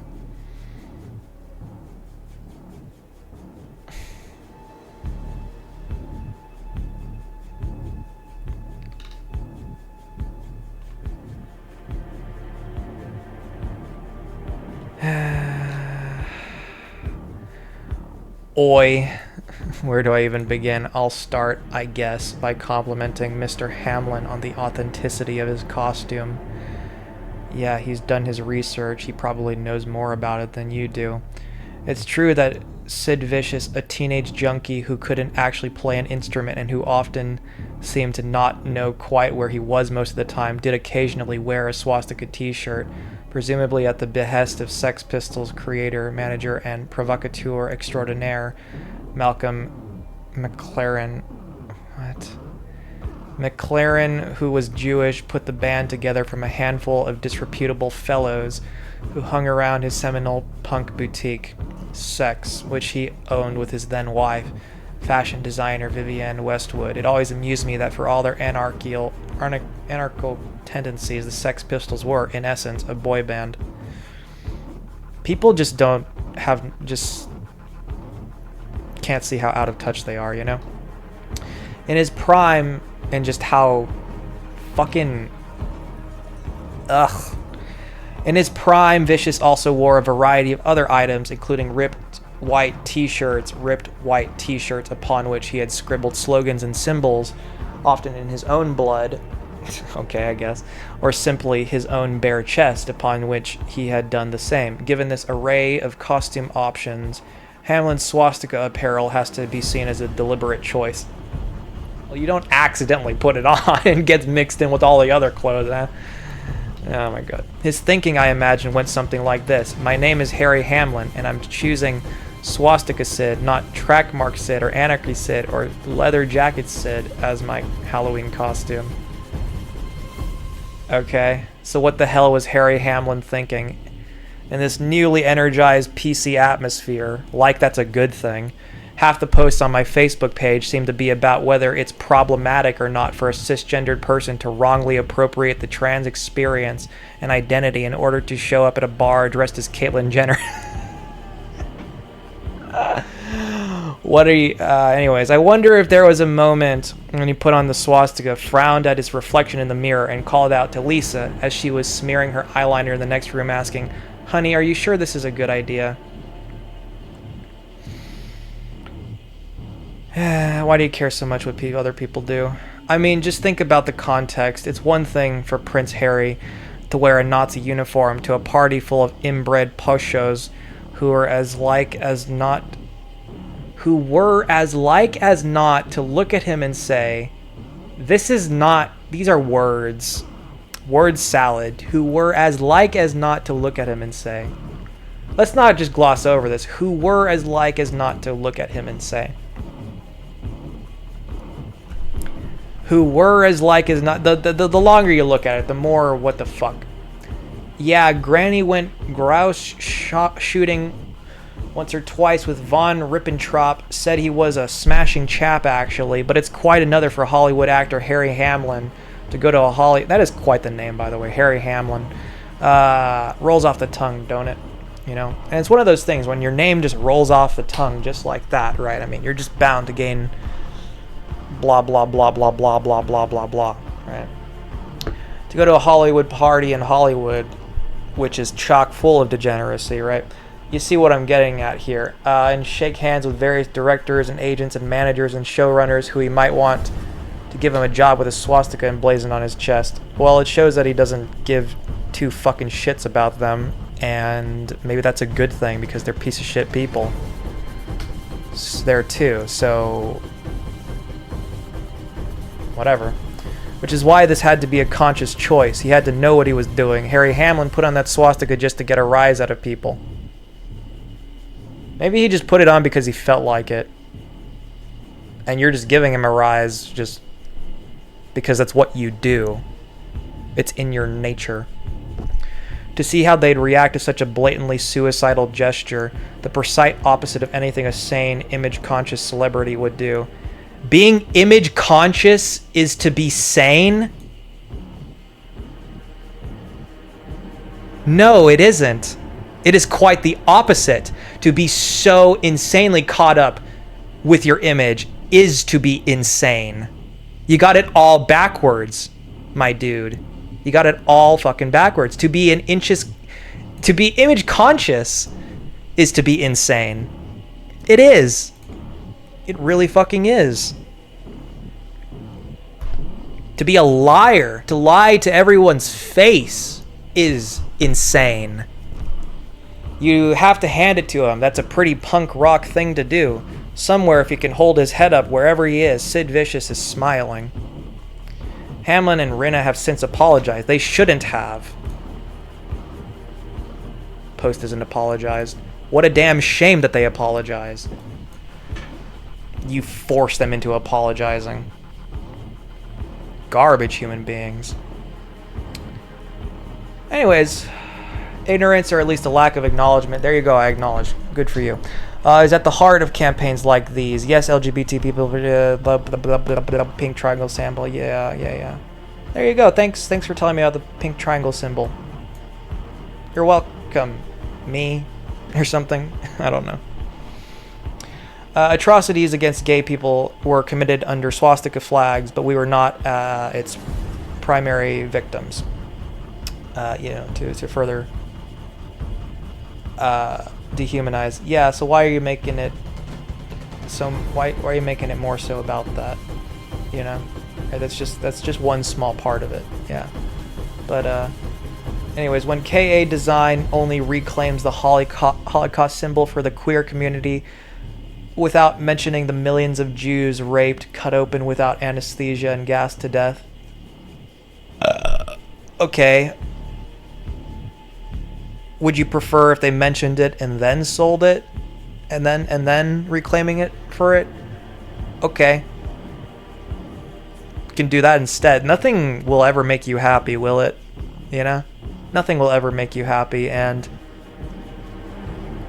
okay, let's mention it. Let's acknowledge it. Let's this and that, and then let's continue to do it anyways. Maybe not in this manner of like the honestly not very fashionable, just with rainbow slapped on top of it as an overlay in Photoshop or whatever the fuck, and then sent off to whatever t-shirt, blah blah blah, printing this, or maybe they do it themselves, but doubtful. That's usually not how it is, and such and such and such and such to get it made. Whoever will do that for you because money, yeah, money talks. And in the case of this article, it's the same thing too. Money talks. It's the case for everyone, ever, right? Only reclaims the Holocaust symbol for the queer. Okay. Anyways, yeah. What? Not mentioning the millions of Jews raped, cut open without anesthesia, and gassed to death. It ignores generations of wounds, something that many of us in the LGBT community will never know, including you. Erasing Jews from the Holocaust narrative is anti-Semitic itself, or you too, because you don't have a first-hand account. You weren't there. You can only imagine yourself being there, or this and that. Like me, you weren't there. But yeah, erasing Jews from the Holocaust narrative is anti-Semitic itself. Who's doing that? You just say words. You just toss words in there. Who is doing that? Where? What are you talking about? Erasing Jews from the Holocaust narrative? Where is that happening? Where is that to be seen? Here? I mean, it's you who's going more so on about the rainbow shit. Gay this, gay that. Where is the erasing Jews from the narrative? Where is that? What are you talking about? You just throw words in there. What is it? Where is it?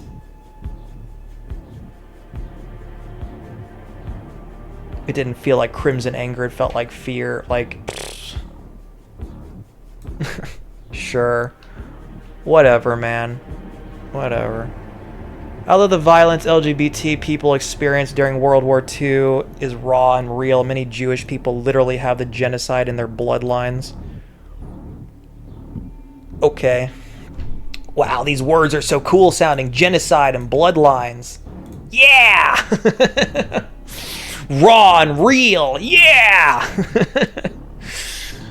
Jewish people. That doesn't have the same... Jewish people. Yeah, it doesn't have quite the same ring to it now, does it?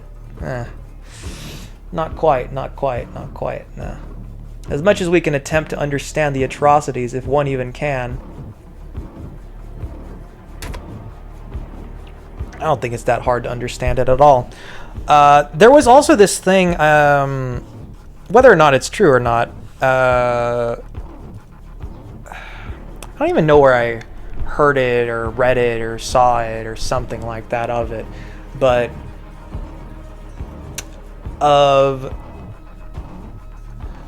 Nazi soldiers or whatever. It could be any age, but because there's that too, the Hitler Youth and all that. You get them when they're young. That's how cults are. That's how they work good. You get them when they're young and stupid. Yep. And they'll this and that with you forever. So yeah, and all that thing, and real push for that, real push to get the, because they're kind of thinking a little bit more short term, but they're trying to more so in the long term, right? Whenever they grow up, then they'll be like, really, if things do work out for us, which ultimately doesn't happen, then yeah. So anyways, the story thing goes like this. That that Nazi soldiers, right? Like a group of them or whatever the fuck, like flailing, killing and flailing a baby around, and it's like blood everywhere or something like that, or throwing them over walls or something, or maybe I'm mixing that up with something else. I have no idea, but something like that. Which, hey, I don't know. I'm just making a mention of it. Woo, war is hell. The horrors, the hells of not even war, just yes, but other things that people do on the side just for the hell of it, just for fun, because it's entertaining. We have a little holly jolly laugh about it and all that and whatnot, and we go about our day from there of whatever it is the hell we were doing before, right? Yeah. But yeah, please, many of us, please don't try to act like you will ever know, okay? Please don't try to act like that, because that is bullshit. And I try to illustrate for you just how much of bullshit that is, Try to illustrate for you just how much of bullshit all the bullshit is. Cut through the bullshit. That's what I do, right? Try to do. But there's just so much of it, overwhelmingly so. So yeah, the blah blah blah. As much as we can attempt to understand the atrocities, if one even can, you can't. You have a weak stomach, certainly. But being someone who might have been persecuted by Nazis, but you weren't, right? You weren't alive then, so it doesn't apply to you. It doesn't entitle you to reclaim their regalia.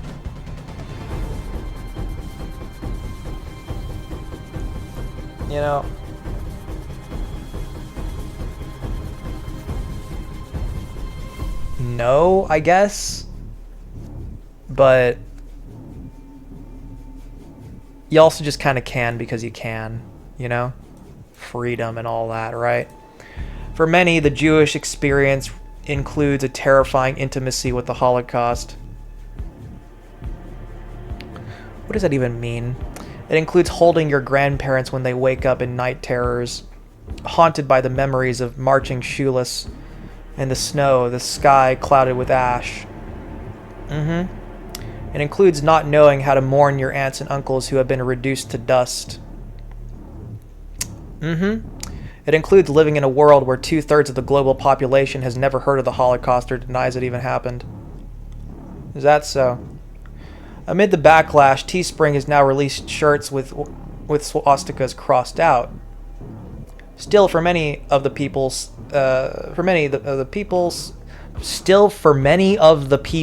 the... Okay, well, all right. Okay, continuing on. See the people as a threat. It's not a reassuring or warm thing to see any embodiment of a swastika while walking down the street. Did you see it walking down the street? Did you see that? No. You did not. You did not. Anyways, if you wear a swastika on a t-shirt, you're not announcing your solidarity with the East. Well, yeah, right? That would be bullshit too. That would be whatever. You're not fighting cultural appropriation or bringing back Zen and love. Why not? You're letting the world know you have no concept of what the Holocaust, or modern anti-Semitism means. A threat is a threat, no matter how cute it looks. Just because you say something like this so definitively doesn't necessarily mean this and that, blah, blah, blah, blah, blah. Okay? A threat is a threat, no matter how cute it looks.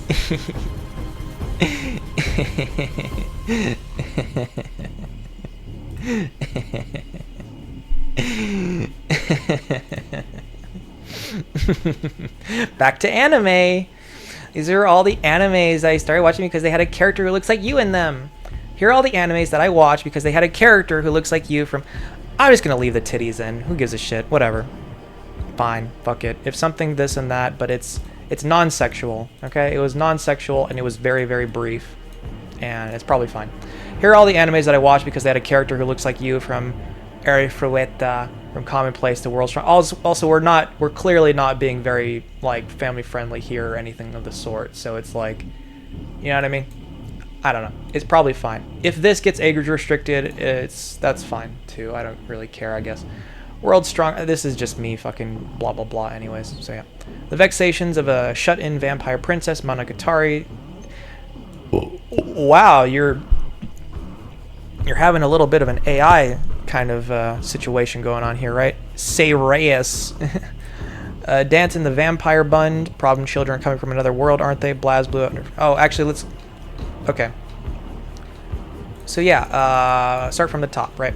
So, The Vexations of a Shut-In Vampire Princess. And then Monogatari. Say Reyes.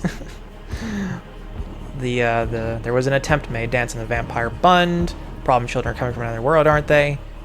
BlazBlue alter memory. Oh, actually, you can see that. It's just insanely difficult to read. Horrifically difficult to read. It actually is. There actually are words to be had here. That is quite simply poor design or whatever. Like, it's, oh, any goodness in this design, it is poor design if it is this extremely fucking difficult to read and you can't even fucking tell if there are words there at a first glance. First glance, you should be able to see what it is clearly, clear as day. Doesn't matter this and that, it's bad design. Nagima Magister Magi, yeah. UQ holders. Holders? Is there an S on the end or is there not? I don't know, whatever. Anyways, this is so much nicer than all the other stuff, isn't it? I mean, it's stupid, but so much nicer. For romance, boarding school Juliet, Sundari Ujusama Yule, the angel next door spoils me rotten, Cecil housewife yo. Ti mai say Saikatsu stepsister non-lolly Yue.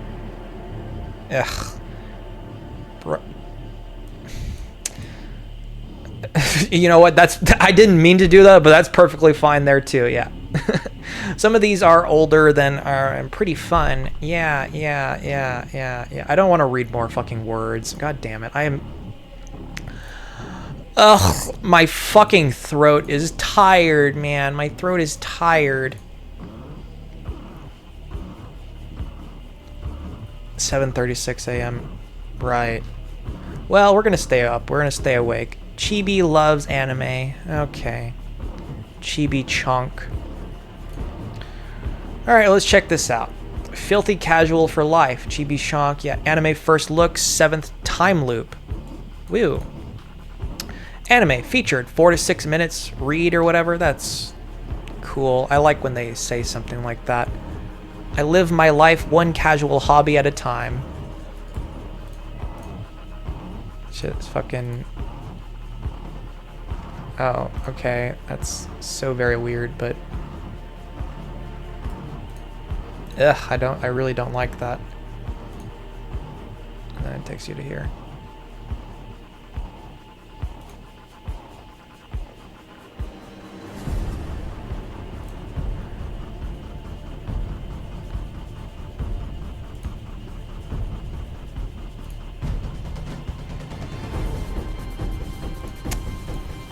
Okay.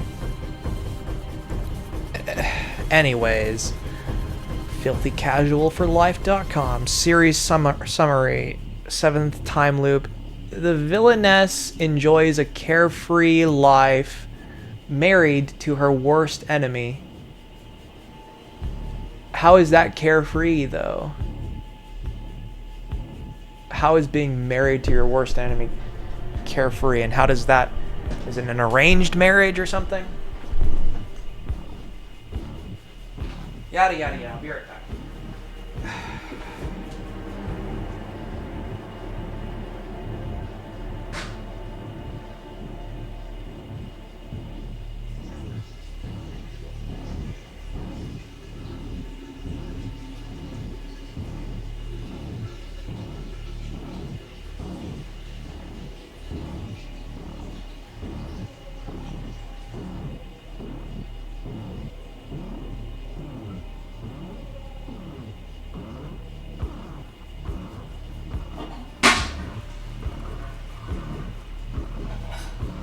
Okay, whatever. You know, anyways, in the case of, like, politically correct, in the case of appearances, all you give a shit about is appearances. Would you rather me be like this, say everything like it is, or would you rather me cover it up with all this, like, that's offensive or some stupid fucking shit? Would you rather me fucking bullshit the hell out of every single person there is with all this shit? Would you rather I do that or be truthful and honest about things, you know? We are at 4 hours now. That's great. I know what I pick, you know, obviously.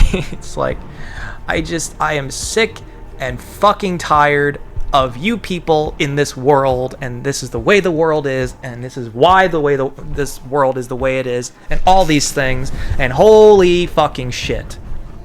I want you all to fucking die. God damn it. Or get your shit together or something. I don't know. Something, anything. Anyways, is this somewhat semi-charged? I guess it is. I can take this out of my fucking ear. Whatever.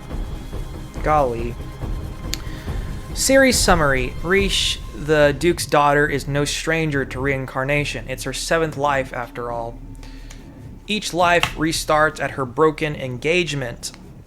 Having been a merchant, a maid, and a knight, she now desires leisure. But her world changes when a prince who so fucking generic, really. A prince who killed her in a past life proposes to prevent war and live to a ripe old age. She begins her 7th life as the bride of an enemy nation's prince. Crunchyroll, and the little c is lowercase a. Episode 1, The Fiancé Who Killed Me. It's a bloody war scene. A single man dressed in black advances through the castle. He proceeds up the stairs to meet the last of the guards protecting the royal family. One by one, he slaughters them.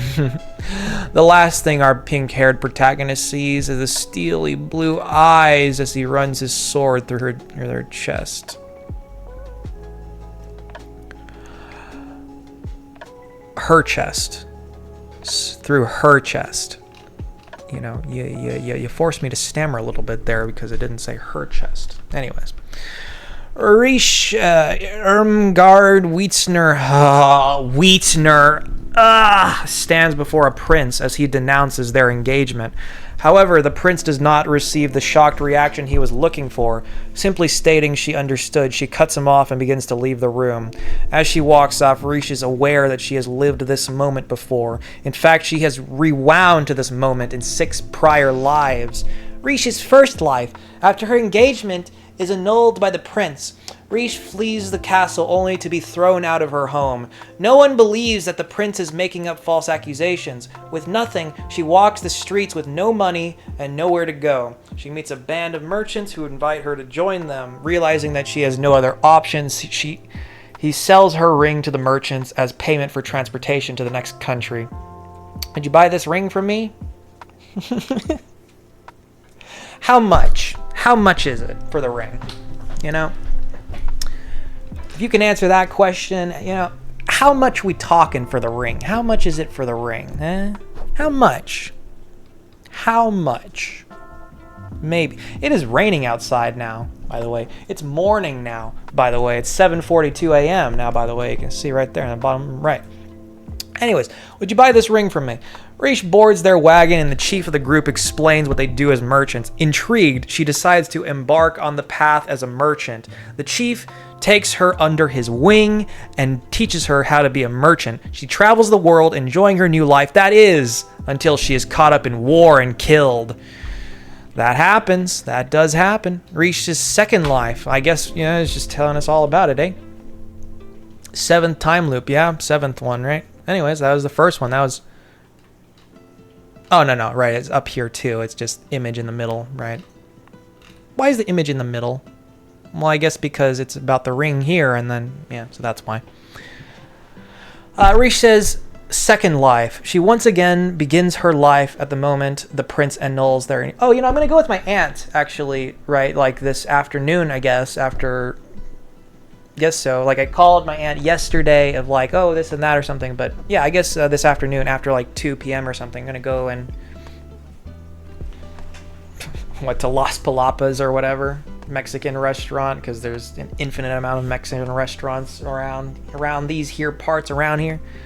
We're gonna go to, you know, we're just gonna whatever, and then maybe we'll go from there. Maybe we'll go somewhere else, right, to a couple stores or something like that. You know, just go outside, just walk and go outside. You know, walk around this and that. Yeah, it's all good. My little leggies are a little bit. I don't know. In general, I'm just a tiny little bit sore from all the activity. Let's do some more. Day after day after day after day. Oh, you're a little tired. You're a little. You're a little tired. You're a little exhausted. Oh, right.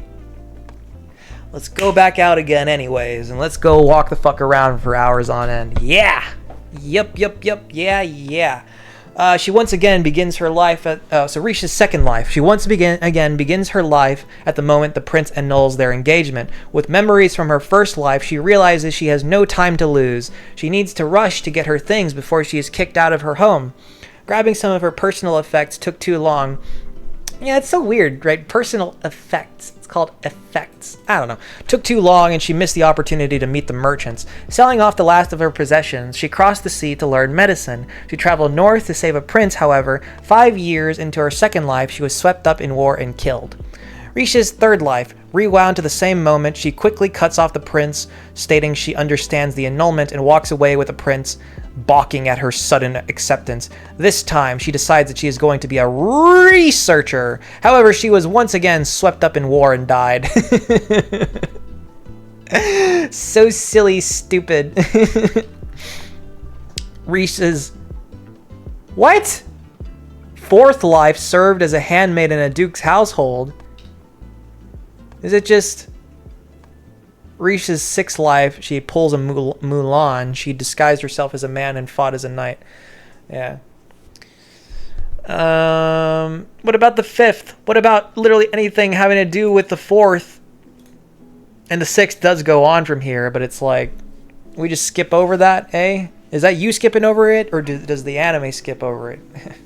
It might be that it skips over it, eh? Also, it's a little bit confusing sometimes and hard to follow things like such and such a good bit of the time too, so yeah. So yeah, I mean, it could be that too. I don't know. Yeah. Anyways, she enjoyed each of her lives. She disguised herself as a man and fought as a knight. It's still in the same one, the sixth life, I guess. I guess we're on the sixth, you know, because we can't count. She enjoyed each of her lives and lived them to the fullest, but she always dies in 5 years and is rewound to the moment the prince denounces her. She realizes that she always exits the council, I guess, the same way. She decides to take a quicker route. Yeah, just try different things. Try new things, whatever. Take risks, yeah? There, she runs into the man that killed her in her sixth life. Well, yeah, I guess it's just to be assumed that it's the same thing every time. Once again, swept up in war and dies, right? So I guess that's just kind of how it is. Unless stated otherwise, that is the fate of each of these times, and who knows exactly what the fuck with the fifth, but okay, whatever. Who cares? Whatever. Glossed over is probably not important. Would that be cool, something like that? Like, it's just glossed over, something like that. It's actually, that has a lot of significance, and it's like, I'm going to write that down. Because I think of things like that. Anyways. Yeah. Oh god, my phone is at 1 fucking percent and it's about to die and this and that and such and such and such. Yeah. Cool. Yeah, and also it's like, oh, low battery, you know, so slow everything down and all that, you know. And it's instantly speedier, and you can turn that off too, but no, actually it does kind of inform me as well that low battery and such and such. I'll turn the brightness down a little bit. I'm not going to be using my phone. I'm just going to write this down. What is it? One of you know what, because there's this thing, if like I'm trying to like paraphrase, I'm probably not even know what the hell I'm fucking talking about or something. Let me just the quickest way, just look it up. Filthy casual for life.com. There you go. And search for anime 7th time loop. This is episode 1. All of this occurs in the first episode, huh? Want to read about all the other episodes? No. I think we're good. First look, right? Anime first look. Yeah, here we are. Here it is. Okay, and now I'm just going to stick this here, link in my notes, and there you go. One of his lives,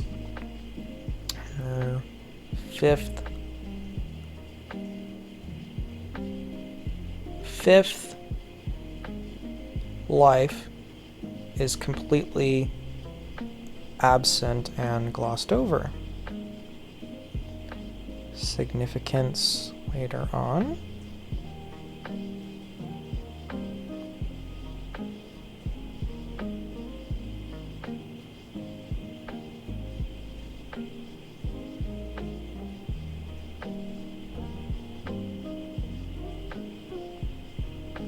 Anyways, yeah. She enjoyed each of her lives and lived them to the fullest, but she always dies in 5 years and is rewound to the moment the prince denounces her. She realizes that she always exits the council, I guess, the same way. She decides to take a quicker route. There she runs into the man that killed her in her 6th life.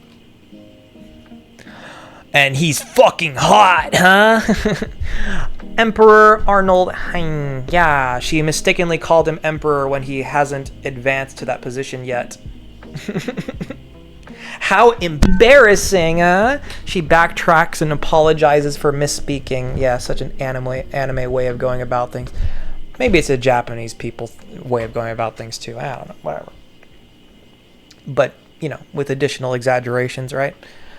She quickly tells Prince Hein that her engagement has just been annulled and that she has to leave. She takes off her shoes and jumps from the 2nd-story balcony. Intrigued by her, he tells his servant to ready his horse. You know, a lot of, I guess, it's a little bit more culturally, you know, one thing I will say is that compared to fucking Americans or whatever, you know, the Japs are a little bit more so, nice, let's put it, right? You know, that have their manners about them and such, yeah. You know, I'll be nice when everyone else is nice, kind of thing. That's how I am about things. She quickly tells Prince Hein that her engagement has just been annulled, and it has to be like substantially for a while, you know, and a lot of it. Otherwise, nah. I'm just gonna be this way, I guess. She quickly tells Prince Hein that her engagement has just been annulled and that she has to leave. She takes off her shoes and jumps from the 2nd-story balcony. Yeah, to get out like quietly or something. I still don't see how that's like quiet, but why you take off your shoes? You're gonna hurt yourself. Oh no, I guess whatever. But it's not real, so anime rules, I guess, right? Anime, video game, movie rules apply and not real life rules of scraping yourself up a little bit. God damn it, you know, whatever. Maybe that does happen. I don't know. Haven't watched the damn thing. I'm not going to watch the damn thing. Anyways, intrigued by her, he tells his servant to ready his horse. Right. When Riche arrives at her house, Prince Dietrich is waiting for her. He is determined to make her suffer.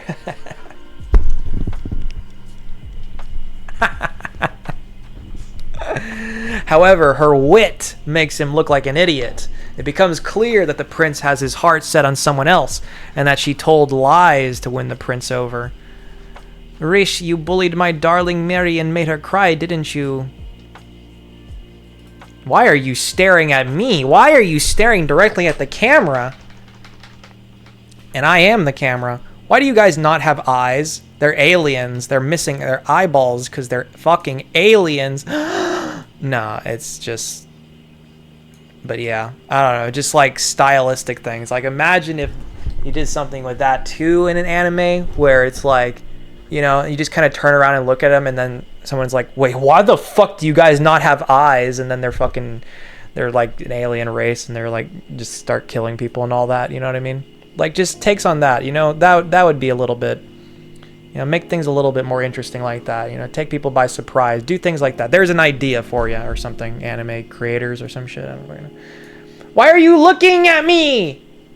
Why are you fucking looking at me?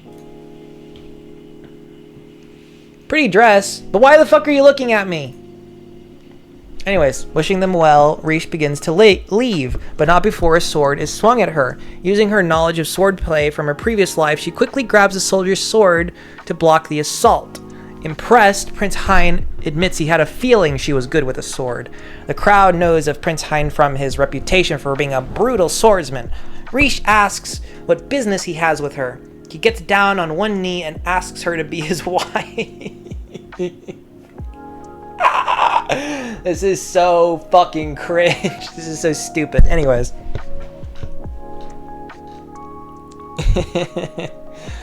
Thoughts. This show reminds me of last season's I'm Giving the Disgraced Noble Lady I Rescued a Crash Course in Naughtiness.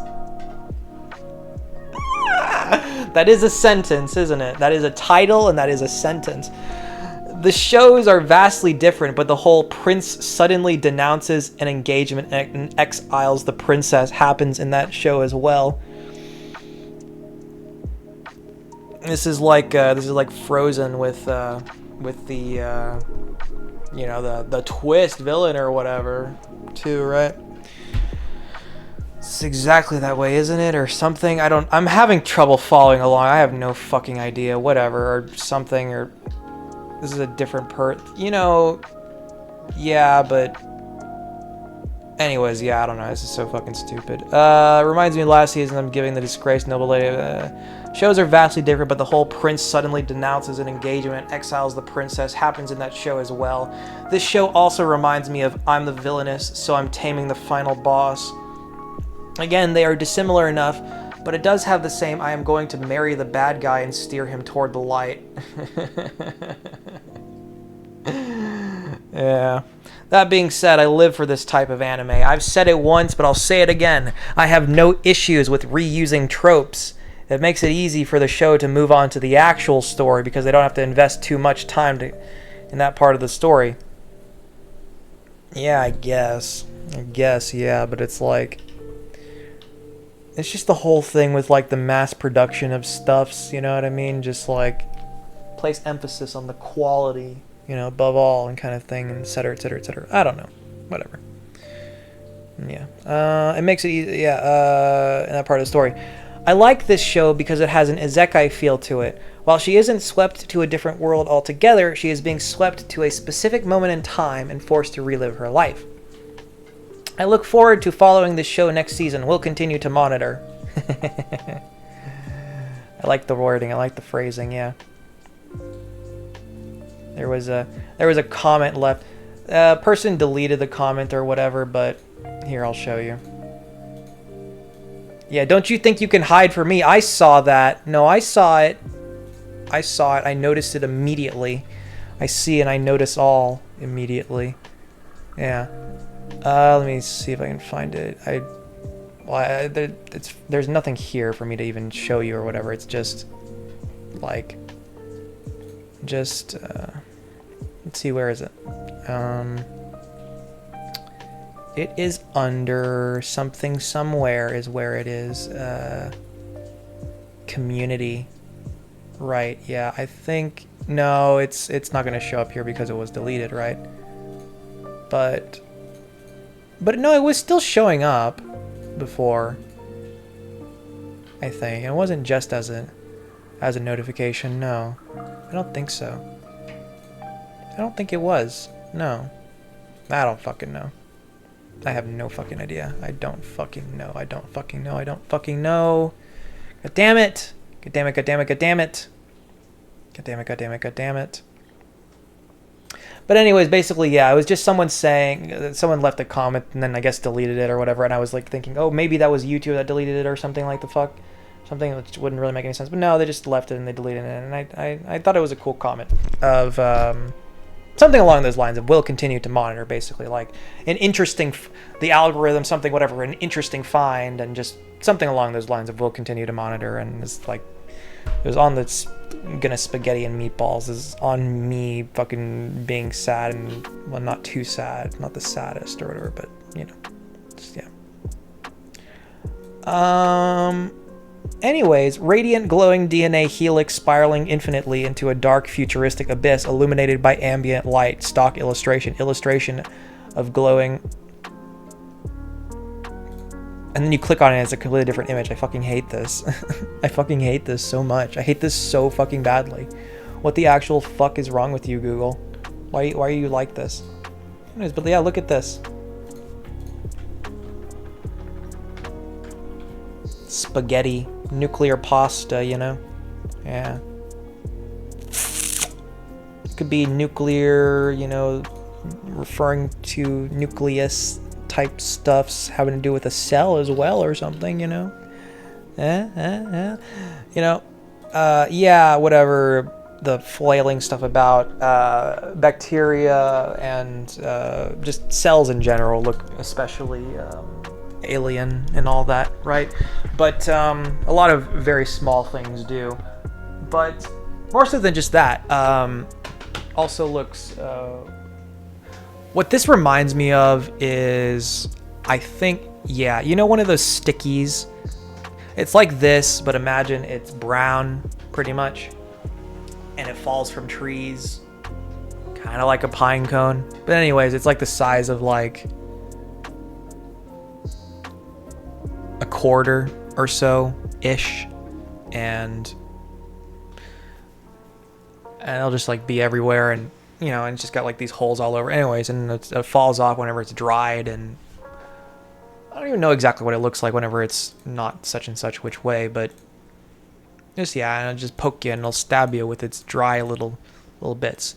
And it kind of also kind of a bit like resembles, well, no, it really doesn't. But anyways, the other thing I've also thought that it doesn't really, but I've had the thought before of, oh, this kind of resembles a tumbleweed or something a little bit, even though it really doesn't. But it's not extremely far off. You know, it's a ball, and it's, you know, these, you know, little tendrils sticking out and whatever, and kind of like this, kind of not as cool as this necessarily or whatever. But anyways, this, yeah,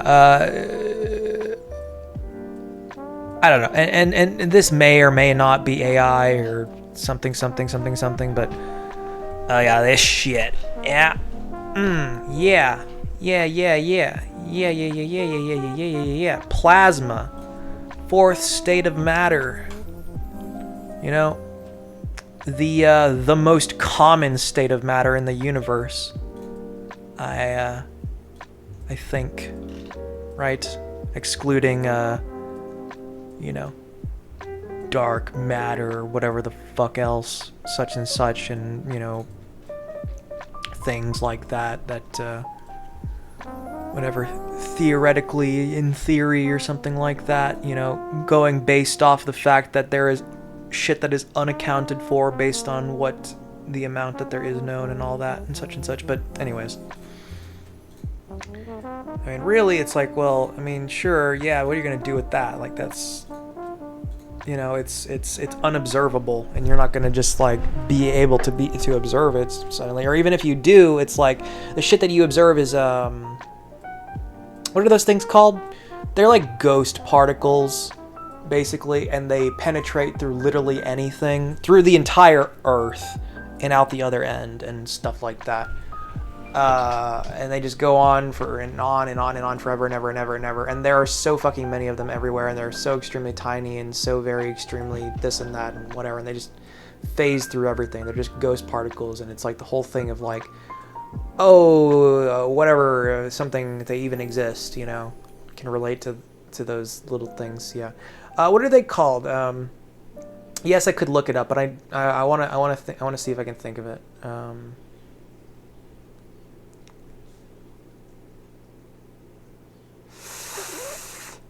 Damn it. It's not coming to my mind. No. My mind's just on muons and on electrons and muons and the goddamn tau and whatever. Pions, right? That's what the ones with two are. Two of the quark, 2 quarks instead of 3, and all this and that. And yeah. It's not coming to my mind right now. But yeah, anyways, they're low energy, and they're this and that, and they exist. And it's one of those things of like a lot of these things that, oh yes, this and that exists and is observed in some which way at some point. But what is its purpose in the universe? Is it just like simply a byproduct of a process occurring? Where does it come from? Oh, it comes from this and that. Is it just a byproduct of something occurring? Or does it have an actual purpose? You know? Oh, its purpose is just as a method of carrying energy away or whatever, and then it goes somewhere else and interacts and gets absorbed or whatever somewhere eventually. But the whole thing of this thing doesn't really, you know, and it does eventually. It's like not never, ever, ever, never ending, but, you know, just passes through everything. Completely unscathed, just through everything. And yeah. And, you know, it comes from all the usual places, right, of everything. It comes from everything, I guess. And it's everywhere. There's so much of it all over the place, but it's difficult to detect and this and that because it's like so low energy and it just passes through anything. So because of the fact that it passes through everything, you know, if it passes through anything you try to anything it with, then how can you observe it, right? Right, and that's the whole thing there. You know, the tricky thing with it is it's just if it can pass through the whole fucking planet, it's like just like that, then yeah, it's super penetrating and super low energy and super harmless and such and this and that, and just yeah, but you know, its harmlessness, even if it was like this and that, its harmlessness stems simply from the whole thing of it just does not make contact with anything, you know, and whatever, it just goes right through. Yeah.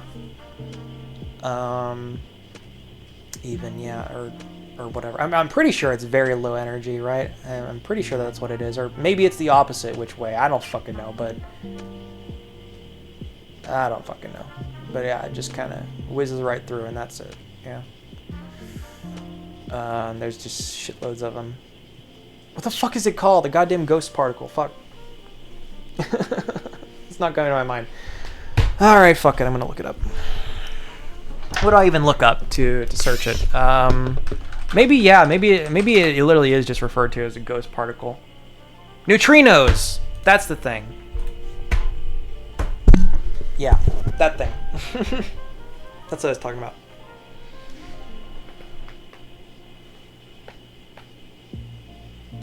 Neutrinos. Yeah. I don't know, just making a mention of it, that's all. Yes, I have plenty more I could say about this and that and blah blah blah blah blah, but like, I don't know, neutrinos.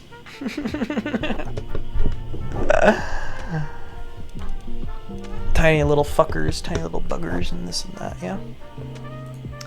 AI art, eaten, pizza, slice, yeah.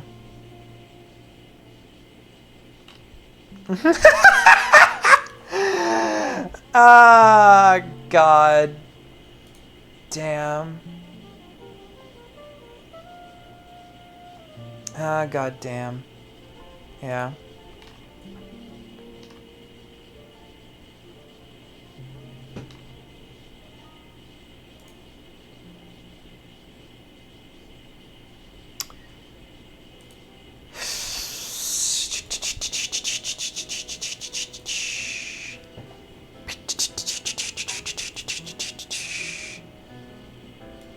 Beauty.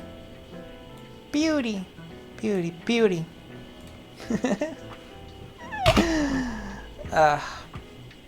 What a great place to leave off on. Beauty. Right? Beauty. Yeah. Beauty. Carefree, not a care in the world. Oh, to be like this, and oh, to be like that.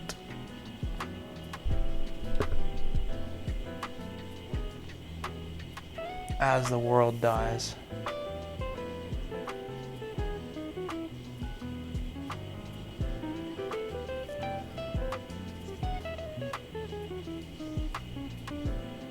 Because of me.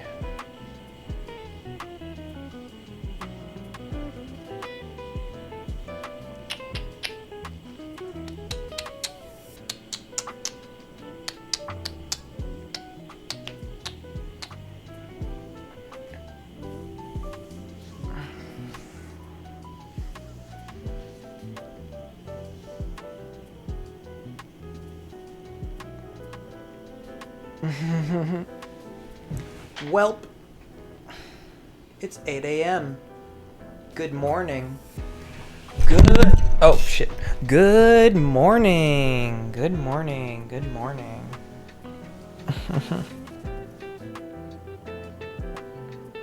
Such a great day today, huh? Good morning. Good morning. Good morning. Oh, wait, actually, well, we can't go outside, right? We can. But it's maybe preferable not to, because it's still kind of raining a little bit. I think a little bit less hard now, but I can see it I can see it out there. The little plips and all over, and the little puddle there. I can see it, and I can hear it, and I can feel it. No, I can't feel it, and I don't want to go feel it. I don't want to go outside and feel it right now. I don't want to get all wet. I don't want my shirt all wet, you know? I don't know. Well, I could just as easily, you know, just go out in a few hours more so, and I'll still go about this and that, you know, prior to 2 p.m. 2 p.m. is in 6 hours. Jesus Christ, 6 hours. What the fuck am I supposed to do for the next 6 hours? I'm not going to do this. I don't know. Lay around. Just be comfortable. Get comfy. Be comfy. Yeah. Enjoy your privileges and all that or whatever, right? Yeah. Okay. No point in dragging this out further. I guess just thanks for watching, etc., etc., etc. If you, for some reason, got through all of this, I know this and that. Like, this is certainly not everyone's cup of tea or anything. I never intend to make whatever the fuck this or that of anything that is everyone's cup of tea or something like that. But like, you know, just multi-hour long things, just, you know, like 20 minutes or so. Please, pretty please, or whatever, but like, and then just back to back with it, but it's like, well, yeah, it's either that or, you know, not really anything, so, you know, rather something, anything, right? So here's something, anything, all of this, right? Yeah, and, yeah, something to keep me busy or something, right? To get up and do or something, to do the looking through things and yapping about it, to do all of that, right? What a grand old time it is, eh? Yeah. Try to keep the depressed at bay. As difficult as it may be.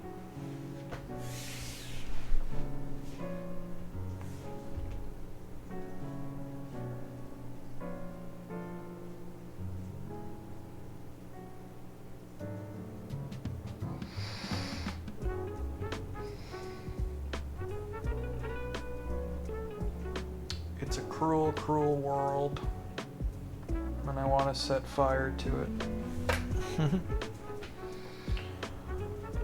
I want no one to escape it.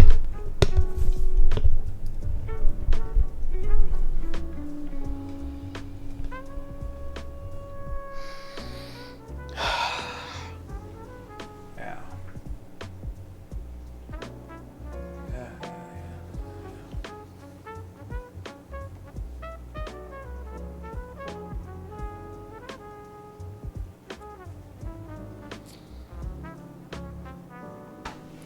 Okay, so yeah, we'll just hang around for a while, and then we're gonna go outside. Yeah, and we're gonna this and that from there, and maybe I'll sleep for a couple more hours. Actually, maybe I'll do that. Just do that right now. No. Yeah. And really, it's actually tomorrow on Friday. Apparently, my aunt's off on tomorrow on Friday, so. A little bit more so, something with that, right? Yeah.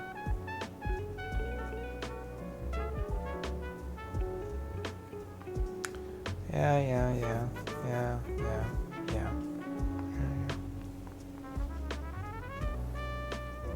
Set an alarm for 1:40 p.m. Yeah, 5.5 hours from now. Sleep for a grand total of 5.5 hours if you fall asleep right now. Can you fall asleep right now? Yeah, probably. Okay, good night. Good night. Thanks for watching or something. I don't know, this and that. Look, Wikipedia page, article, whatever, this and that, on beauty. All about beauty. Yeah. Look! Beauty is commonly described as a feature of objects that makes them pleasurable to perceive. Such objects include landscapes, sunsets, humans, and works of art. Such objects include humans. Such objects include humans.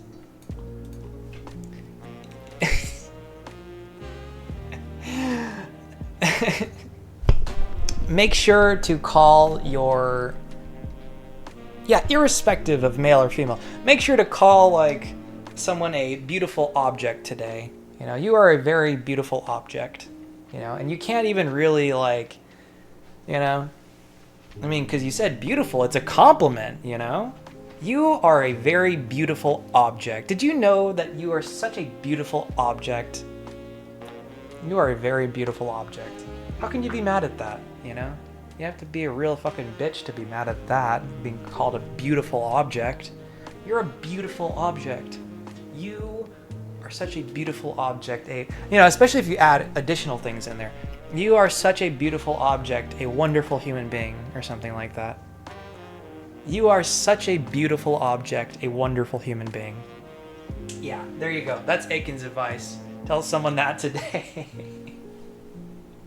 Someone, anyone, yeah. I don't think I really got anyone to say that to at the moment, but yeah. Beauty, art, and taste are the main subjects of aesthetics. One of the fields of study within philosophy. Aesthetics is a field of study. What? Within philosophy? What? As a positive aesthetic value, it is contrasted with ugliness as its negative counterpart.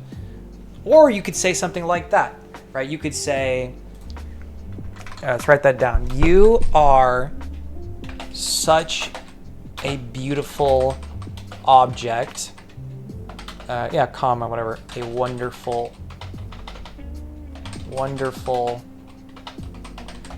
being, right? You can say that. You are such a beautiful object, a wonderful human being. Or, you could say, contrast with ugliness. Your beauty contrasts well with ugliness. Let's see. Yeah. You are such a beautiful object, a wonderful human being. Your beauty contrasts well with ugliness. A sight to see. Yeah, sure. To behold. Sight to see. Quite the sight to see. Yeah.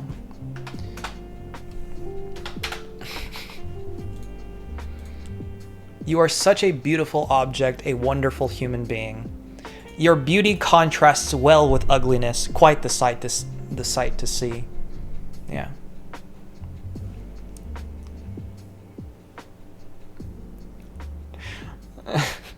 Well, I guess the contrast well with ugliness, it could be in regards to like it's calling you beautiful and ugly. And see, here's the thing too, right? Say you say something like that, then they're like stuck there questioning, right? And then it's like strike up a conversation in that way. Like in terms of like pickup lines or something like that, you know? Don't say either of these fucking things, right? But like pickup lines are as a whole are stupid as fuck. But anyways, no, I don't mean that seriously. Like I say that joking wise or whatever, you know what I mean? Like I do not actually mean like no. But yeah, you are such a beautiful object, a wonderful human being. Your beauty contrasts well with ugliness, quite the sight to see. You know? Yeah. Beauty in the world despite ugly leaders. Sadly, we see only ugliness around us in our lives. We're already, you know you're ugly when you pass construction workers and homemade cinnamon rolls. Yeah, there is beauty in this world guided by all sorts of ugly leaders. Warning, the contrast can hurt your eyes. Made in flight this wee, hopefully apple wood. Now that is beautiful. It looks like it's covered in glass. It is beautiful. What is this? It's just wood. Oh, is there some audio to? Oh, please no. Please no. What the fuck is? Why are you breaking? Why is everything breaking? This is some really good audio. My headphones no worky, huh? Oh no, it's because it's not connected. Was it connected? Could you not hear it before? You probably couldn't hear it before. Oh no. Way back when with the news report or whatever, which is so very important. You might have not been able to hear that before. I don't know. I guess I didn't. No, I thought that I saw it. I don't know. Well, we'll go back and we'll, just in case you didn't see it, it's a minute long, right? And we'll, just in case, real quick, right? You got to see it. You gotta see it. Pink triangle symbol Nazis. Yeah, my search history, huh? How did that get in there? And the other thing, yeah. Is it still? No, yeah, it does show up. Yeah. Yeah, it's just not showing up whenever. Yeah, no, you could. Yeah, it's picked up. Yeah. No, it's all good. It's all good. Yeah. Yeah. Okay, now let me disconnect this from here. Actually, disconnect. Boop. It's kind of annoying as fuck, the whole thing. Like, yeah, 2 separate devices. Oh, I gotta disconnect here. I gotta, so that I can connect over here. I gotta disconnect here so that I can connect over here, right? Just, yeah. I understand the whole rich person thingy thing behind like having a bunch of different, whatever of the same damn thing and all that and such. Yeah, but I don't know. Same thing with like having multiple emails. I don't know. I think it's stupid as fuck to have a bunch of the same thing and whatever. And I don't know, just this and that with like, because you lose track of things too. It's like if you don't lose track of it, then whatever. But because you just lose track of it, and I just hate how all that is. I don't know. How things are so often structured, and it's just an inherent part of the design. Yeah, because good design only exists solely for the purposes of like marketing and all that, you know what I mean? Or because we have to, or something like that because of such and such reason, But besides that, and just a lot of things like that, or you could extend that to like pharmaceutical stuffs and like, whatever this and that with that. What am I trying to say with this? What am I trying to say? Things only get researched because it's like beneficial for something or money, especially, right? Of course, but things like that.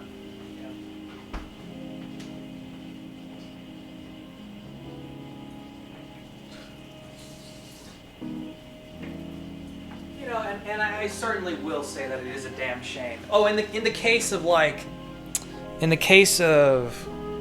say sciencey shit like space travel and or not even or just not travel, right? Less so travel, but space related things and what the fuck is it called? Particle accelerators and whatever and this and that associated with all that, In the case of all that, it's like, with a lot of those things get funded too for the sake of like, there's some other, for the sake of something else, right? I only ever, go to the moon because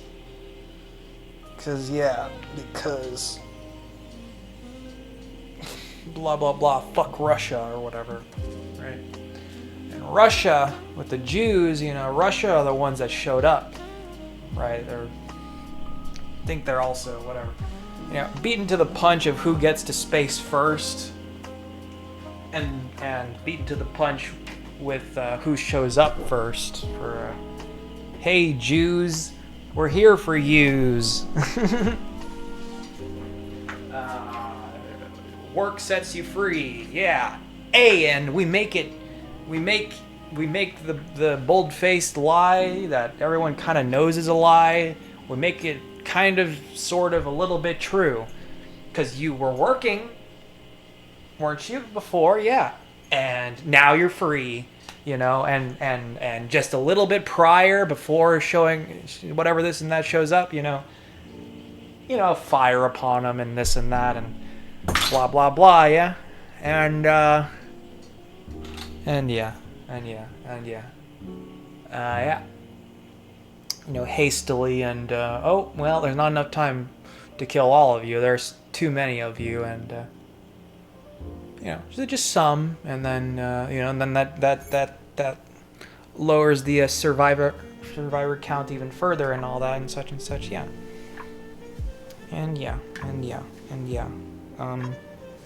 Yeah. I really need to yeah, but I don't really know how, like, just yeah. I don't know. This is pretty okay. It's just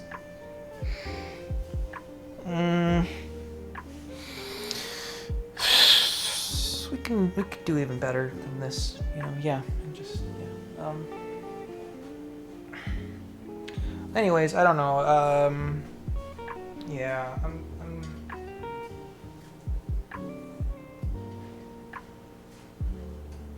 as always, I got things planned. I got this and that, and I don't know. Positivity, optimism, whatever. Okay, bye bye. OMG, thanks for watching. Mwah.